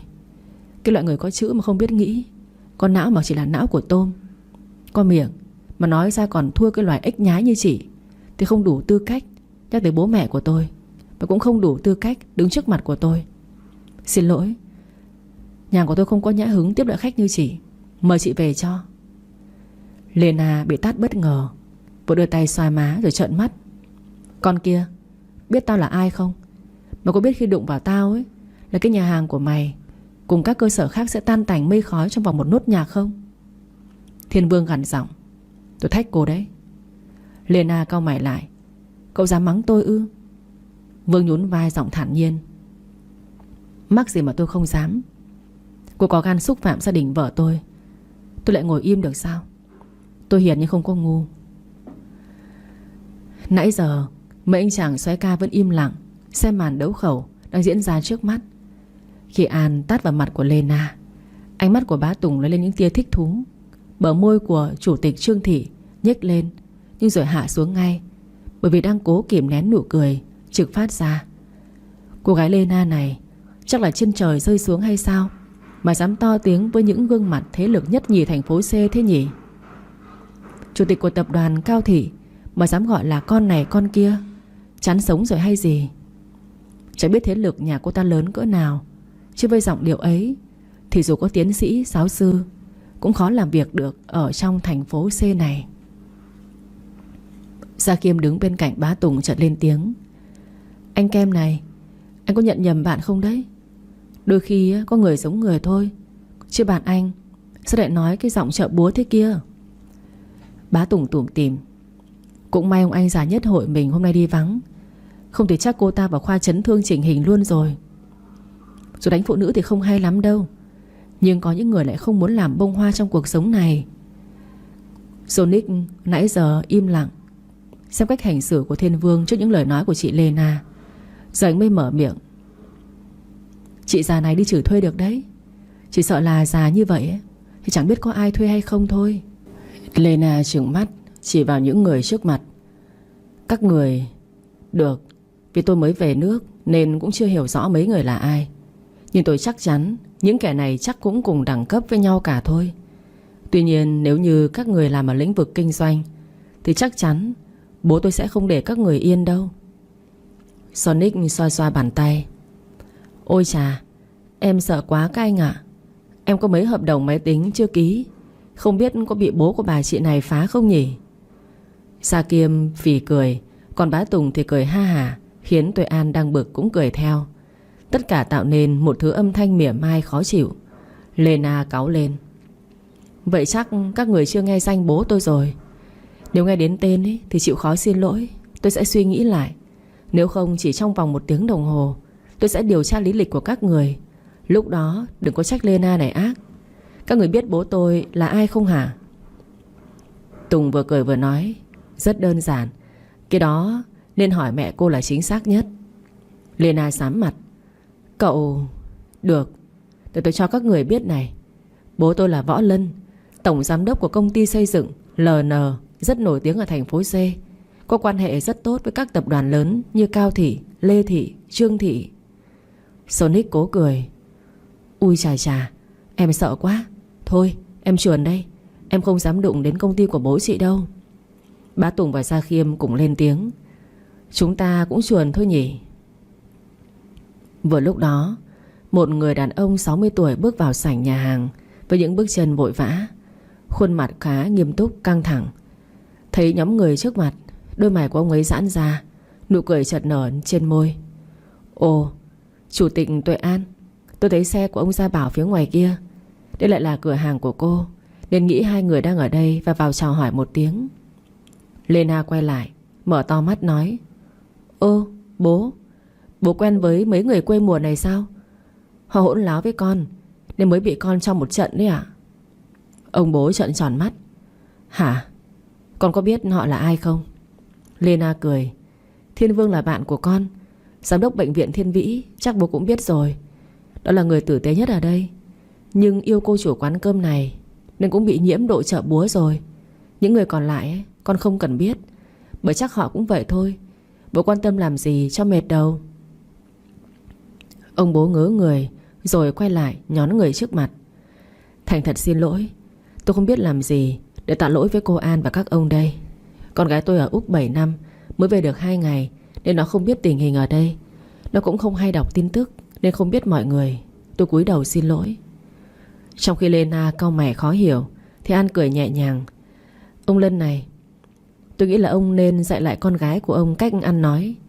Cô ấy cũng có học hành tử tế, mà nói năng chẳng khác gì kẻ vô học. Lena quắc mắt. Này, mày nói cái gì thế hả?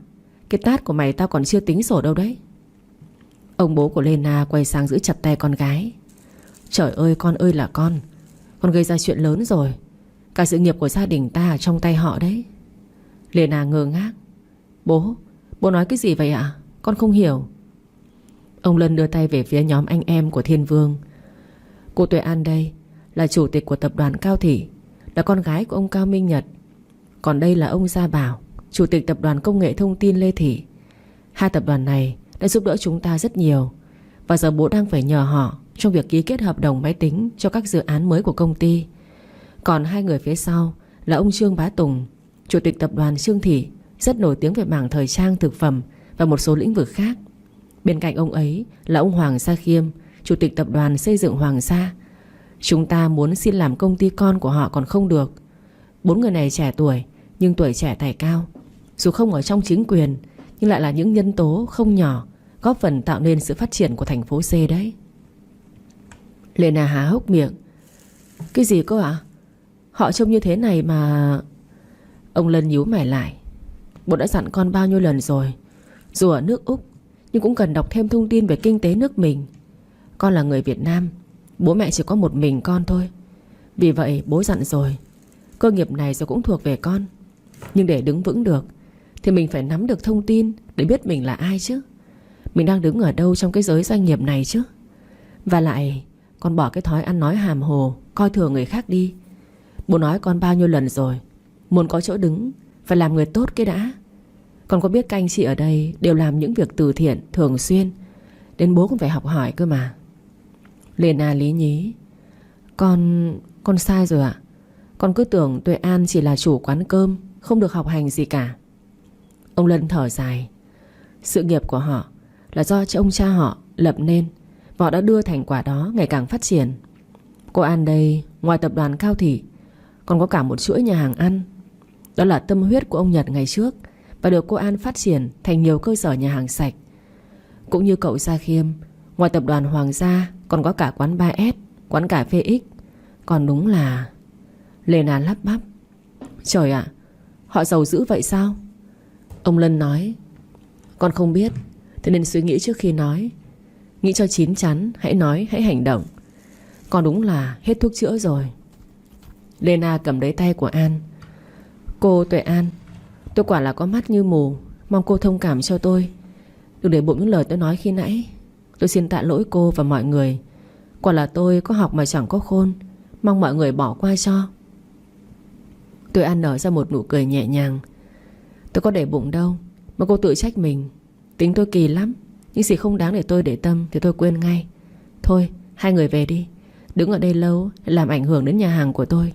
Chúng tôi cũng có việc phải đi đây. Ông Lân lắp ba lắp bắp. Cô An, còn hợp đồng... An nói. Ông Lân, tính tôi công tư phân minh. Hợp đồng thì tôi sẽ xem xét. Còn ký kết hay không thì trợ lý của tôi sẽ báo cho ông sau nhé. Bên Lê Thị cũng thế thôi. Hai tập đoàn chúng tôi như anh em trong một nhà, nương tựa vào nhau, cùng sống cùng phát triển. Chắc ông Gia Bảo cũng cùng suy nghĩ với tôi. Sodic gật đầu. Đúng rồi đấy. Tôi cũng sẽ xem xét hợp đồng của ông. Tôi cũng sẽ bảo trợ lý báo sớm cho ông. Sodic nói xong thì cùng mọi người ra về. Họ đi được một quãng nhưng vẫn nghe tiếng ông Lân trách móc con gái và tiếng khóc thút thít của Lena. Vương chở An về nhà. Cô nói. Xin lỗi em, bạn của anh làm em phải suy nghĩ. Cà chua cười tươi tắn. Không sao. Dù có là người yêu cũ của anh đi chăng nữa, em cũng chẳng quan tâm đâu. Người ta nói trẻ người mới non dạ. Nhưng câu đó không đúng với chị này. Chắc là chị ấy được cưng chiều thái quá từ nhỏ. Thiên Vương mở cửa cho An rồi nói. Cho anh nghỉ ngơi một lát nhé. Lát nữa anh tới bệnh viện luôn. Cô gật đầu. Dạ anh vào nhà đi. Nhà em nhiều phòng mà. Chiều nay em cũng lên tập đoàn để giải quyết khá nhiều công việc. Vương nói. Em nhớ giữ sức khỏe đấy. Dạ dày của em không tốt đâu. Cà chua tự nhiên thơm lên má của Kem rồi nhoẻn cười. Em biết rồi. Có chồng tương lai là bác sĩ, chả lo. Bác sĩ Kem kéo cà chua vào lòng của mình, ôm cô thật chặt, rồi ngoan ngoãn ngủ phòng cạnh bên phòng cô, không dám đòi hỏi thêm điều gì. Trước khi đóng cửa phòng, anh còn nháy mắt. Anh ngoan không? Nhớ thưởng cho anh đấy nhé. Cà chua cười lớn. Hiện tại thì bác sĩ khá ngoan đấy. Tối nay em sẽ thưởng cho bác sĩ một bữa ăn. Chịu không? Vương ra dấu ok, rồi lại giờ nghỉ ngơi. Điện thoại của anh báo một loạt tin nhắn của Lena xin lỗi và giải thích. Kem chỉ nhắn tin lại 3 chữ không có gì, rồi định tắt máy thì chợt tin nhắn của Lena vang lên. Thực ra tôi có việc quan trọng muốn nhờ cậu. Thiên Vương cau mày suy nghĩ. Cô ta định nhờ vả gì thế nhỉ? Ngoài nghiệp vụ ngành y, anh có thể làm được gì mà nhờ? Hay là Lena định nhờ mối quan hệ giữa Vương với những người trong nhóm anh em để giúp đỡ gia đình cô ta? Vương nhắn tin lại. Tôi giúp được gì? La vội vàng nhắn. Tôi có việc quan trọng, chúng ta có thể gặp nhau không? Vương nhắn ngay. Không cần, cậu cứ nhắn tin là được. Nếu giúp được thì tôi sẽ giúp, không thì thôi. Lena vừa cười vừa nhắn. Cậu sợ chủ tịch Tuệ An ghen à? Yêu con gái nhà giàu cũng mệt nhỉ? Vương nói. Anh không có thời gian để ghen đâu. Và lại yêu mà không tin tưởng thì không nên bắt đầu làm gì. Vì tôi cũng bận nên không nhất thiết phải gặp. Lena gật đầu. Vậy tôi gọi điện thoại được không? Vì chuyện này nhắn tin không hay lắm. Nó hơi tế nhị. Vương nhắn lại. Được, nhưng gọi sau 2 giờ nhé. Bây giờ tôi nghỉ một chút đã. Anh nhắn xong thì tắt máy nghỉ ngơi.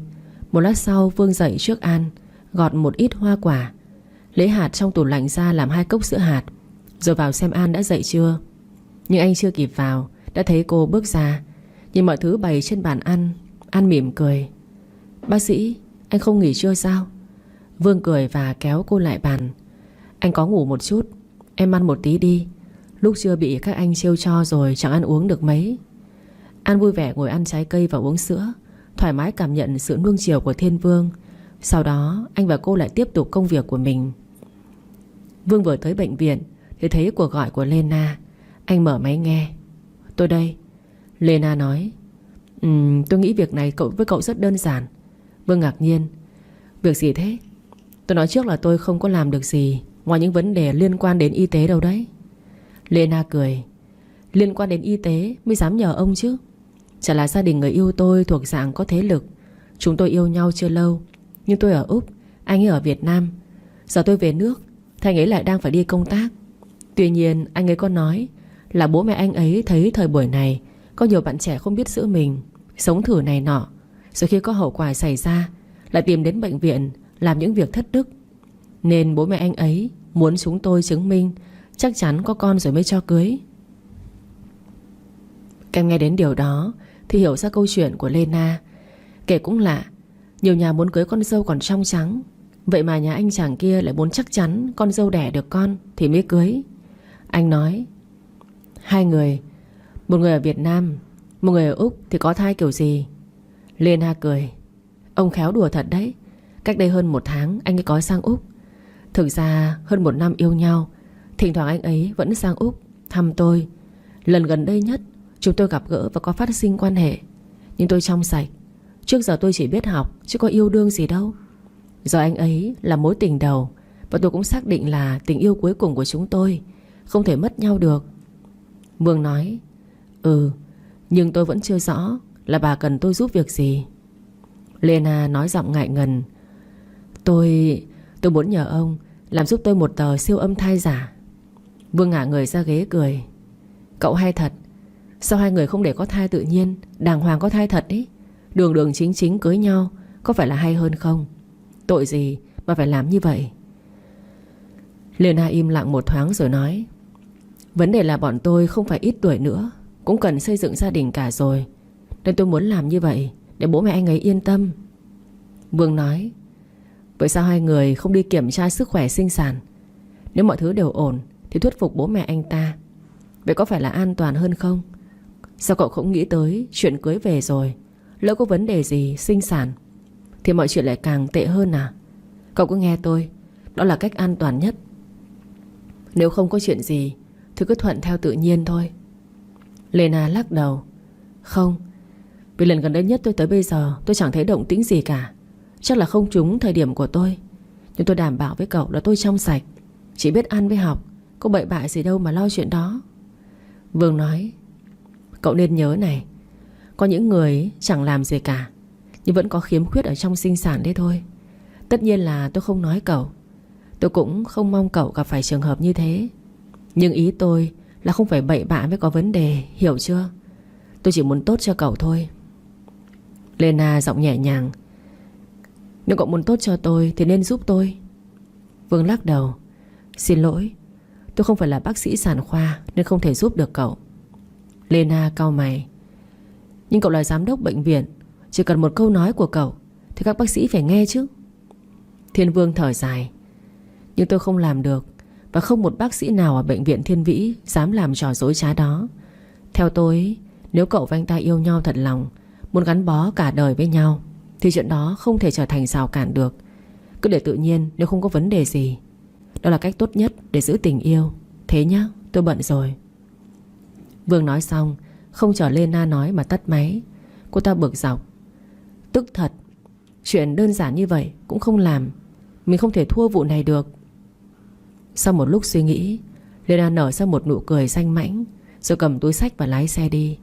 Cô ta dừng trước một phòng khám tư và bước vào.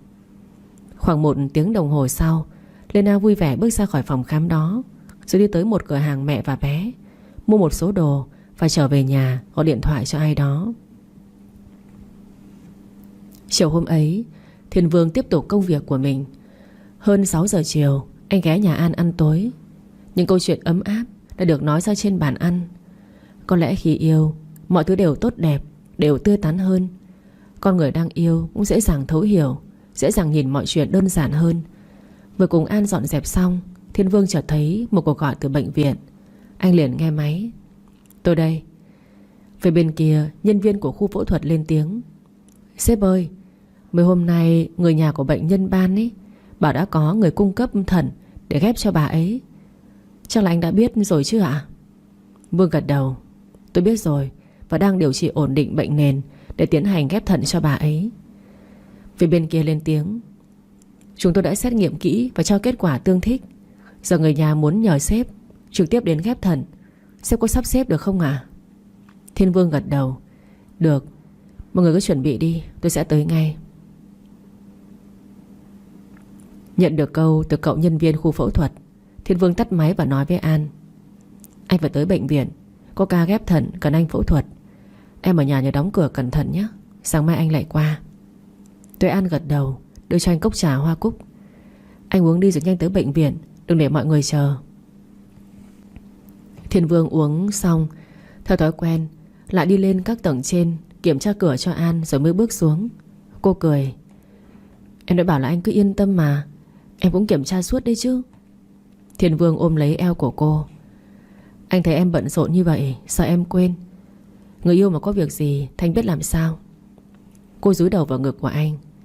Em không sao hết đâu mà. Thiên Vương thơm lên trán cô rồi lái xe tới bệnh viện. Trong lòng của anh rất vui, vì bà Ban là một bệnh nhân khá đặc biệt của anh. Bà đã từng được bố anh ghép thận cách đây hơn 10 năm. Nhờ ơn trời, bà sống rất bình yên. Gia đình bà khá giả, con cái có của ăn của để.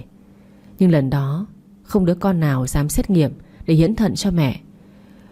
Bố Thiên Vĩ phải hỏi rất nhiều nơi để có quả thận tương thích với bà. Con cái của bà sẵn sàng bỏ tiền ra để mua, chứ không hiến tặng. Dù vậy, việc bà sống hơn 10 năm sau ca ghép thận là một kỳ tích rồi. Lần này bà lại bị suy thận. Và sau các lần thăm khám, xét nghiệm, Thiên Vương đã chỉ định ghép thận lần thứ 2. Cũng như lần trước, con cháu bà Ban nói sẵn sàng chi tiền chứ không hiến tặng. Tuy nhiên do anh đã hỏi nhiều nơi nhưng không có thận tương thích với bà. Anh vừa rất lo lắng, lại vừa bực lũ con bất hiếu của bà. Nhưng đó là lựa chọn của họ, anh không dám có ý kiến. Cách đây mấy ngày, vừa nghe tin có người hiến thận cho bà, anh đã rất vui. Ca phẫu thuật này khó khăn hơn so với những bệnh nhân khác. Trong quá trình chờ xét nghiệm, Vương đã cho bà dùng nhiều thuốc chống thải ghép, thuốc chống đông máu, thuốc kiểm soát huyết áp. Mấy ngày trước, bà còn bị chảy máu tiêu hóa, nên việc ghép thận đã tạm hoãn. Bà Ban được chăm sóc kỹ càng, điều trị ổn định các bệnh nền trước, sau đó mới ghép thận. Họ gọi cả đêm cũng đúng, vì phẫu thuật càng sớm càng tốt mà. Thiên Vương đến bệnh viện, nhanh chóng thay áo blue rồi tới khu phẫu thuật. Mọi thứ đã sẵn sàng. Nhưng khi ca ghép thận bắt đầu, Vương nhận thấy tĩnh mạch và động mạch của bà Ban bị dính vào nhau. Phẫu tích vô cùng khó khăn. Nếu không tách được mạch máu thì không thể khâu nối ghép quả thận mới vào. Bà lại cao tuổi, thể trạng yếu. Phòng phẫu thuật chỉ 16 độ C mà Vương và ekip toát cả mồ hôi. Ca mổ kéo dài tận 3 tiếng rưỡi đồng hồ. 10 giờ 30 phút, Vương mới bước ra khỏi khu phẫu thuật, thông báo cho con cháu bệnh nhân đang chờ ở ngoài và hướng dẫn họ cách chăm sóc bà. Giỏ dúi một chiếc phong bì dày cộm, nhưng Vương nhất quyết không nhận mà xin phép ra về. Thời đã muộn, anh về nhà riêng của mình chứ không qua nhà của An. Anh thấy tin nhắn của cô. Khi nào bác sĩ phẫu thuật xong thì nhắn tin cho em nhé. Giờ cô đã đi nghỉ nên anh nhắn lại. Anh xong rồi, thế khuya nên anh về nhà luôn. Sáng mai anh sẽ qua nhà em. Vương còn chụp cánh cổng nhà mình để báo cho An biết rằng anh đã về tới nhà. Nhưng cô chưa ngủ. Một lúc sau anh đã thấy tin nhắn của cô. Anh nghỉ ngơi đi, yêu anh. Vương mỉm cười gửi cho cô một nụ hôn cùng những dòng chữ: Em ngủ ngon nhé, yêu cà chua của anh. Sáng hôm sau vừa ăn sáng với cà chua xong, đang định chở cô đến tập đoàn thì Vương thấy Thành nhắn tin vào nhóm anh em: Anh đã về rồi. Tin nhắn ngắn gọn ấy đã tạo nên một hiệu ứng đặc biệt. Sonic nói: Nay anh Thành có quà cho mọi người hay sao mà thông báo trịnh trọng thế? Bình thường anh đi công tác về có nói gì đâu. Bơ cũng xen vào: Hay là anh sắp cưới vợ, anh với anh Kem là đám cưới một lần luôn đi. Bọn em bỏ chung phong bì, về hai bên tự chia nhau nhé. Sa Khiêm hồ hởi: Hay là hôm trước anh bỏ lỡ bữa tiệc giới thiệu người yêu của anh Kem, nên hôm nay muốn ăn kem bù. Sa Khiêm còn gắn tên Thiên Vương vào. Anh nhàn nhã soạn tin: Ok thôi, nếu không có ca phẫu thuật đột xuất thì em luôn sẵn sàng. Mời anh Vương Thành. Sonic nhắn: Hôm trước anh Thành mà có mặt á, thì vụ chị già kia vui nhộn hơn. Vương Thành nói: Vụ chị già nào vậy? Anh đang có chút chuyện vớ vẩn nhưng lại phiền phức đây. Thiên Vương hỏi: Vậy à? Thế bọn em đoán sai rồi. Có vụ gì về anh? Vương Thành sầu não: Có một con nhỏ ất ơ đi du học về và đem một tờ giấy siêu âm thai đến nhà anh, bảo là nó có thai với anh. Đi du học về, giấy siêu âm thai. Những từ đó đánh thẳng vào đại não của Thiên Vương, khiến mọi suy nghĩ của anh quy về một cái tên: Lena. Dĩ nhiên là mọi người trong nhóm không biết chuyện cô ta nhờ Vương, và anh cũng không thèm làm điều đó. Nhưng ở thành phố C này, phòng khám tư nhân nhan nhản, Có thể Lena sẽ bỏ tiền để làm một cái giấy khám thai ở phòng khám khác. Đúng rồi, cách đây hơn 1 tháng anh Vương Thành có đi Úc. Chẳng lẽ anh ấy yêu Lena trong bóng tối ư? Không phải, anh ấy đâu thể giấu giếm điều này. Và lại gia đình của chú Vương Thăng và cô Tường Vi cũng đâu có kiểu yêu cầu như Lena kể với Vương. Hay đây chỉ là sự trùng hợp nhỉ? Nhưng đó chỉ là suy nghĩ của Vương. Còn hội anh em thì bàn tán sôi nổi. Sonic nói: vậy là anh sắp có cả trâu cả nghé. Bơi xen vào: anh giấu cả bọn em ư? Ghê thật. Gia Khiêm cũng đế thêm: cứ chậm mà chắc anh nhỉ. Cảnh Khang nói: rồi chú Vương Thăng tổ chức ăn mừng hay sao anh? Kem lần lượt đọc bình luận của mọi người và chờ Phương Thành nói ra rõ rệt hơn. Cuối cùng Vương Thành nhắn tin: bố mẹ anh hôm qua chưa về, nhưng trưa nay sẽ về. Anh có yêu cô ta đâu mà giới thiệu với mọi người chứ. Sonic ngạc nhiên: vậy là anh bị gài à? Vương Thành nhắn tin: gài, nhưng là gài ngu. Anh già chứ đầu óc vẫn còn minh mẫn lắm. Nó mê anh lâu rồi, nhắn tin gọi điện suốt. Mà anh ghét kiểu con gái như nó. Kiểu nó cứ giả nai, ra dáng tiểu thư, nên anh có liên lạc với nó đâu. Cách đây hơn 1 tháng anh có sang Úc vì công việc. Tình cờ nhìn thấy nó, rồi có ngồi uống cà phê thôi. Cảnh Khang trầm ngâm: nếu chỉ có như vậy, sao cô đó dám đưa giấy khám thai đến nhà anh được? Anh có kể sót chi tiết nào không đấy? Vương Thành lắc đầu: không hề sót.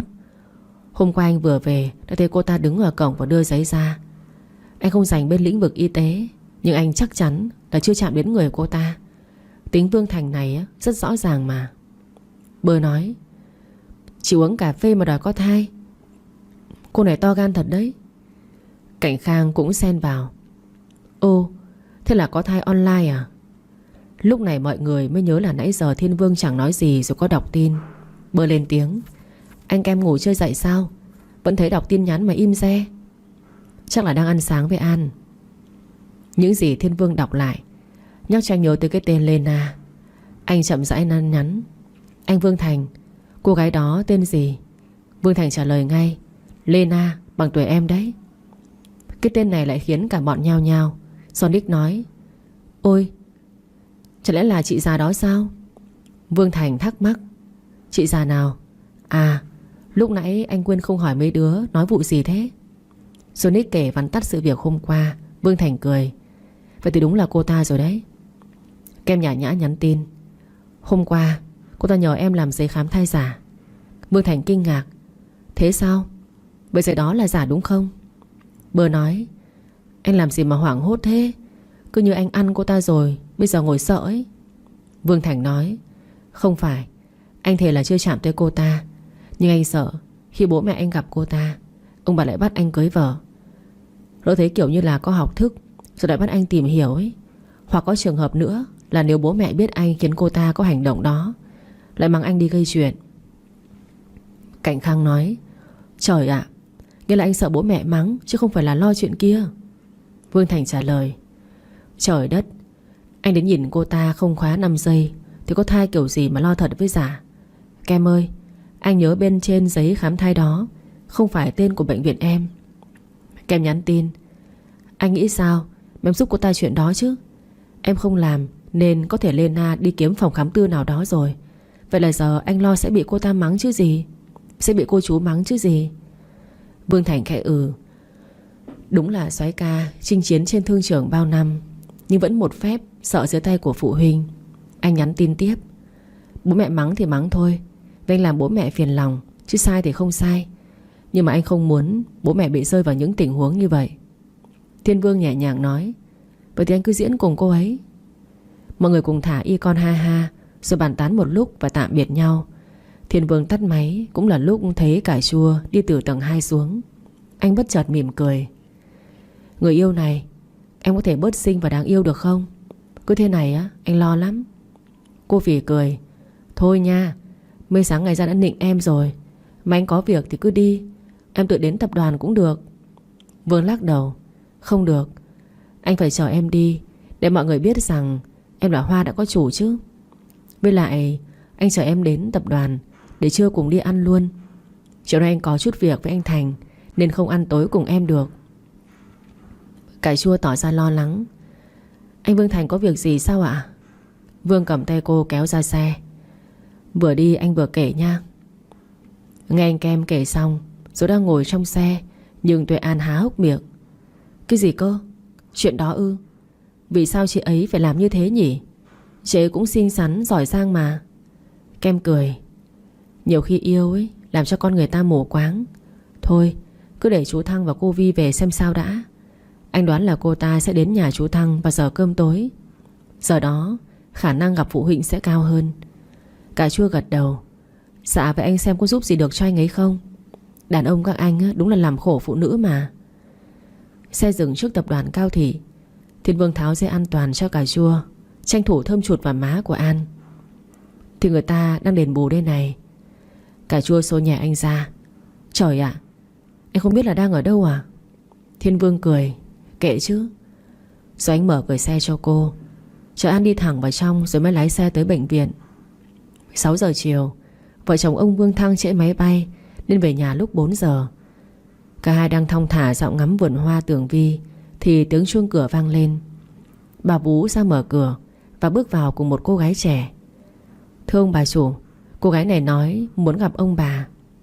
Ông Vương Thăng nghe tiếng chào thì nhìn cô gái trước mặt rồi nói: Cháu gặp hai bác có việc gì sao?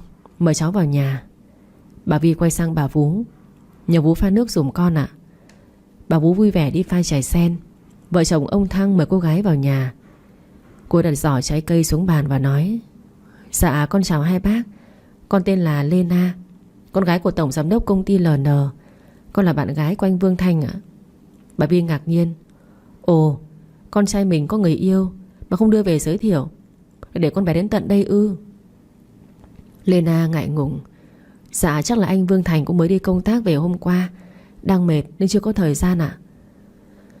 Ông Thăng ngơ ngác: Thế hai đứa yêu nhau lâu chưa? Lena vén tóc e thẹn: Dạ được hơn 1 năm rồi ạ. Ông Thăng nhìn sang vợ: Trời, cái thằng này có bị làm sao không nhỉ? Giấu gì mà giấu kỹ thế? Yêu hơn 1 năm mà không dẫn con gái nhà người ta về ra mắt. Nó muốn bố mẹ đau tim hay gì? Lena nói: Dạ không ạ. Con học ở Úc 7 năm rồi, nay mới về được vài ngày thôi. Bà Vi cười: Thảo nào nhìn cái là biết, người lắm chữ. Cái thằng tệ thật. Chắc Tết hay hè con cũng phải về thăm nhà chứ nhỉ? Lena cười: Dạ con có về, nhưng ít ngày lại đi, bởi vì con muốn chuyên tâm học cho xong rồi mới tính chuyện khác. Bố mẹ chỉ có một mình con, nên con cũng muốn học tập trọn vẹn để về tiếp quản công ty gia đình, để bố con được dưỡng già. Bà Vi nhẹ nhàng: Ái chà, con bé vừa xinh xắn vừa có học thức lại còn hiếu thảo. Thằng Thành có phước ghê. Rồi hôm nay con đến đây ra mắt đúng không? Con gái bây giờ mạnh bạo thật. Lena cúi mặt thẹn thùng: Dạ con đến chào hai bác, với lại con cũng có chút chuyện hơi tế nhị. Ông Thăng nói: Cháu cứ trình bày. Lena mở túi xách, lấy ra một tờ giấy rồi nói: Dạ, chả là cách đây 2 tháng anh Thành có sang Úc công tác và thăm con.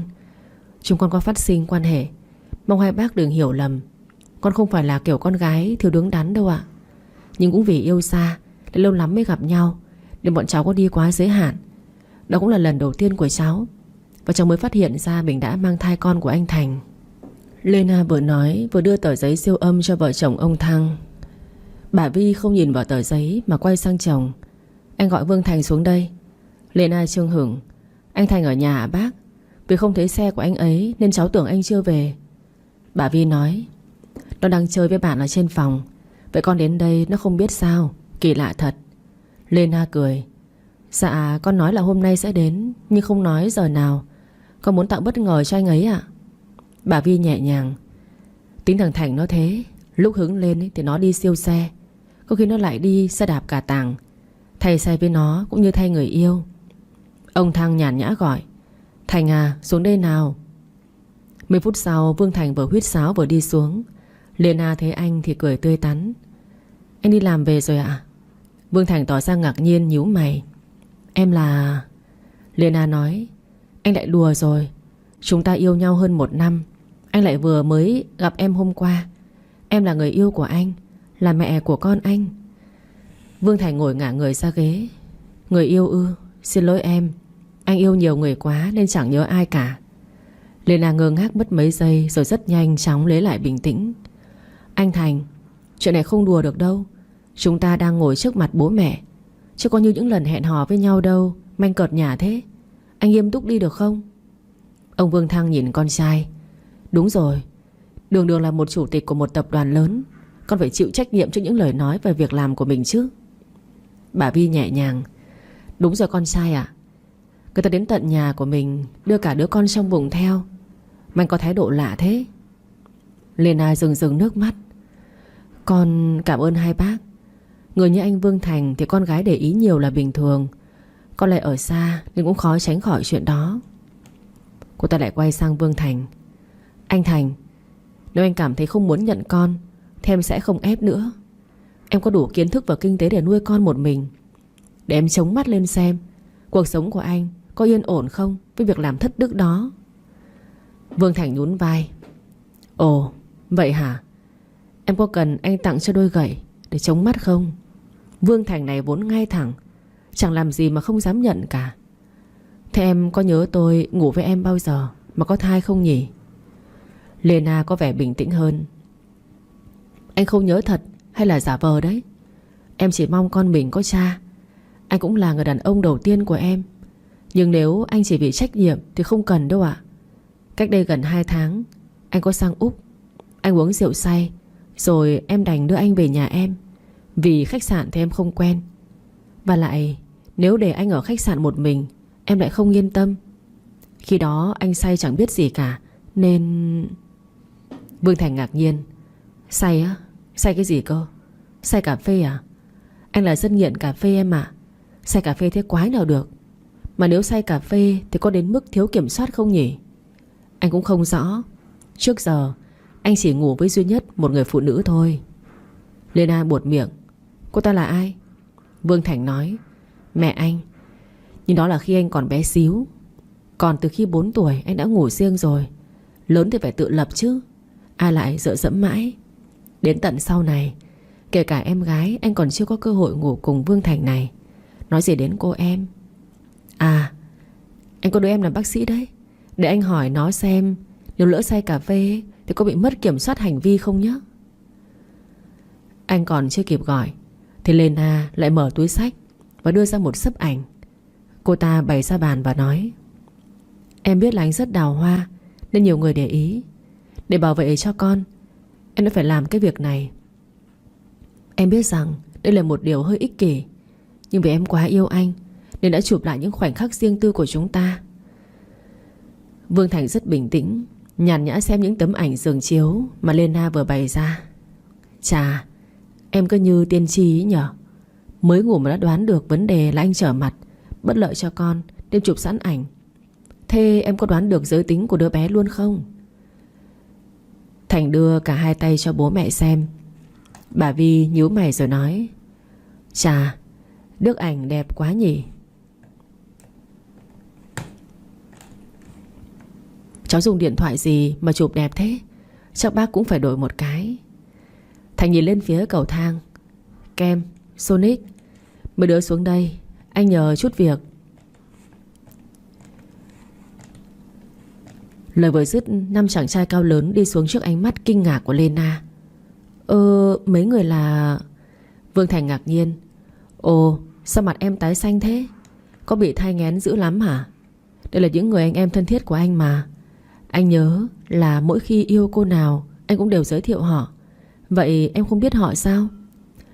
Ông Thăng đưa mấy tấm ảnh cho Sonic. À Sonic, coi xem mấy tấm ảnh này đẹp ghê. Sử dụng công nghệ gì mà đẹp thế nhỉ? Sonic cầm mấy tấm ảnh rồi nói. Đây là công nghệ Photoshop chú ạ. Cái này đơn giản. Giờ chú muốn ngồi nhậu với tài tử điện ảnh nào hay võ sư ngổ nổi tiếng nào, con ghép cho. Còn chân thực hơn thế này nhiều. Con là dân công nghệ thông tin mà chú. Ghép ảnh dĩ nhiên là giỏi hơn tiến sĩ kinh tế rồi. Ông Thăng nói nhanh. Vậy con ghép cho chú một tấm ảnh ngồi ăn với diễn viên Thành Long được không? Sonic cười. Sời, chuyện quá đơn giản mà chú. Nhưng chú nhớ này, để trong máy ngắm thôi nha, đừng có đăng lên mạng xã hội. Vì dẫu có chân thực đến mấy thì cũng là hình giả, đi tù như chơi đấy ạ. Ông Thăng cười. Dĩ nhiên rồi, Chú già rồi nhưng vẫn còn minh mẫn và mắt còn tỏ lắm. Giả thật sao qua được mắt của chú. Lena không nói được câu gì, vội đứng dậy lắp bắp. Dạ con xin phép ạ. Bà Vi giọng ngọt như mía lùi. Ấy sao lại thế? Con đến rồi thì ngồi nói chuyện rồi dùng bữa tối với gia đình ta đã chứ. Mấy khi hai bác nói chuyện với thai phụ nhiều chữ. Nhân tiện Kem đưa nó đi khám xem cháu nội của chúng ta có khỏe không đã. Bá Tùng nhàn nhã ngồi xuống. Chúc mừng cô chú nhé, được cả trâu lẫn nghé luôn. Rồi con trai ông bái trọng nhìn sang Cảnh Khang. À em rể này, nếu làm giả giấy tờ ấy thì phạt thế nào nhỉ? Cảnh Khang cầm tờ giấy siêu âm thai rồi nói. Để em làm việc với phòng khám này trước đã, chắc cũng mất khá khá đấy. Lena vội giật tờ giấy siêu âm trên tay của Cảnh Khang, vừa vội xấp ảnh và chạy thẳng ra ngoài. Bà Vi nói với theo. Từ từ thôi con ơi, kẻo ảnh hưởng đến cháu nội của ta. Sao có thai mà bất cẩn vậy? Sa Khiêm cũng nói vào. Bình tĩnh đi chị Dâu Hột ơi, chị em mình còn chưa nói chuyện mà. Em sẽ không kể với mọi người là tối qua chị tới quán bar của em quẩy đâu nhé. Lena còn chưa kịp xỏi dép vào chân, cầm xấp giấy tờ, vơ vội đôi dép bệt mới mua hôm qua và chạy thẳng ra cổng. Cô ta đi rồi, bà Vi vẫn giọng tiếc rẻ. Con dâu ơi. Vương Thành thở dài nhìn bà. Mẹ ơi, thoát vai được rồi đấy, mẹ diễn sâu quá. Bà quay lại nguyết con. Con với cái già từng này tuổi đầu rồi còn để gái sắt mũi. Mẹ chê nha con. Con học bố con đi, một phát ăn luôn, lấy ngay vợ chuẩn. Ông Thăng nhìn mấy chàng trai trước mặt. Ok, và kịch được diễn xong rồi, thành công ngoài mong đợi, ta vào ăn tối thôi. Sa Khiêm tỏ ra tiếc nuối. Chán thật, con luyện cơ hàm từ trưa đến giờ mà chưa nói năng được gì. Cảnh Khang nói. Thôi, chờ dịp về nhà nói luyện với Quỳnh. Sa Khiêm nhún vai lắc đầu. Dạ thôi, em trả giải.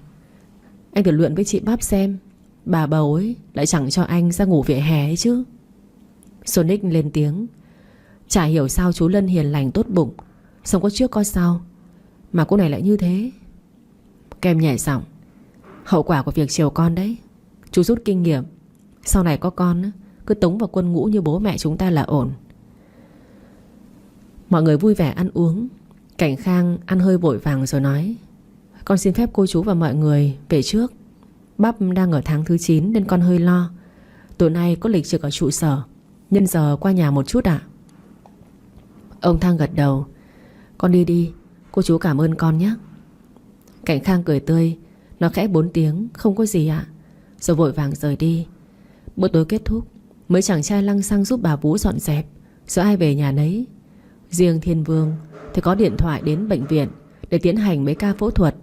Sợ ăn lo nên trước khi vào phòng phẫu thuật, anh đã nhắn tin báo trước cho cô và rủ cô nghỉ ngơi sớm. Sáng hôm sau, Thiên Vương tỉnh dậy sau một đêm với mấy ca phẫu thuật liên tục. Anh chỉ mới chợp mắt được hơn 1 tiếng đồng hồ. Chuông báo đã 6 giờ sáng.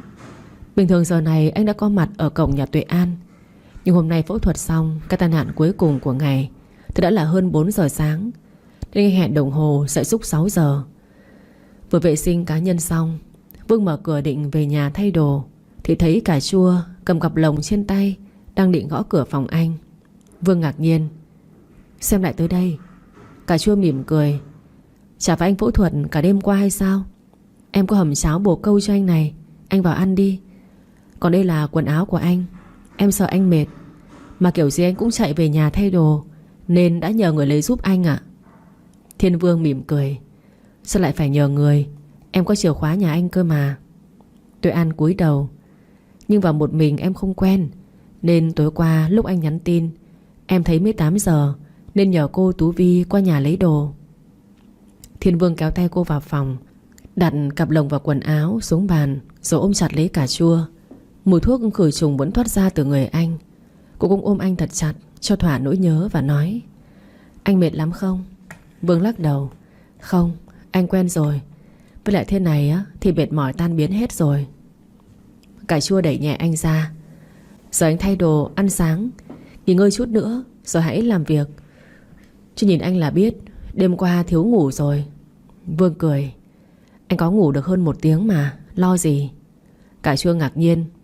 Cái gì cơ? Chỉ hơn 1 tiếng đồng hồ ư? Vương xoa đầu cô. Người này như vậy là bình thường mà em. Cứu người là quan trọng. Cô giục anh đi tắm, còn cẩn thận kiểm tra nước ấm cho anh. Rồi Cải Chua múc cháo ra 2 bát và cho anh ra cùng ăn. Thiên Vương vui vẻ vừa tắm vừa huýt sáo. Mọi mệt mỏi đều tiêu tan nhờ sự tinh tế của cô người yêu dễ thương này. Vừa ăn xong, Vương thấy điện thoại reo lên. Là trợ lý của anh. Anh nghe đây. Phía bên kia một giọng nói vang lên. Sếp ơi, cả đêm anh không ngủ, giờ em có cháo vào nhé. Thiên Vương cười. Không cần đâu, có người phục vụ tận răng rồi. Em cứ làm việc đi. À, anh đang ở phòng, có cần gì cứ gọi. Vương tắt máy. Cải Chua hỏi. Sao thế ạ? Thiên Vương kể về cuộc điện thoại vừa rồi. Cải Chua nói. Trợ lý của anh là phụ nữ hay đàn ông ạ? Vương liếc cô. Không phải đàn ông. Cải Chua vừa dọn dẹp trên bàn vừa nói. À, là phụ nữ. Cô lập gia đình cho anh. Thực ra cô chỉ hỏi han chứ không có ý gì. Nhưng Vương lại ôm lấy eo của cô. Người yêu của anh ghen đấy à? Anh chưa nói xong. Không phải đàn ông mà là con trai. Vì cậu ấy chưa có vợ. Còn anh sẽ sắp được làm đàn ông nhỉ? Cải Chua đỏ mặt, luống cuống đẩy anh ra. Cứ nói linh tinh, ai nghe thấy lại nghĩ sai đấy. Cô ngồi với anh một lát nữa, rồi cầm cặp lồng và quần áo anh thay ra. Tạm biệt anh, trở về nhà trước khi tới tập đoàn. Một ngày mới lại bắt đầu. An tiếp tục công việc của mình. Vậy nhưng sáng nay cô lại tiếp một vị khách không mời mà đến. Lúc đó khoảng 9 giờ sáng, Thiên Vương có gọi cho cô, bảo rằng 11 giờ anh sẽ qua tập đoàn đón cô đi ăn trưa. Đang nghe điện thoại của anh, trợ lý Hoàng Oanh bước vào và nói. Dạ thưa chủ tịch, có người nói là bạn của chị muốn vào gặp ạ. Tuệ An gật đầu, tay vẫn cầm điện thoại. Nghe Thiên Vương nịnh nọt. An đang cười trước những câu trêu chọc của anh thì thấy Hoàng Oanh đưa người bạn đó vào. Chính là Lena. An hơi ngạc nhiên, nhưng vẫn chỉ chiếc ghế cho Lena ngồi rồi nói vào điện thoại. Em biết rồi ạ. 11 giờ anh qua đúng không ạ? Bây giờ em có chút việc rồi. Thiên Vương gửi một nụ hôn gió cho cô rồi nói. Ừ, em làm việc đi, anh yêu em. Tuệ An nói khẽ. Em cũng vậy rồi tắt máy. Tuy nhiên lúc đó một ý nghĩ lóe lên trong đầu của cô. An muốn tạo cho anh một bất ngờ, nên cô đi lại gần phía cửa sổ, cách xa Lena một quãng, và gọi điện báo nhà hàng là một số món mà Thiên Vương thích, rồi nói sẽ qua nhà hàng lúc 11 giờ. Lan Hương có hỏi cô, chị có cần em đưa xe đón tới cửa hàng đợi anh Vương hay không ạ? Nhưng cô trả lời Lan Hương, à không, khoảng 11 giờ rưỡi chị sẽ tự đi đến bệnh viện rồi cùng anh ấy tới đó. Cuộc điện thoại chấm dứt. Cô quay lại với vẻ mặt nghiêm túc, rồi ngồi xuống đối diện với Lena. Chào chị, không biết chị đến gặp tôi có việc gì không ạ? Lena tỏ vẻ bối rối, hai tay nắm chặt vào nhau rồi nói. Chắc là anh Vương đã kể với em chuyện tối qua rồi. An nói. Dạ chưa ạ. Hôm qua anh Vương ở bệnh viện phẫu thuật cả đêm, nên chúng em chưa trò chuyện lại. Và lại nếu không phải là chuyện liên quan đến hai đứa thì chúng em cũng ít khi nói lắm. Mà có chuyện gì vậy chị? Lena vẫn còn bối rối. Vậy chuyện anh Thành em có biết không? Tuệ An vẫn giữ khuôn mặt bình thản. Em có nghe qua, nhưng vẫn chưa hiểu ý chị là gì. Em không có nhiều thời gian, chị thẳng vào vấn đề được không? Lena nhìn An. Chị biết là chị sai. Những việc đó thật là đáng xấu hổ. Nhưng cũng có tuổi rồi, chị yêu quá hóa liều, chứ đó không phải là bản chất của chị đâu. Em đừng nghĩ sai chị nhé. An nhíu mày. Chị Lena này, với em ấy, những chuyện không quan trọng đâu ạ. Vì nó chẳng ảnh hưởng tới cuộc sống, đến công việc của em. Đó là việc cá nhân của chị, và quyết định là ở chị. Hậu quả cũng là chị nhận. Chị nói với em những điều này để làm gì? Lena gượng cười, có vẻ như cô gái mỏng manh ngồi trước mặt không yếu đuối như cô ta nghĩ. Lena đành nói. Việc làm ăn của công ty nhà chị với tập đoàn của em. An cười. Cuối cùng thì chị ta cũng nói ra ý định của mình. Chị Lena này, thực ra chuyện làm ăn ấy không liên quan đến đời tư của chị. trừ trường hợp ảnh hưởng trực tiếp đến doanh thu của công ty thôi.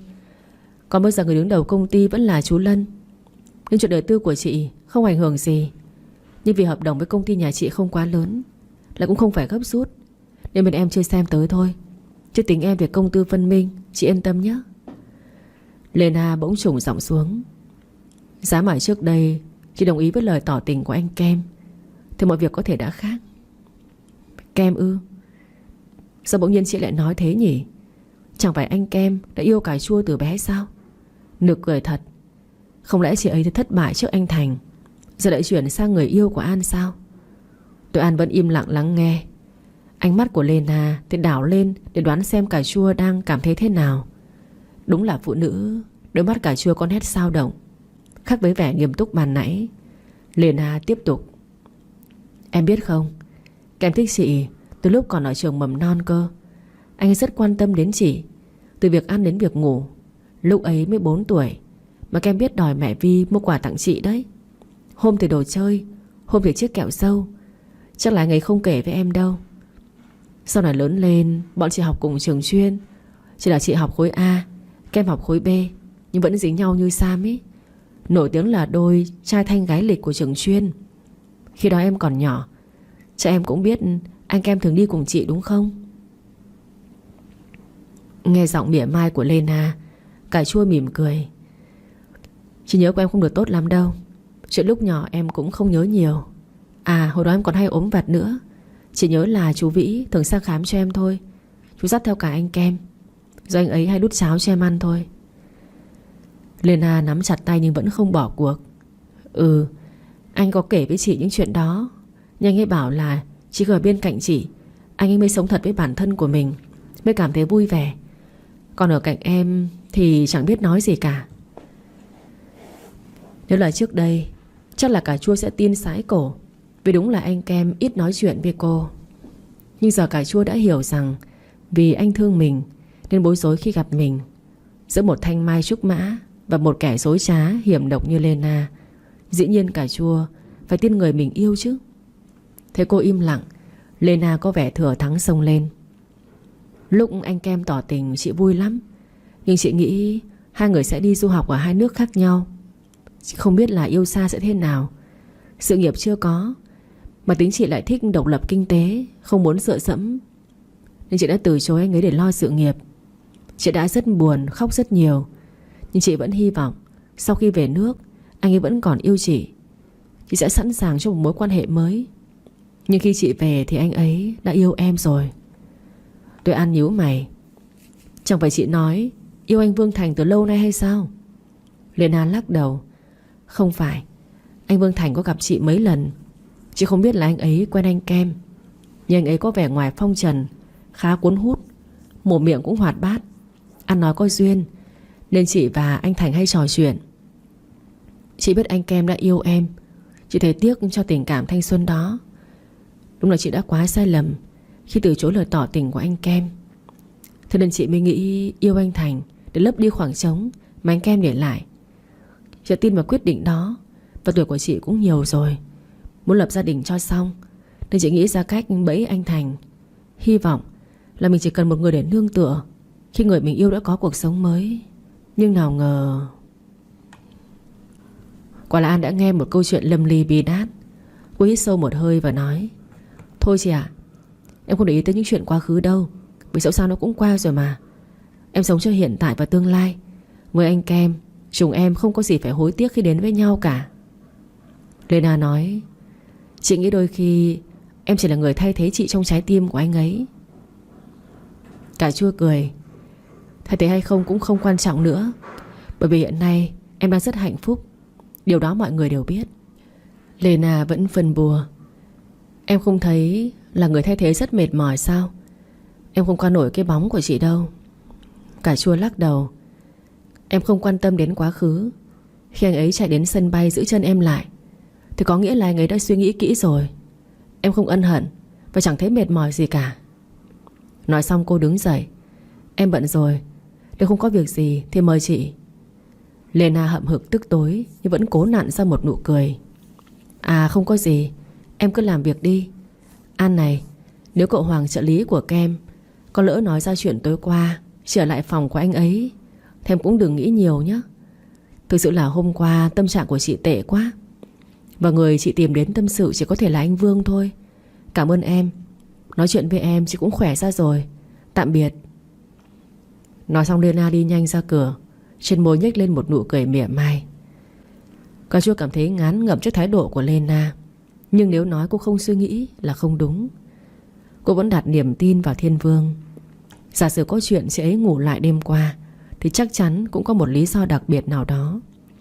Chị ấy ở lại phòng của anh Kem không có nghĩa là ở cùng Kem, vì Thiên Vương cả đêm qua ở trong phòng phẫu thuật cơ mà.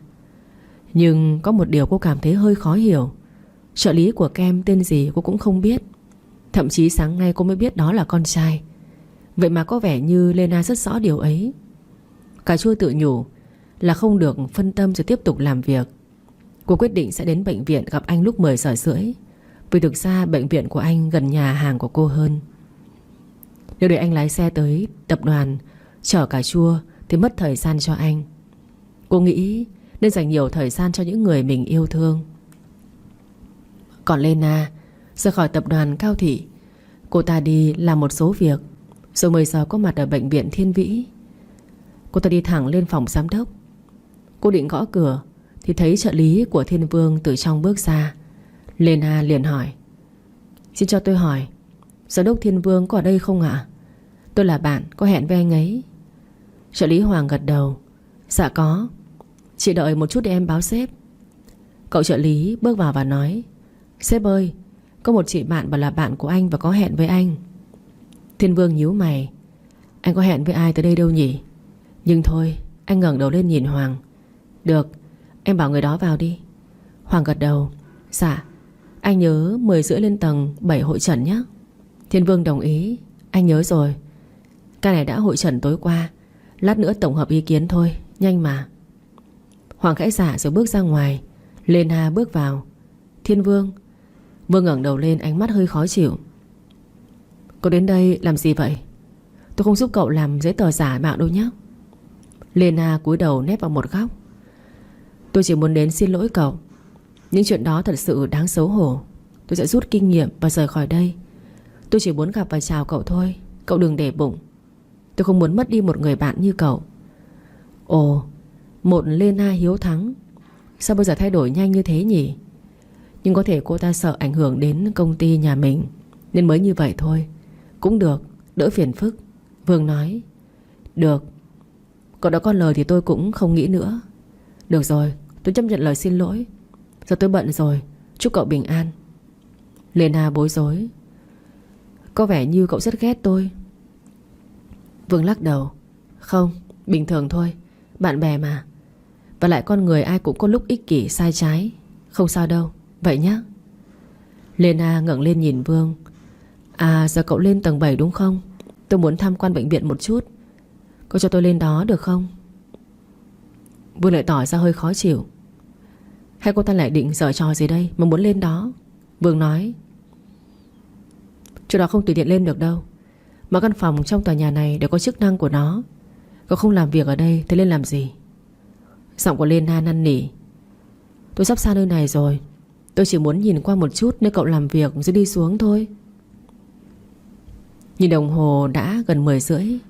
Thiên Vương nghĩ cô ta cũng chẳng làm được gì vì camera lắp khắp nơi, nên anh nhanh chân bước ra cửa và để lại một câu: Tùy cậu. Thiên Vương thẳng đến thang máy đối diện với thang bộ. Vì anh quay lưng với thang bộ nên không để ý Tuệ An đang bước gần đến phòng mình. Tiếng tinh vang lên, thang máy mở cửa.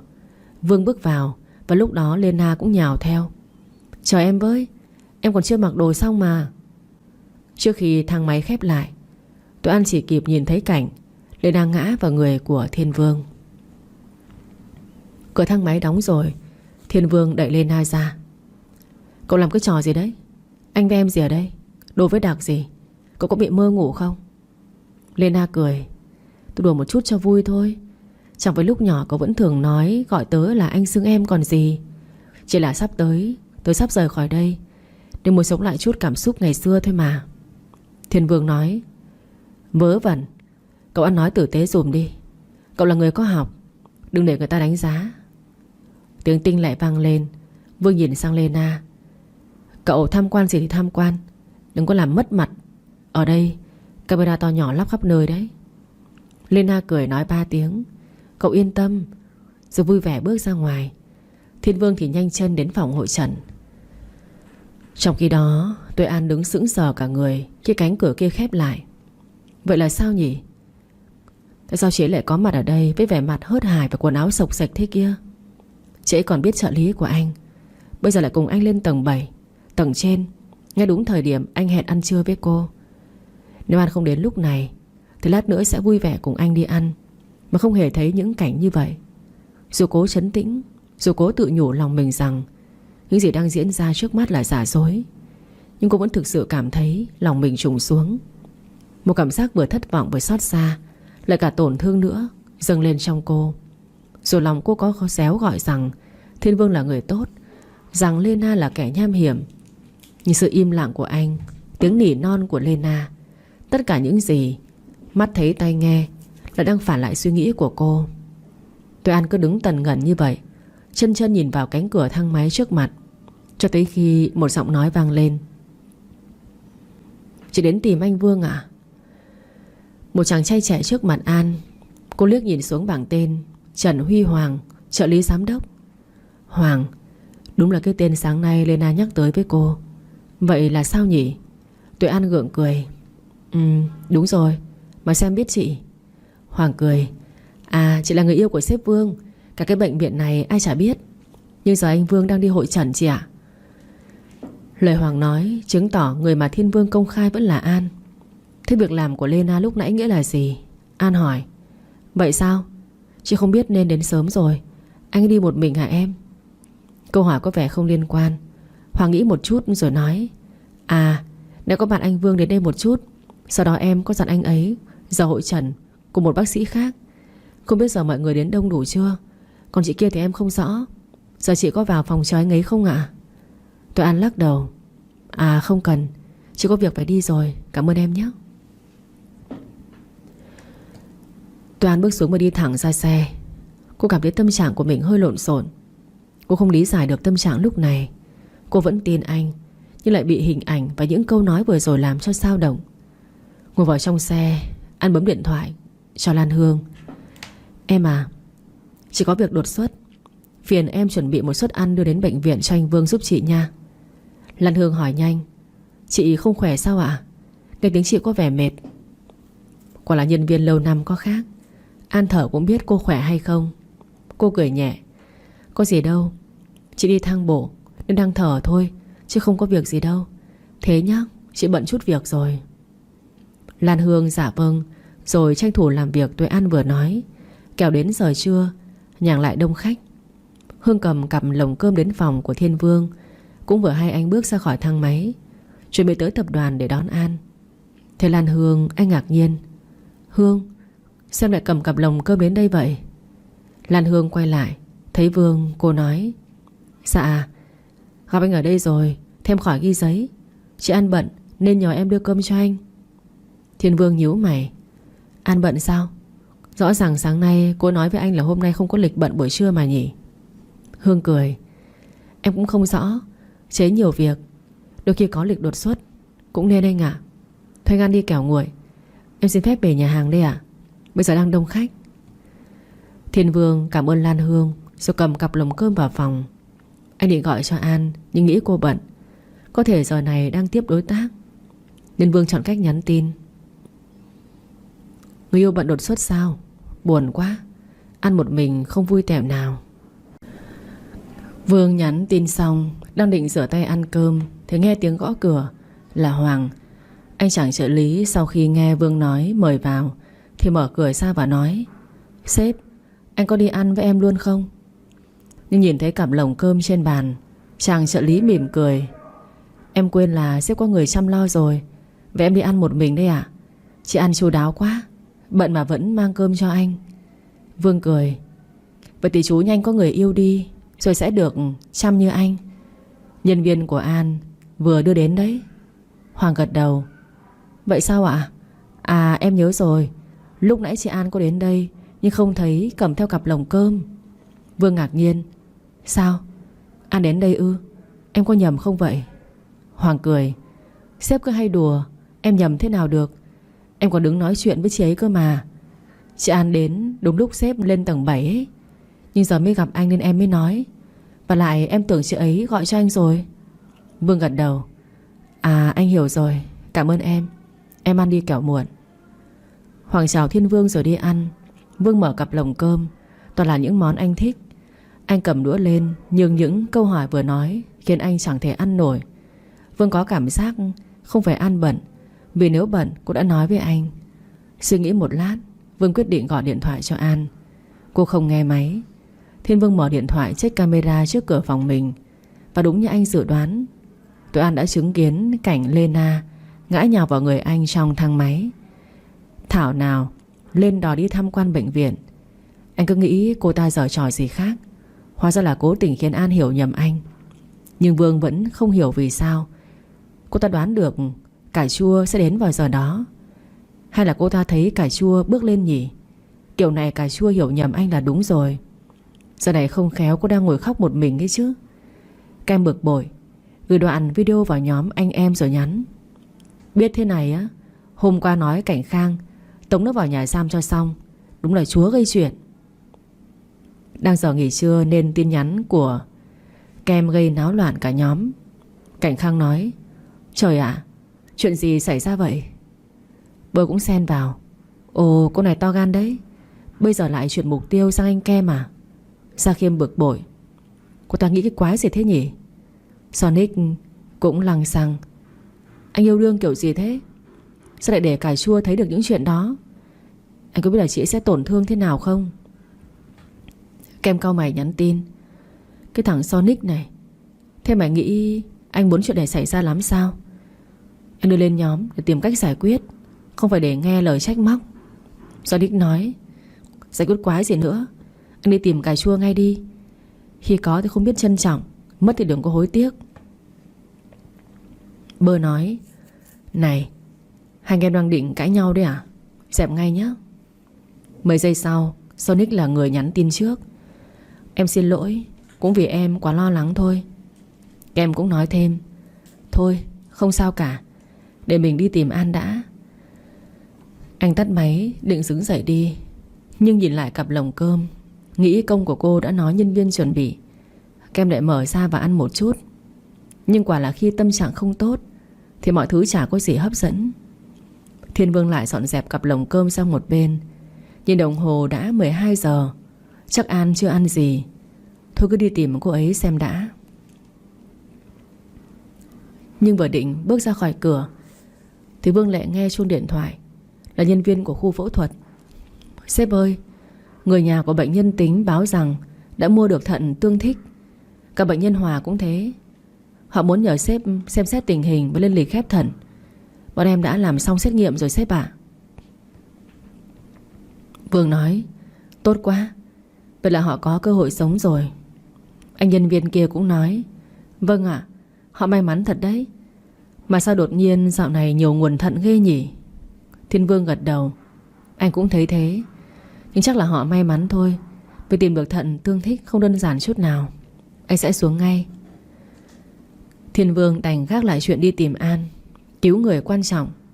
Kem vội vã đi xem tình hình của hai bệnh nhân kia. Có một người đã khá ổn, tình trạng có thể ghép thận ngay, nên Thiên Vương đã tiến hành phẫu thuật luôn. Khi anh xong việc đã hơn 3 giờ chiều, Vương lại tiếp tục với những cuộc hội chẩn đến tận cuối buổi chiều. Cả chiều hôm đó anh vẫn chưa gọi được cho An. Cô ấy không tắt máy, nghĩa là chỉ không nghe điện thoại của Vương thôi. Có lẽ An cần thời gian suy nghĩ. 6 giờ tối, Vương lái xe đến nhà Tuệ An. Cổng đóng, nhưng anh thấy cửa gara lại mở và xe của An ở trong đó. Vì có sẵn điều khiển cổng nên Thiên Vương bấm điều khiển. Cánh cổng mở ra, anh đi vào trong nhà.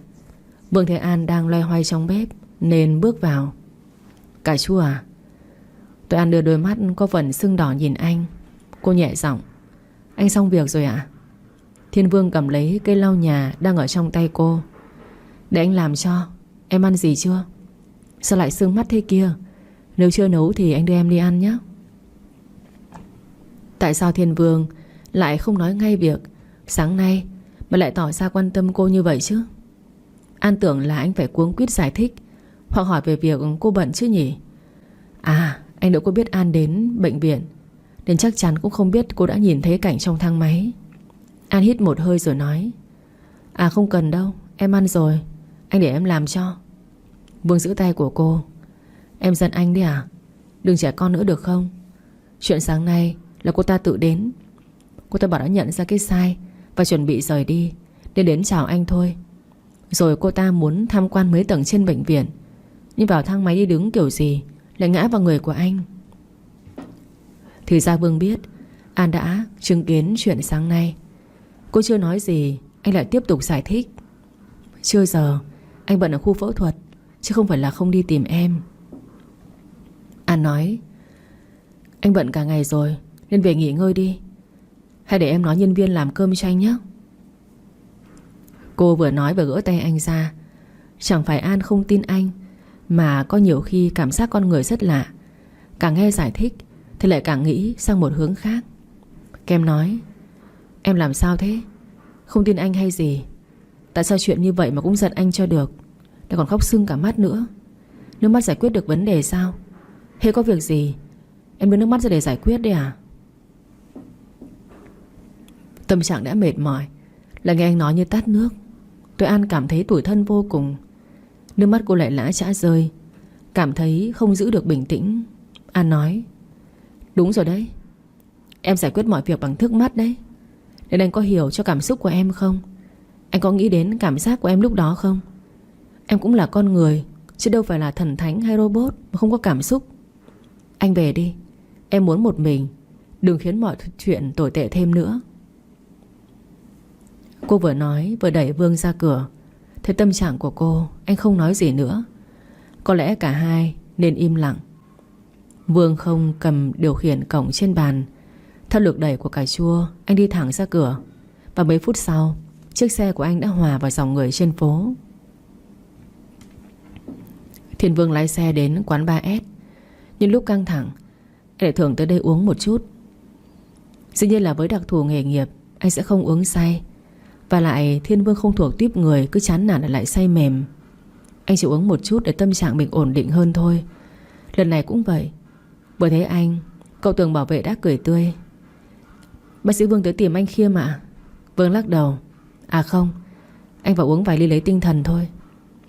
Trường nhìn khuôn mặt khá mệt mỏi của Vương, vội nhanh chân bước vào, nói nhỏ gì đó với nhân viên pha chế, rồi bấm điện thoại gọi cho Chi Vát.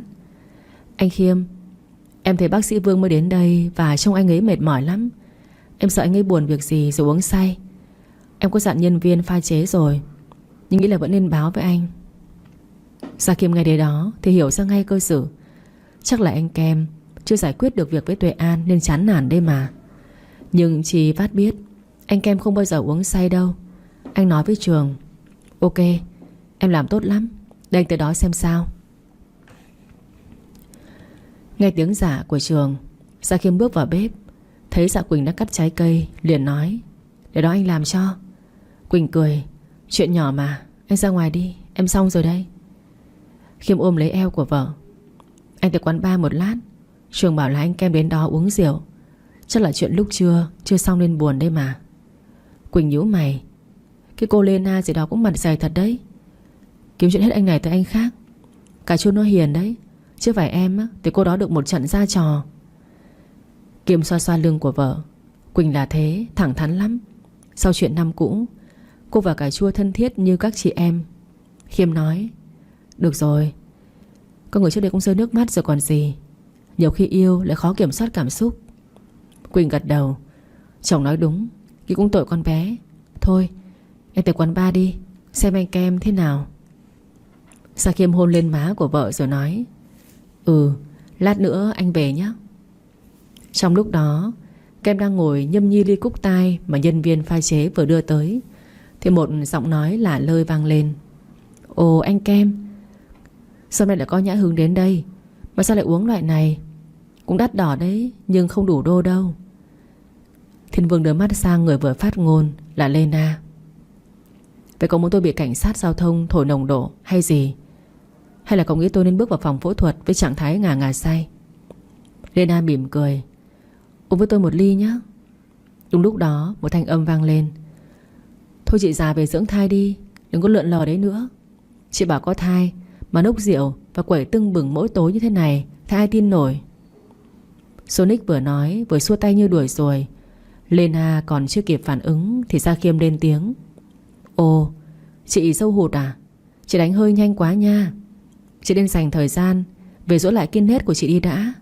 Quán bar của em không tiếp chị được à? Lena trợn mắt nhìn hai người trước mặt, nhưng nào dám nói gì, rồi đủng đỉnh quay lưng bước đi. Sonic ngồi xuống cạnh Thiên Vương.